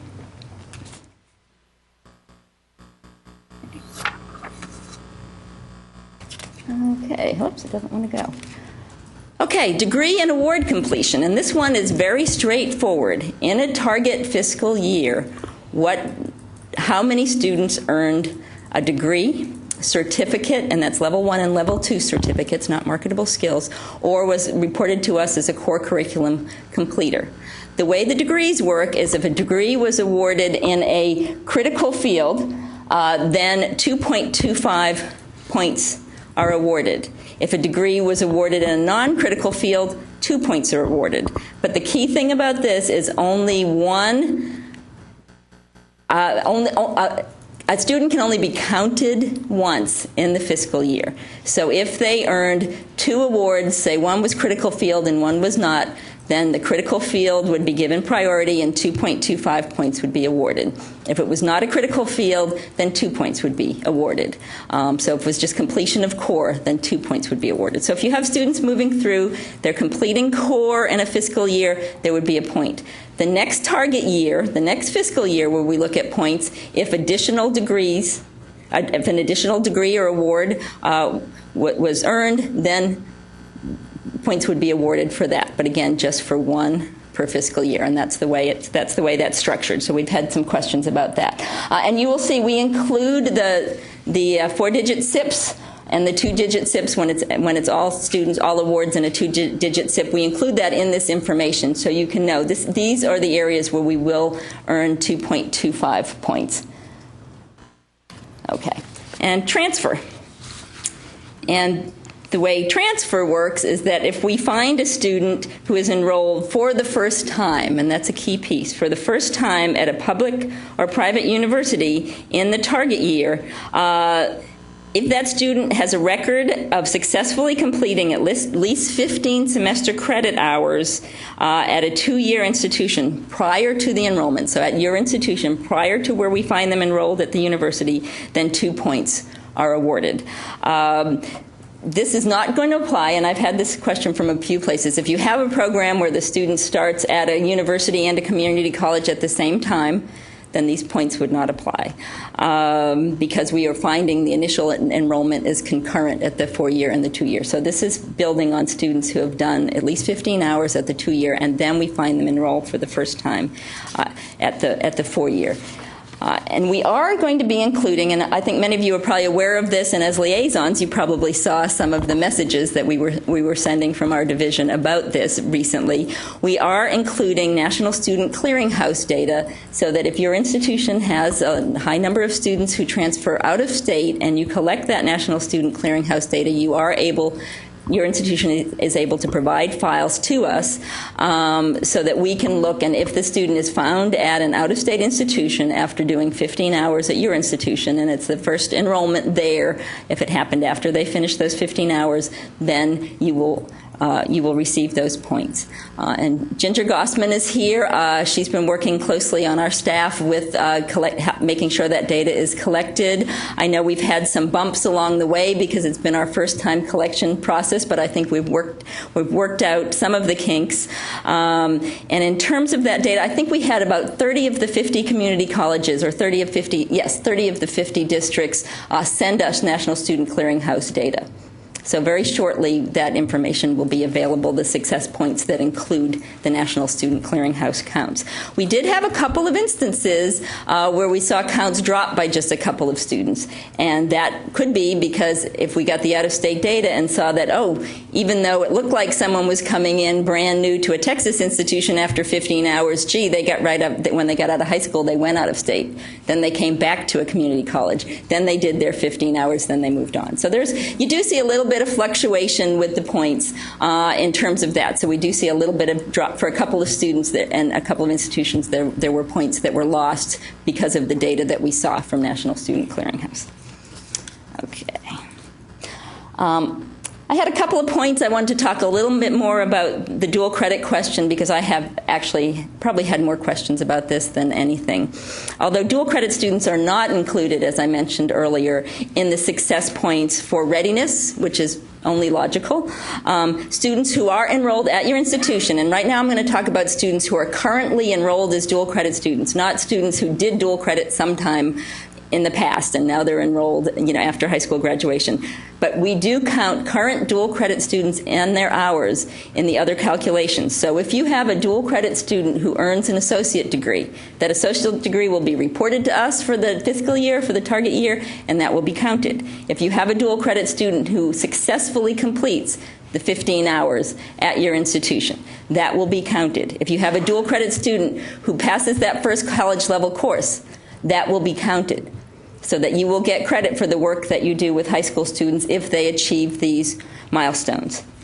And the same thing is true of transfer. Okay, we have tried to, as I said before, tried to put a lot of information online about success points and for various levels, in various levels of detail. This is the location where we've put some of the information explaining the success points, showing some of the variables that we use for determining success points. We also have been working with a couple of pilot institutions, San Jac and ACC to be specific, and we've developed logic documents for degrees, for 15 and 30 hours, and for the first college level course, made them available to those institutions, and they've been testing them to see how close can we come to the points that the coordinating board is telling us we have. We have also put online a very helpful document for everyone in this location that says, here are the points where if you go back and you look to see how many points we achieved, you'll be able to look and say, oh, actually, the student earned that somewhere else. 20 of our students who our data looks like, hey, we should be getting a point. Why aren't we getting a point? You'll be able to see, nope, there's 20 students for first college level course who should have earned that somewhere else. And I do want to tell you, both of those institutions were able to match the degrees exactly to what we published, we had available, because I know there's been a lot of interest on the part of institutions in how can we make sure those numbers, we can come up with those numbers. We can see how they're being calculated. Well, we had both those institutions be able to match degrees exactly, and that's when I talk about it should be easy to match degrees and awards, because we just take your graduation report for a fiscal year and say how many of those particular degrees and certificates were awarded. So they were able to match those. For first college level course, one institution matched them exactly when they subtracted the students who we reported, hey, these students did it somewhere else, this count of students. And the other institution was within, I think, 1.5 points and 3 for one area, and I think 6 points was the most for another. So they were able to come very close. They're working on the 15 and 30 hours right now, and the readiness, we think, is going to be a bit more of a challenge. So we're going to tackle that last. In terms of transfer, that one's a little bit harder because, of course, we have the data here from all the universities about the students who transfer in. You don't have that data available, but we will put out a document so that you can understand exactly in more detail than we've already provided how that works. I spent a lot of time working with IR folks, helping them prepare for the leadership conference that many of you may have gone to up in Dallas, the community college that TAC sponsored, the Success Center. And I spent a lot of time showing them where we have data online that relates to success points. Some things we've had for years, data where you're going to be able to find longitudinal data if you're interested in, well, how do we do for readiness and how does that look over time? Or how do we do for first college level course? Or awarding 15 or 30 hours. Or in terms of obviously simple things like our degrees. We have information in our accountability system and we have developmental education, detailed data that provides that. A lot of that data, some of that data is snapshot, some of it is cohort, so it's not calculated exactly the same way as success points, but it will provide very important information about how your students are doing. And we want to make sure that everyone's aware that there are a lot of resources, not just I'm going to look online and see how many success points, my institution has earned. So I want to make you aware of that. Here's some locations for that. We've got a wonderful transfer report that has information about very specific information about where your students are transferring to, how they're performing when they transfer. So I want to make sure everyone is aware of that information. Okay, well, I've got a couple more short things I want to cover. One is HB 2550. I know we had a much longer presentation last year about this. So this year I just wanted to give you an update. We were required by law to include in our Closing the Gap progress report information about how students were performing in terms of college enrollment from some of the most underperforming high schools around the state. So you'll know this list from the past as the HB 400 list. Did I get that right? Yes. And what we did is we sent out a survey to all of the institutions. I think we told you we were going to be doing that at the meeting last year. They reported back to us the high schools that they were working with, and we went ahead and we took the information and we actually tracked some outcomes for students at those low-performing high schools. So what we had was for students who did dual credit at those low-performing high schools, we had a much higher percentage enrolling in higher education, though we had a fairly low number, relatively speaking, compared to other high schools of students who did dual credit from these schools. But those who did enrolled at a much higher level. We had 49 institutions, higher ed institutions, collaborating with 112 of the schools on the list. And the list was not too much larger than that. So most schools, someone was working with most of the schools. And we had, as you can see, the high school college going rate is much lower at these schools, 21%, but that is really where the list came from. We looked at the very lowest performing high schools. And even those grads from those schools persisted at a lower rate once they came in. So these are the type of metrics that we plan to continue running from these schools now that we've identified the schools. But one thing we have talked about after looking at this data and collecting the information is whether it's worth thinking about revising the list a little bit, because the lowest performing schools, we do see a lot of, we see some charter schools, we see some alternative schools, and we want to make sure some of our large public high schools with very high numbers of students are included. So we may be taking a second look at this list this fall, and by law the coordinating board is charged with putting together the list just to make sure that we're tracking the right schools. Your institutions are charged with partnering with these schools and having opportunities for the students there. So we're not involved in that part of it, but we are asked to track it, and we are surveying you so we can find out who you're working with, and we can look at some of the metrics over time for students coming from those schools. So that's a little update on that. And I did have some of the next steps here. And then I just wanted to take, it looks like I have about another minute. I want to take a minute to talk about some changes that are coming down the pike in the CBM 001 manual, which is the CBM 002 manual, which is our Texas Success Initiative report, and also in our 00S, which is the student transcript level report that I mentioned earlier. And we do have some manual changes related to the new TSI-A assessment. We're going to be collecting some ABE diagnostic levels, which we need to have to understand how students are performing on that initial assessment test. We're also going to be, are going to be collecting a little bit of the information that we're going to be collecting about student involvement in developmental education on the CBM 00S report. It's going to change a little bit. We're going to be finding out if the course that's being reported was part of a paired course or a co-requisite model course. As you know, this is something new that there's a lot of interest in. A lot of institutions are doing this. We know Complete College America is interested in how students are performing in these courses. A lot of people in the field. So we're going to be collecting an item, or actually collecting an item option about whether a student was involved in a paired course. And we're also going to be collecting information about self-paced courses and modular courses, and also self-paced and modular non-course-based options, because we're seeing a lot of shift, as you know, over to institutions offering those opportunities for students. So we want to be able to track those students, see how they perform. So we've adjusted one of the items on the S for that. And on the final item changes that have to do with TSI on the TSI report are related to the introduction of college prep courses by HB 5, and we want to make sure we're able to collect the information if a student's being deemed ready just at an institution that's partnering. We want to have a means to collect that information.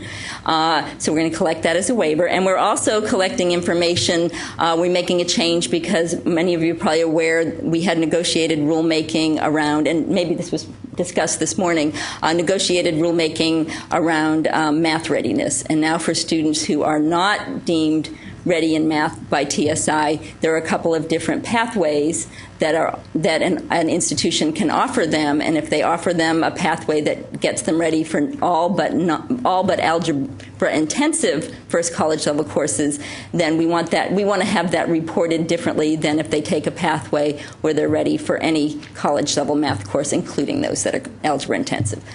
And good timing for a question, yes. When does this go in effect? Okay.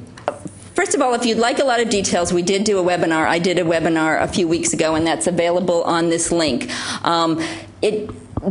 Collecting the information about the levels on the TSIA, we've told institutions we need to collect that for the 002 for this fall. The 002 for fall is due in February because it's an end of semester report, so we've said that's the top priority. We need that information so we can understand student placement. In terms of the college prep courses, although that has come into effect in terms of the law, we are not aware, and we made several phone calls, and maybe you can help me here if you know something we don't. We are not aware of institutions that were working with community colleges and offering those courses last year.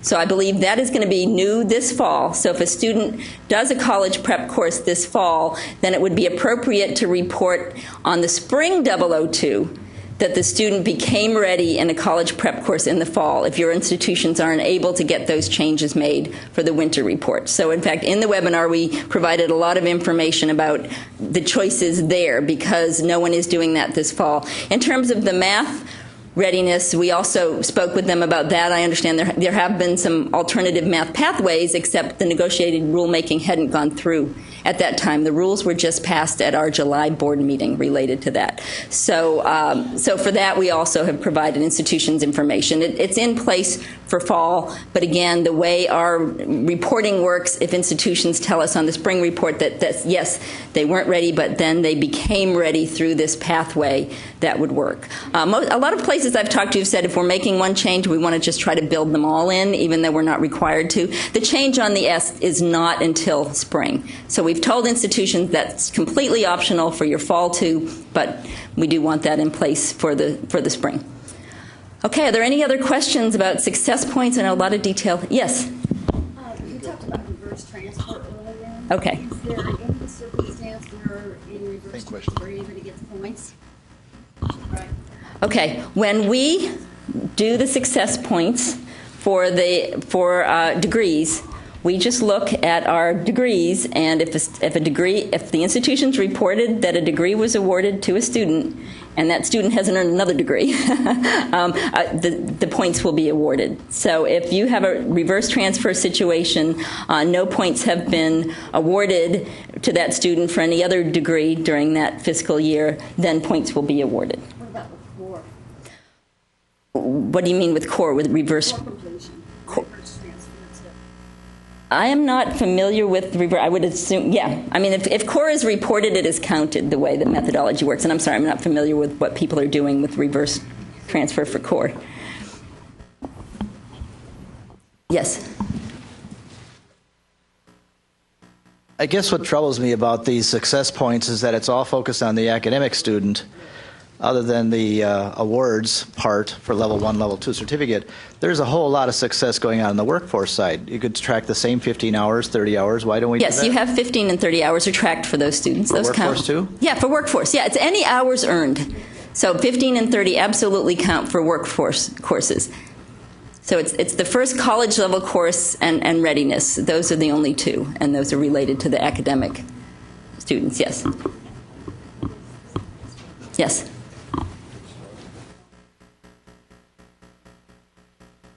You had mentioned Austin Community College and Sanjak being able to cross-reference their points. Yes. Is there a time frame of when other institutions will be able to get? I'm assuming they received student-level data of here's who we had for degrees, so to speak, so they could cross-reference lists. Is that? Yeah, we'll post those logic documents as we're finally feeling confident. I think there's 2 that we're confident at this point, so we can probably go ahead and post those. They're working on the 15 and 30, as I said, but we'll post that information. We also have made the SAS programs, and in fact, when ACC did this, they mostly relied on our SAS programs in order to come up with their point calculations. So we will post those.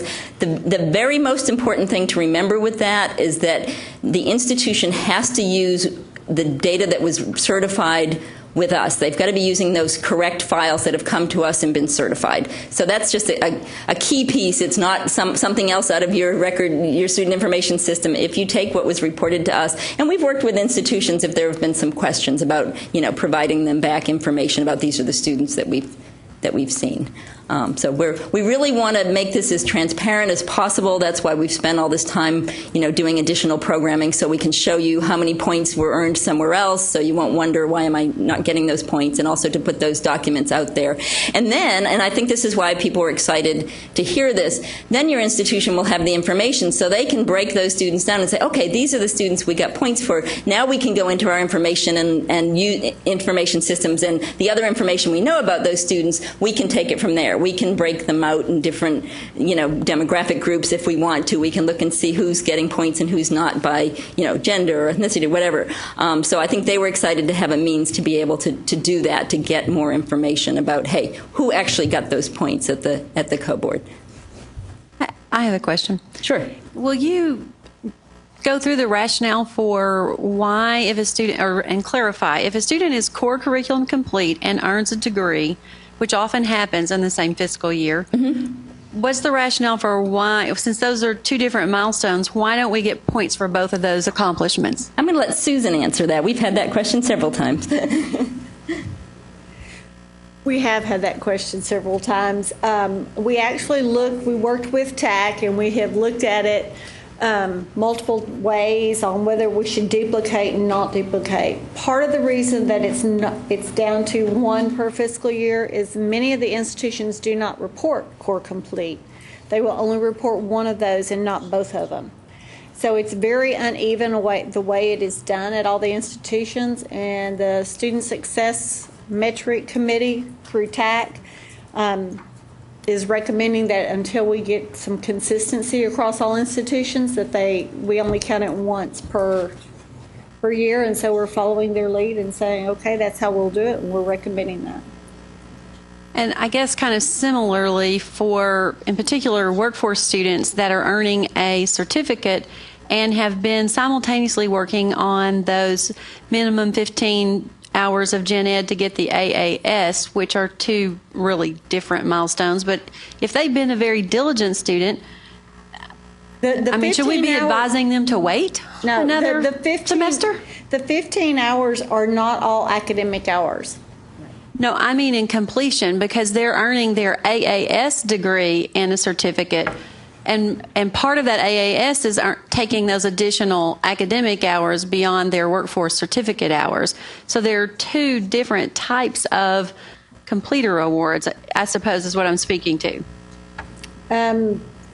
Right now, we're only counting one per fiscal year. That's something that TAC has been talking about now. Obviously, for I'll say ethical reasons, you want to do what's best for the student, not necessarily what's going to get your institution more points. So we'll continue to discuss that. I mean, that's something that we're continuing to discuss with the Success Council, but right now it's still one. As of, in fact, we just met a couple months ago. Yeah, and it's still one per fiscal year. Okay, we're over on time, so unless there's one more real pressing, burning question that we haven't addressed. Okay. I'll stay for the final Q&A. Yeah, and let me make a couple announcements, and then we'll do a quick break, please. Let's all the CB staff, if you'll stick around, because when we open the microphone up to everybody, we want to have the Army here to provide the answers. But then. One person commented that they were going to call a cab to get a ride to the airport, and I bet anybody that needs a cab to the airport, that I bet that there's probably enough people with rent-a-cars that maybe those of you with rent-a-cars that could take somebody would raise your hand or something. And so maybe while we take a quick break, those of you that need a cab ride might talk to them and say, hey, can I ride in the back seat or the trunk or whatever? Let's reconvene at 3:05, gives us about a 12-minute break, and then we'll finish up the last session to try to get y'all out of here on time. Okay, please? We put on here to have y'all out of here by 4 o'clock, and just depending on what we talk about at the end of the session, maybe even 15 minutes before that. But we really wanted to give y'all an opportunity to talk to us. We have, I think, Susan Brown. Yeah, Susan's there. So we have the assistant commissioners in the room, the commissioners in the room, David's in the room. So we kind of sent out some conversation starters, but really and truly, this is an opportunity for you to facilitate the conversation, if you will. We sent this list of questions out to you. If you put together some kind of answers and you want to leave those for us, we'll be glad to take them. If you just want to talk about it, we'll be glad to listen, and we'll take notes. But I guess now it's up to y'all, and I'll open the microphone up. And who wants to go first? Imagine that. Don Perry's hand. Don Perry raised his hand, y'all. I mean, is that a shocker? And you already know what the question is. When will GIPWE 2014 finally become official? Yeah. Please. Where's Rex? He left the room. Just hand the microphone 2 rows back behind you. Okay.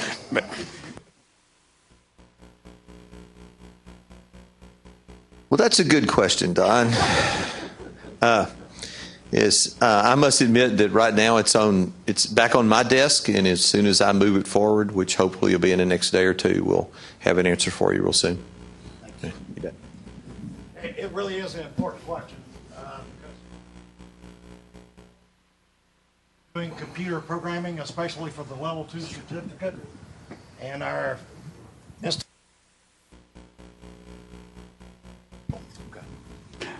Thanks, Don. We'll follow up and try to get it resolved.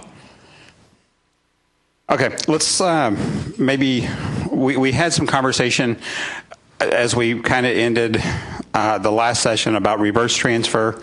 Well, hang on, no, what reverse transfer? A second, I can't read. Communication.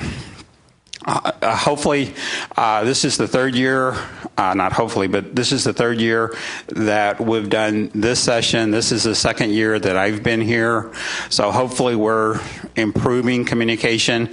Were the topics that we put on the list, were they the correct topics? Are they what you want to hear about? Were the sessions the right length? Any of that kind of stuff. But tell us what we're doing right and tell us what we're doing wrong or could do better.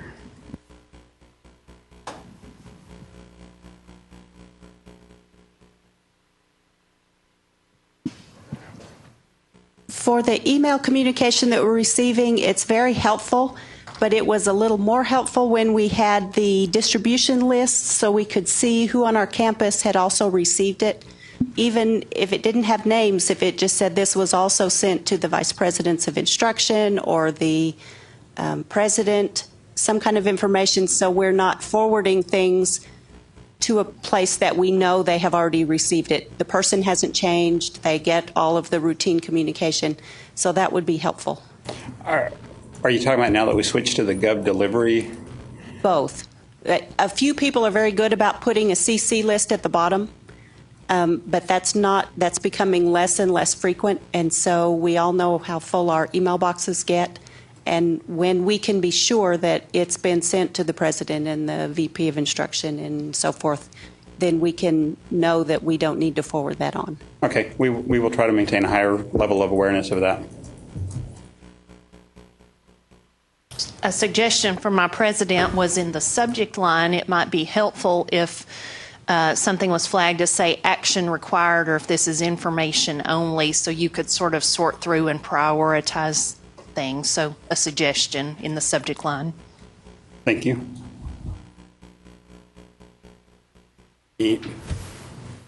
Andrew. I want to congratulate the co-board for coming up with the liaison concept. I think that has made a very strong connection and the opportunity for us to at least be able to share this information. I think the annual meeting is probably, you might want to think about every semester or during, twice a year rather than once a year, trying to slam everything together.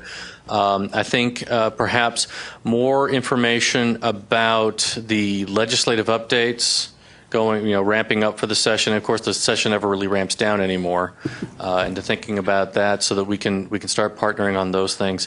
And the other thing might be to have regional liaison meetings and to develop that concept. Thank you. Hang on just a second, Don, please. We always appreciate a compliment. I think our compliment should be for listening. I just want to make it clear that Bill Holda came up with this idea, and we thought it was a great idea. But if not for Bill, we might not have thought of it. One thing that we talked about the last time we met was some kind of a sharing opportunity here among ourselves. Now, we have the contact list that y'all have posted. I'm assuming that it's fairly current. But in fact, I think, David, maybe even you said, well, with the technology the way it is, maybe there's ways that we can set up some kind of a listserv group or something like that strictly for the liaison. So that's still something I think would be beneficial for us to do some just peer collaboration as well. And we're moving to the Gov delivery platform. Y'all probably have noticed those emails. I don't know if we can really do a listserv per se. I'll have to learn. Do you know that one, David? I just wanted to say I did bring this up last time we met. We had a lot of success this year with webcasts and webinars, and we might want to have something, a little bit more frequent, as was suggested, using that means maybe once or twice more a year, and that would be something, where you wouldn't have to leave your campus and take up so much of your time to get here and to update you, mainly when maybe it appears there's something people are really wondering about. So we can definitely find a way to do that.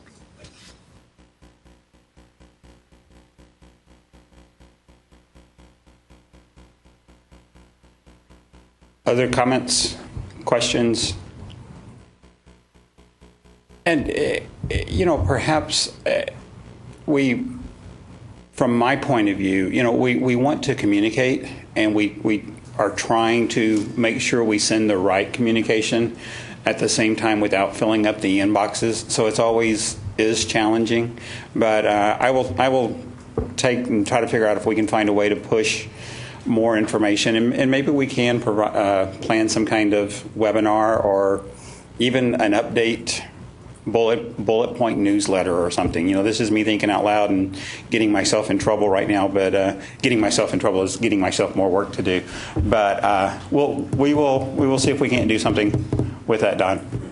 And I also want to mention the work that Suzanne has done with the developmental education, as well as a lot of the other conversations. Julie Eklund and her team have been exceptional in just getting the information to us at various meetings and representing at the multiple conferences and initiatives like Pathways to Progress and others. So I think that this has been a large step forward. The other is that I think last year when we had this meeting, there was a promise that the coordinating board would be much more listening and as well as trying to resolve issues rather than present itself as sort of the gotcha system. And I think, at least as far as my institution is concerned, we have experienced that, and we're very appreciative of that. Thank you. Okay. Is that enough about communicating? That sounds like something I'd say to my wife. Have we communicated enough? Well, she's not here. That's what's good about. That's what's good about me working in Austin and my wife being in another city. This stuff doesn't get back real fast. Anyway, okay, reverse transfer. Comments, thoughts? What's working, what's not working, what needs to be done? Hang on.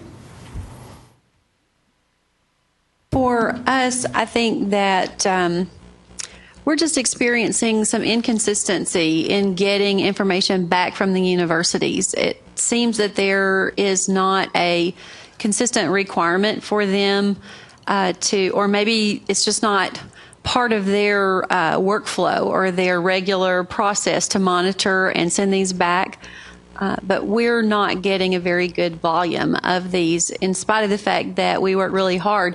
And trying to get the articulation agreements in place to have that set up can be complicated. So, I think we would find that it would help if there was maybe more of a statewide effort to make reverse transfer a little more seamless somehow. I don't know how that could be done, but it seems sort of complicated. Gary, the Sam Houston State model works beautifully.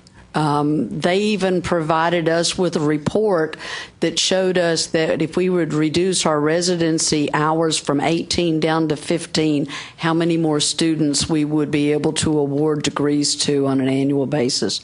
So that one is a beautiful model, and it's really very easy. I mean, you look at 15 semester credit hours at San Jac. You look at whether or not these students have achieved. 66 is not enough hours because, when they send that back, that may not be enough to get the degree because things may be missing. But to make sure that that transcript is stamped core complete, because then we have to accept that university's core in the same way they would have to accept ours. And so that makes all of the degrees that are, the transcripts, I should say, that are sent back actually usable. Good thoughts. And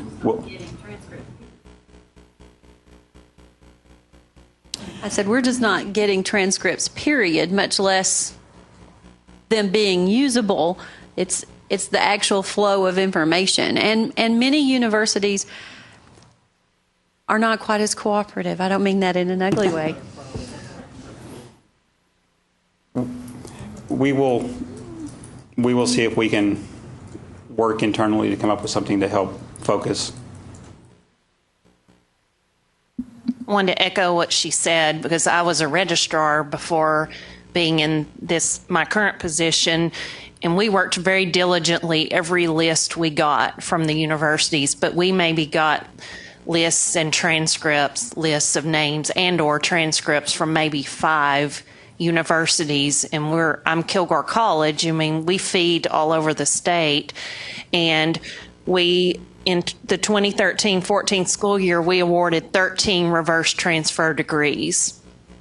And that's a lot of effort we went to only get 13, but we probably could have awarded many, many more if we would get the information from those universities. And we don't automatically graduate, so we contacted those students and asked them just to sign the bottom of a letter. Did you want to accept this, and where do you want us to mail your diploma? And how do you want us to put your name on your diploma? And we had a very hard time tracking those students down. Some universities don't give you current addresses, and we would rely on what we had on file, and those were no good anymore. The lists from the universities with the transcripts are very helpful because you get a group of transcripts to know which ones are for graduation purposes. Reverse graduation is very, very helpful. And then sometimes run into is sort of FERPA, which, the Applied Texas app added where the student could give the consent at that point, but I don't think which FERPA is a university, it's an institutional decision at that level, but I don't think all are using that as still allowed, a year later or 2 years later, whatever it is, to allow them to send us the transcript. The FERPA change was there. The Undergraduate Education Advisory Committee, UIAC, recently started to look into that problem, and they came up with a list of issues, and they asked me to go to TACRO and talk to them, which I will do this week, actually, at the meeting in Waco. And maybe there's an opportunity that a small group of registrars and administrators can come together and outline some of these issues and come up with best practices which can be done by the institutions. Somebody made a comment that only 5 universities are sending a list, and I don't want to name names that are not sending lists, but maybe let's name who is doing a good job as best practices. And if that could be communicated to everyone else so that we have some idea, who do we contact to say, send us a model for an agreement that we send out? And as she mentioned, many of us, our students, transfer all over the state, not just to those closest to us. Those may be our largest, but do we work to have an agreement signed with, I know it's supposed to be a state mandate, right, but if they're far away, they just quite frankly don't think about let me send this list to this school in East Texas when I'm in West Texas. What are the chances? But the chances could be there. And we need every reverse transfer we can get. Okay. Go ahead. There's a statewide group that's working on reverse transfer now, the Texas Reverse Transfer, Texas Reverse Transfer, the consortium or whatever. And so there are people who are working on this right now. So, I don't even think you need to go to a lot of trouble to come up with a whole new model or a different model. That group is working on a model. And the people at the National Student Clearinghouse are working on a plan, basically, if it comes to fruition, by which you would be able to go out and fetch that information yourself. And so you wouldn't even have to rely on the four-year school to provide you with that information. It looks really, really promising. And I think that, if this all works out, it could be resolved within the next year or so nationwide. So hopefully that'll make a difference. And then one more comment. I think the commissioner made a great point earlier this morning when he talked about the transfer piece. If you address it first as a regional issue and work with your regional partners, that's worked really well for us. We're a bit isolated, but West Texas A&M's been a great partner. Texas Tech's been a great partner, and those are two institutions that are doing a great job. I just wanted to thank you for bringing that up, because I've been sitting at the back a little confused, because we had said we were going to follow up on this, and one of the real issues was the format in which it was being returned. There were some community colleges, unlike you, who were receiving so much in so many different forms they couldn't deal with it. And so Jose Rios was pursuing it, and then we were told about this group, and sort of the agreement was made for us to back off and let this group pursue it. So we just need to know if it isn't working, but we were told that this other group, it was working really well, and why have two duplicate efforts? So thanks for bringing that up.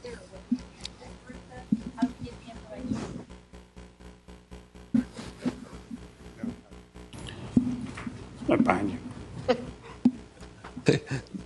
There is a web page, and I met with this group back in June. We get email updates.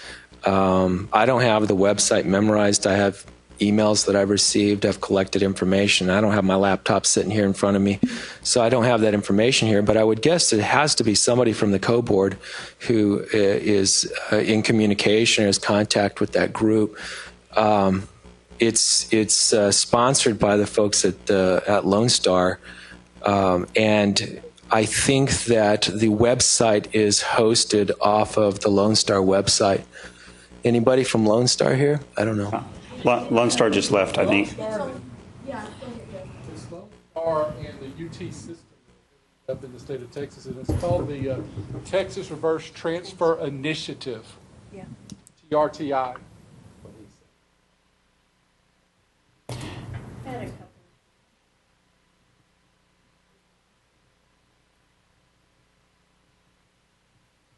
Okay, I will see if I can find the information and the website URL and that stuff and push it to y'all either this afternoon or tomorrow.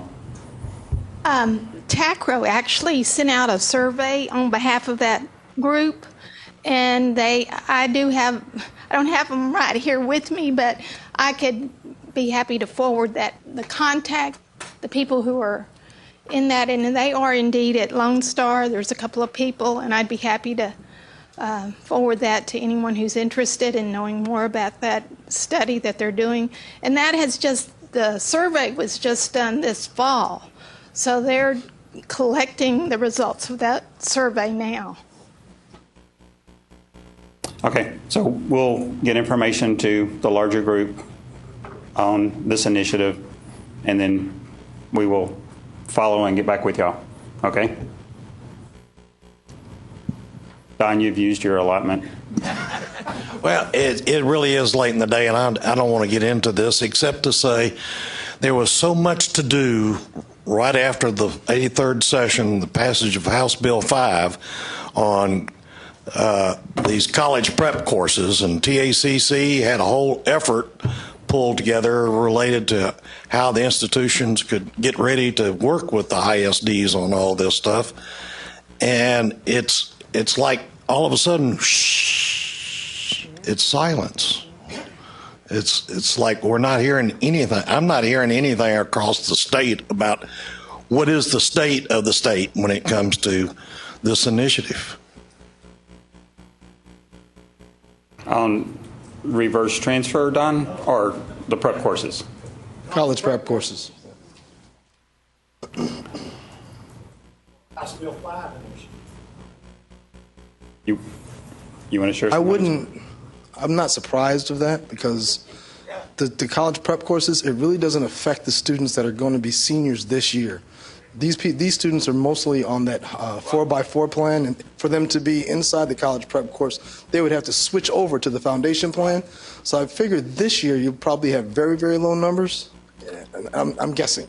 Low numbers for this year. I see that the likelihood that you'd have more numbers and more talk about the college prep courses will probably start next year. Yeah. And then they were going to bring the Success Center. Was going to bring kind of everybody together to try to get one, or at least some sort of level. They actually, the Texas Success Center at their website, they have developed the framework for reading, writing for the English and for the math. So framework is, if you will, a guideline, including a sample MOU or several sample MOUs, I believe. And that's all available and has been available.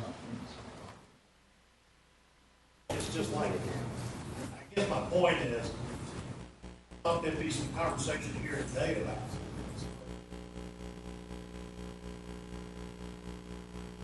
Surprising to me that all this effort was done. No money attached, but a lot of work.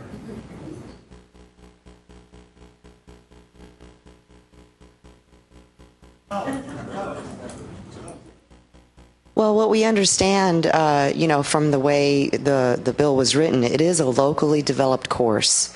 So we felt our role, as best we could, working with TAC and the Texas Success Center, was to provide guidance on. We convened. Well, actually, they convened, and we worked with them to convene a group of content experts, and including both from K-12 and higher ed side. And we came up with a series. They came up with a series of recommendations for the framework. It's complete now, and so they're implementing for the first time this fall. And I think Andrew's definitely correct that what we're hearing is very small numbers. We're hearing pockets of 8 students enrolled or 5 students enrolled. Right.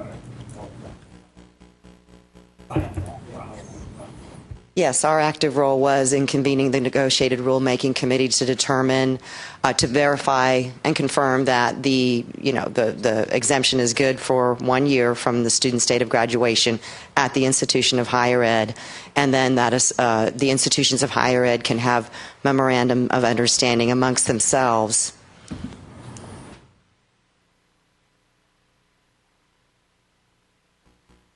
Okay. In the interest of trying to keep us on time and target fields of study, can we jump down there now? And Rex kind of talked about our initiatives that are underway related to fields of study, but I think we know that the existing fields of study haven't been updated in a while, so that's work we're hoping to undertake soon. I feel the four-year institutions are going to be about working on them again.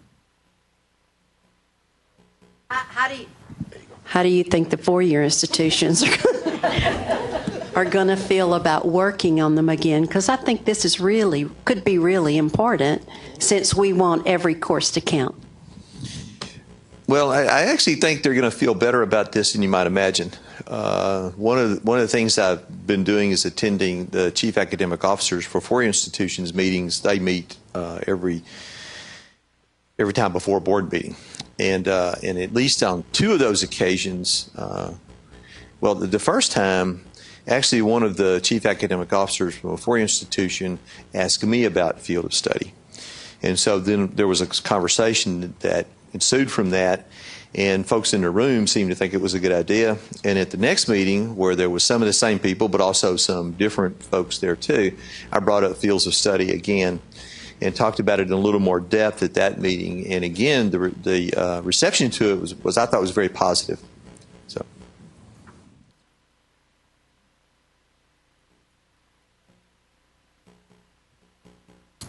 Other questions, comments? Okay, I guess the last topic, everything else. I'm counting the completers. Am I brave enough? Oh, was that a? There's a question. I'm sorry.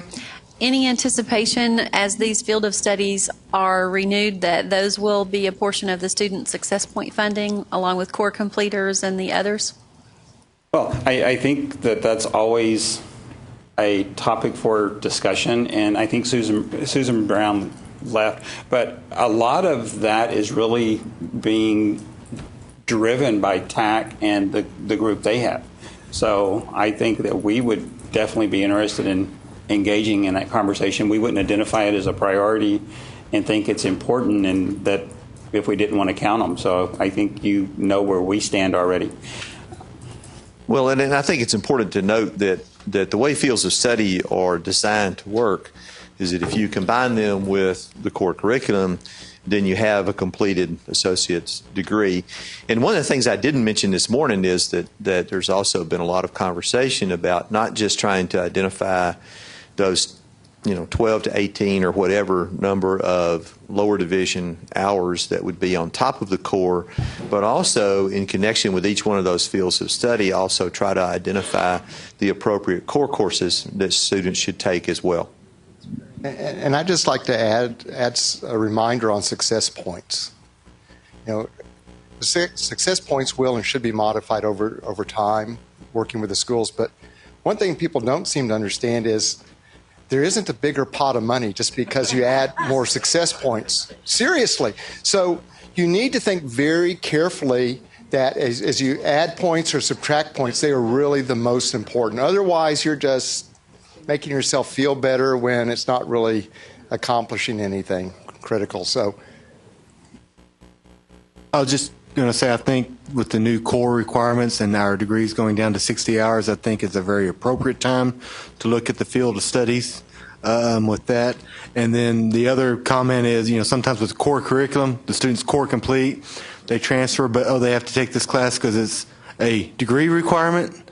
And I don't know how much that happens within field of studies, but certainly hopefully have that as part of the conversation too, when those groups are together. Well, and Billy, I think that's a very important point. And whenever we first started talking about the field of study initiative here, that's what we really kind of started talking about. It's not just a field of study and the core, it's the correct courses in the core that prepare the student to transfer in as a junior, in essence, is really and truly what the goal is. And I think you bring up a very important point that I think is important to enumerate, is right now the transfer number for associate degrees is over 90 hours. Not the transfer, but the degree, the average number of hours to complete an associate degree is over 90. Well, if students are transferring with all of those lower division hours, they're not all going to fit into a degree. And so I think, as you pointed out, lowering the number of hours in the associate degrees to 60 and working on fields of study and the core, hopefully we're making good progress for the students.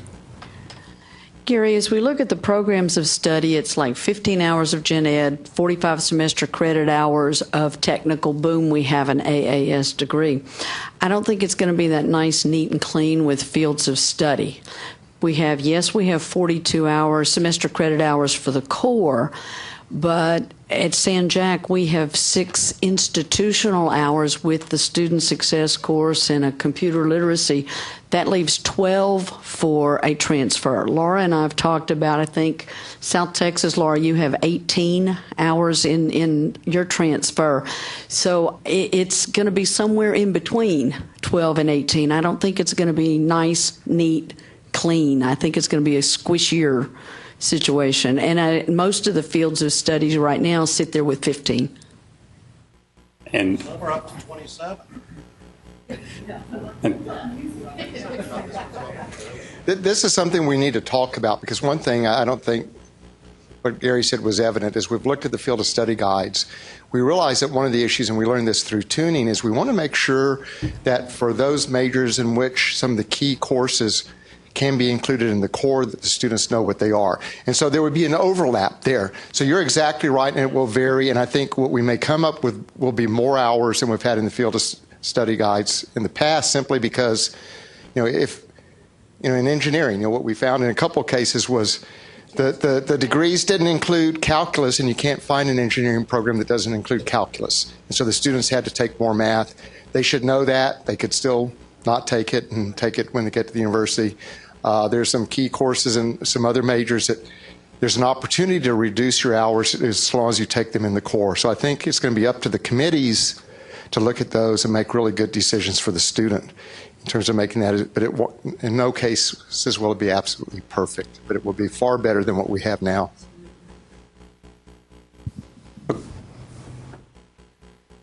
Is that enough? Maybe I should. Okay, maybe if I can take the liberty of maybe putting the commissioner on the spot. If y'all have any specific questions that you would like to ask of the commissioner, we can maybe get him to take a couple of punches. I'm happy to say something that would probably be provocative.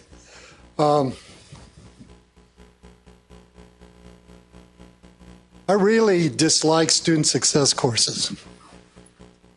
And I'll tell you why.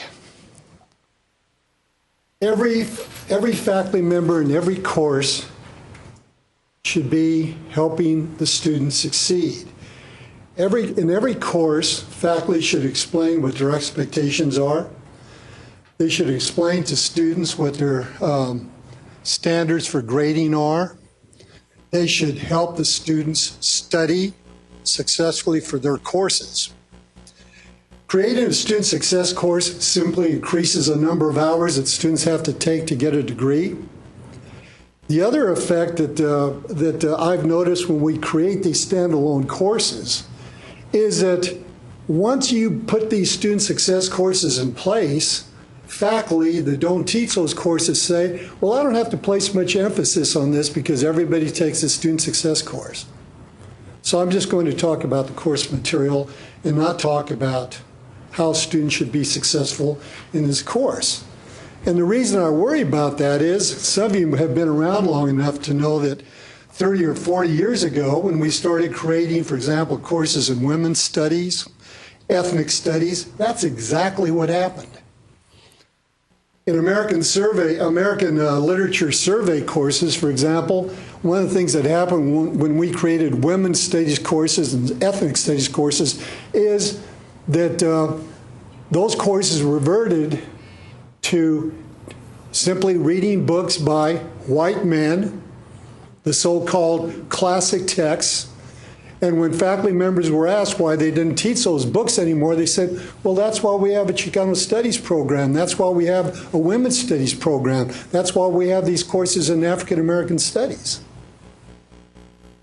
Every course on every campus, whether a community college or university, should be focused on how to help students succeed. And it would be much more successful, it seems to me, if we trained faculty to help students be successful and we didn't impose on students an extra course that, as I said a moment ago, delays time to degree and costs money.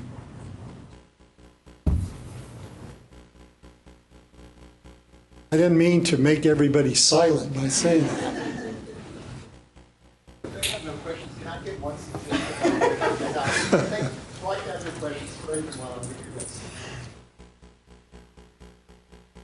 Frequently in front of the legislature, all the problems with transfer we've been talking about, but I've made the point that for at least a decade, 35% of all our baccalaureate graduates had at least 30 hours from a community college.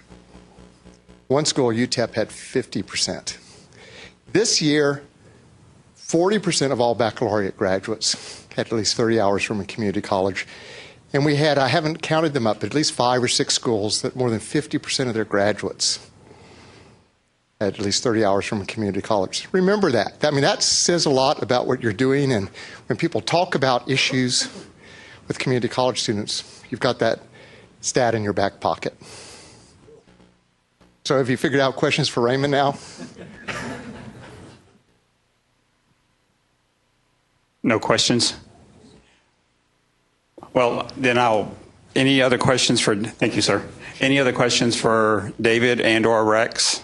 Judy Laredo's also hiding back there. We could bring her to vision. So I guess with that said, and I'm not going to put... Dr. Paredes, with all due respect on the student success course, many of us have them, and we have them for a reason. That's because we have a lot of data that supports the efficacy of these courses, and they didn't arise from developmental education or technical colleges. They arrived from Ivy League colleges who still today charge thousands of dollars for students to take the course and require this freshman year orientation type course. And my own college was awarded the STAR Award for a student success course, so even the Texas Higher Education Coordinating Board, and maybe thanks to external reviewers, was awarded the STAR Innovation Award for this. So we politely disagree, some of us. That's fine. It's better than not addressing the issue of student I success. think we would all agree that every single professor, every single person on campus is there to support student success. We should all be doing that. The question is whether or not we truly have data that supports the efficacy of those types of activities and whether or not these types of courses are actually doing what they're supposed to be doing. I did not dispute the strong possibility that these courses have some success. I'm simply saying that there is another approach that might be more successful. And much more systemic and much more difficult to change the culture of entire organizations to make sure that that happens. But until then, I'm going to still do this, and we're still going to train our faculty that student success is the most important thing and that everything we do is all about student success. Well, if you do that, I'd be very... And maybe if we don't have the need for the student success course later, then maybe that'll occur. But until then, we're still going to keep going with what works. Okay. Yeah, I guess I don't see the two approaches as mutually exclusive. I hope we do both. At College of the Mainland, we train everybody, faculty and staff, in the same principles and methodologies we're using in the student success course for the express purpose of them integrating those concepts into their course material. So I would hope that we do a blended approach. Well, I think you said something which to me is critical. You said until we change the culture of institutions. Well, we're continuing to do that. Yeah. You know, and for example, my own college was recognized as an Aspen Top 10 college for the second time now. And one of the notable practices is a high impact practice that the Community Colleges Survey of Student Engagement also endorses, which is student success courses. So, and it's based upon, again, evidence that the course is helpful with retention and increased success in gateway courses, in developmental courses, and in completion. I'm not disputing any of those points. I was making another point. I was making a point that ultimately the only way to ensure the highest degree of student success is to make sure that every faculty member in every course is attuned to the idea of student success. And you yourself said that that has to be our ultimate goal until we get all institutions. I think we should move aggressively on that issue instead of creating the student success courses. I just agree with my colleague that we don't want these two things to be mutually exclusive. No, I don't think they should be. Okay, thanks both of you very much. Okay, with that said, if no other business at hand, I think we'll call it a day.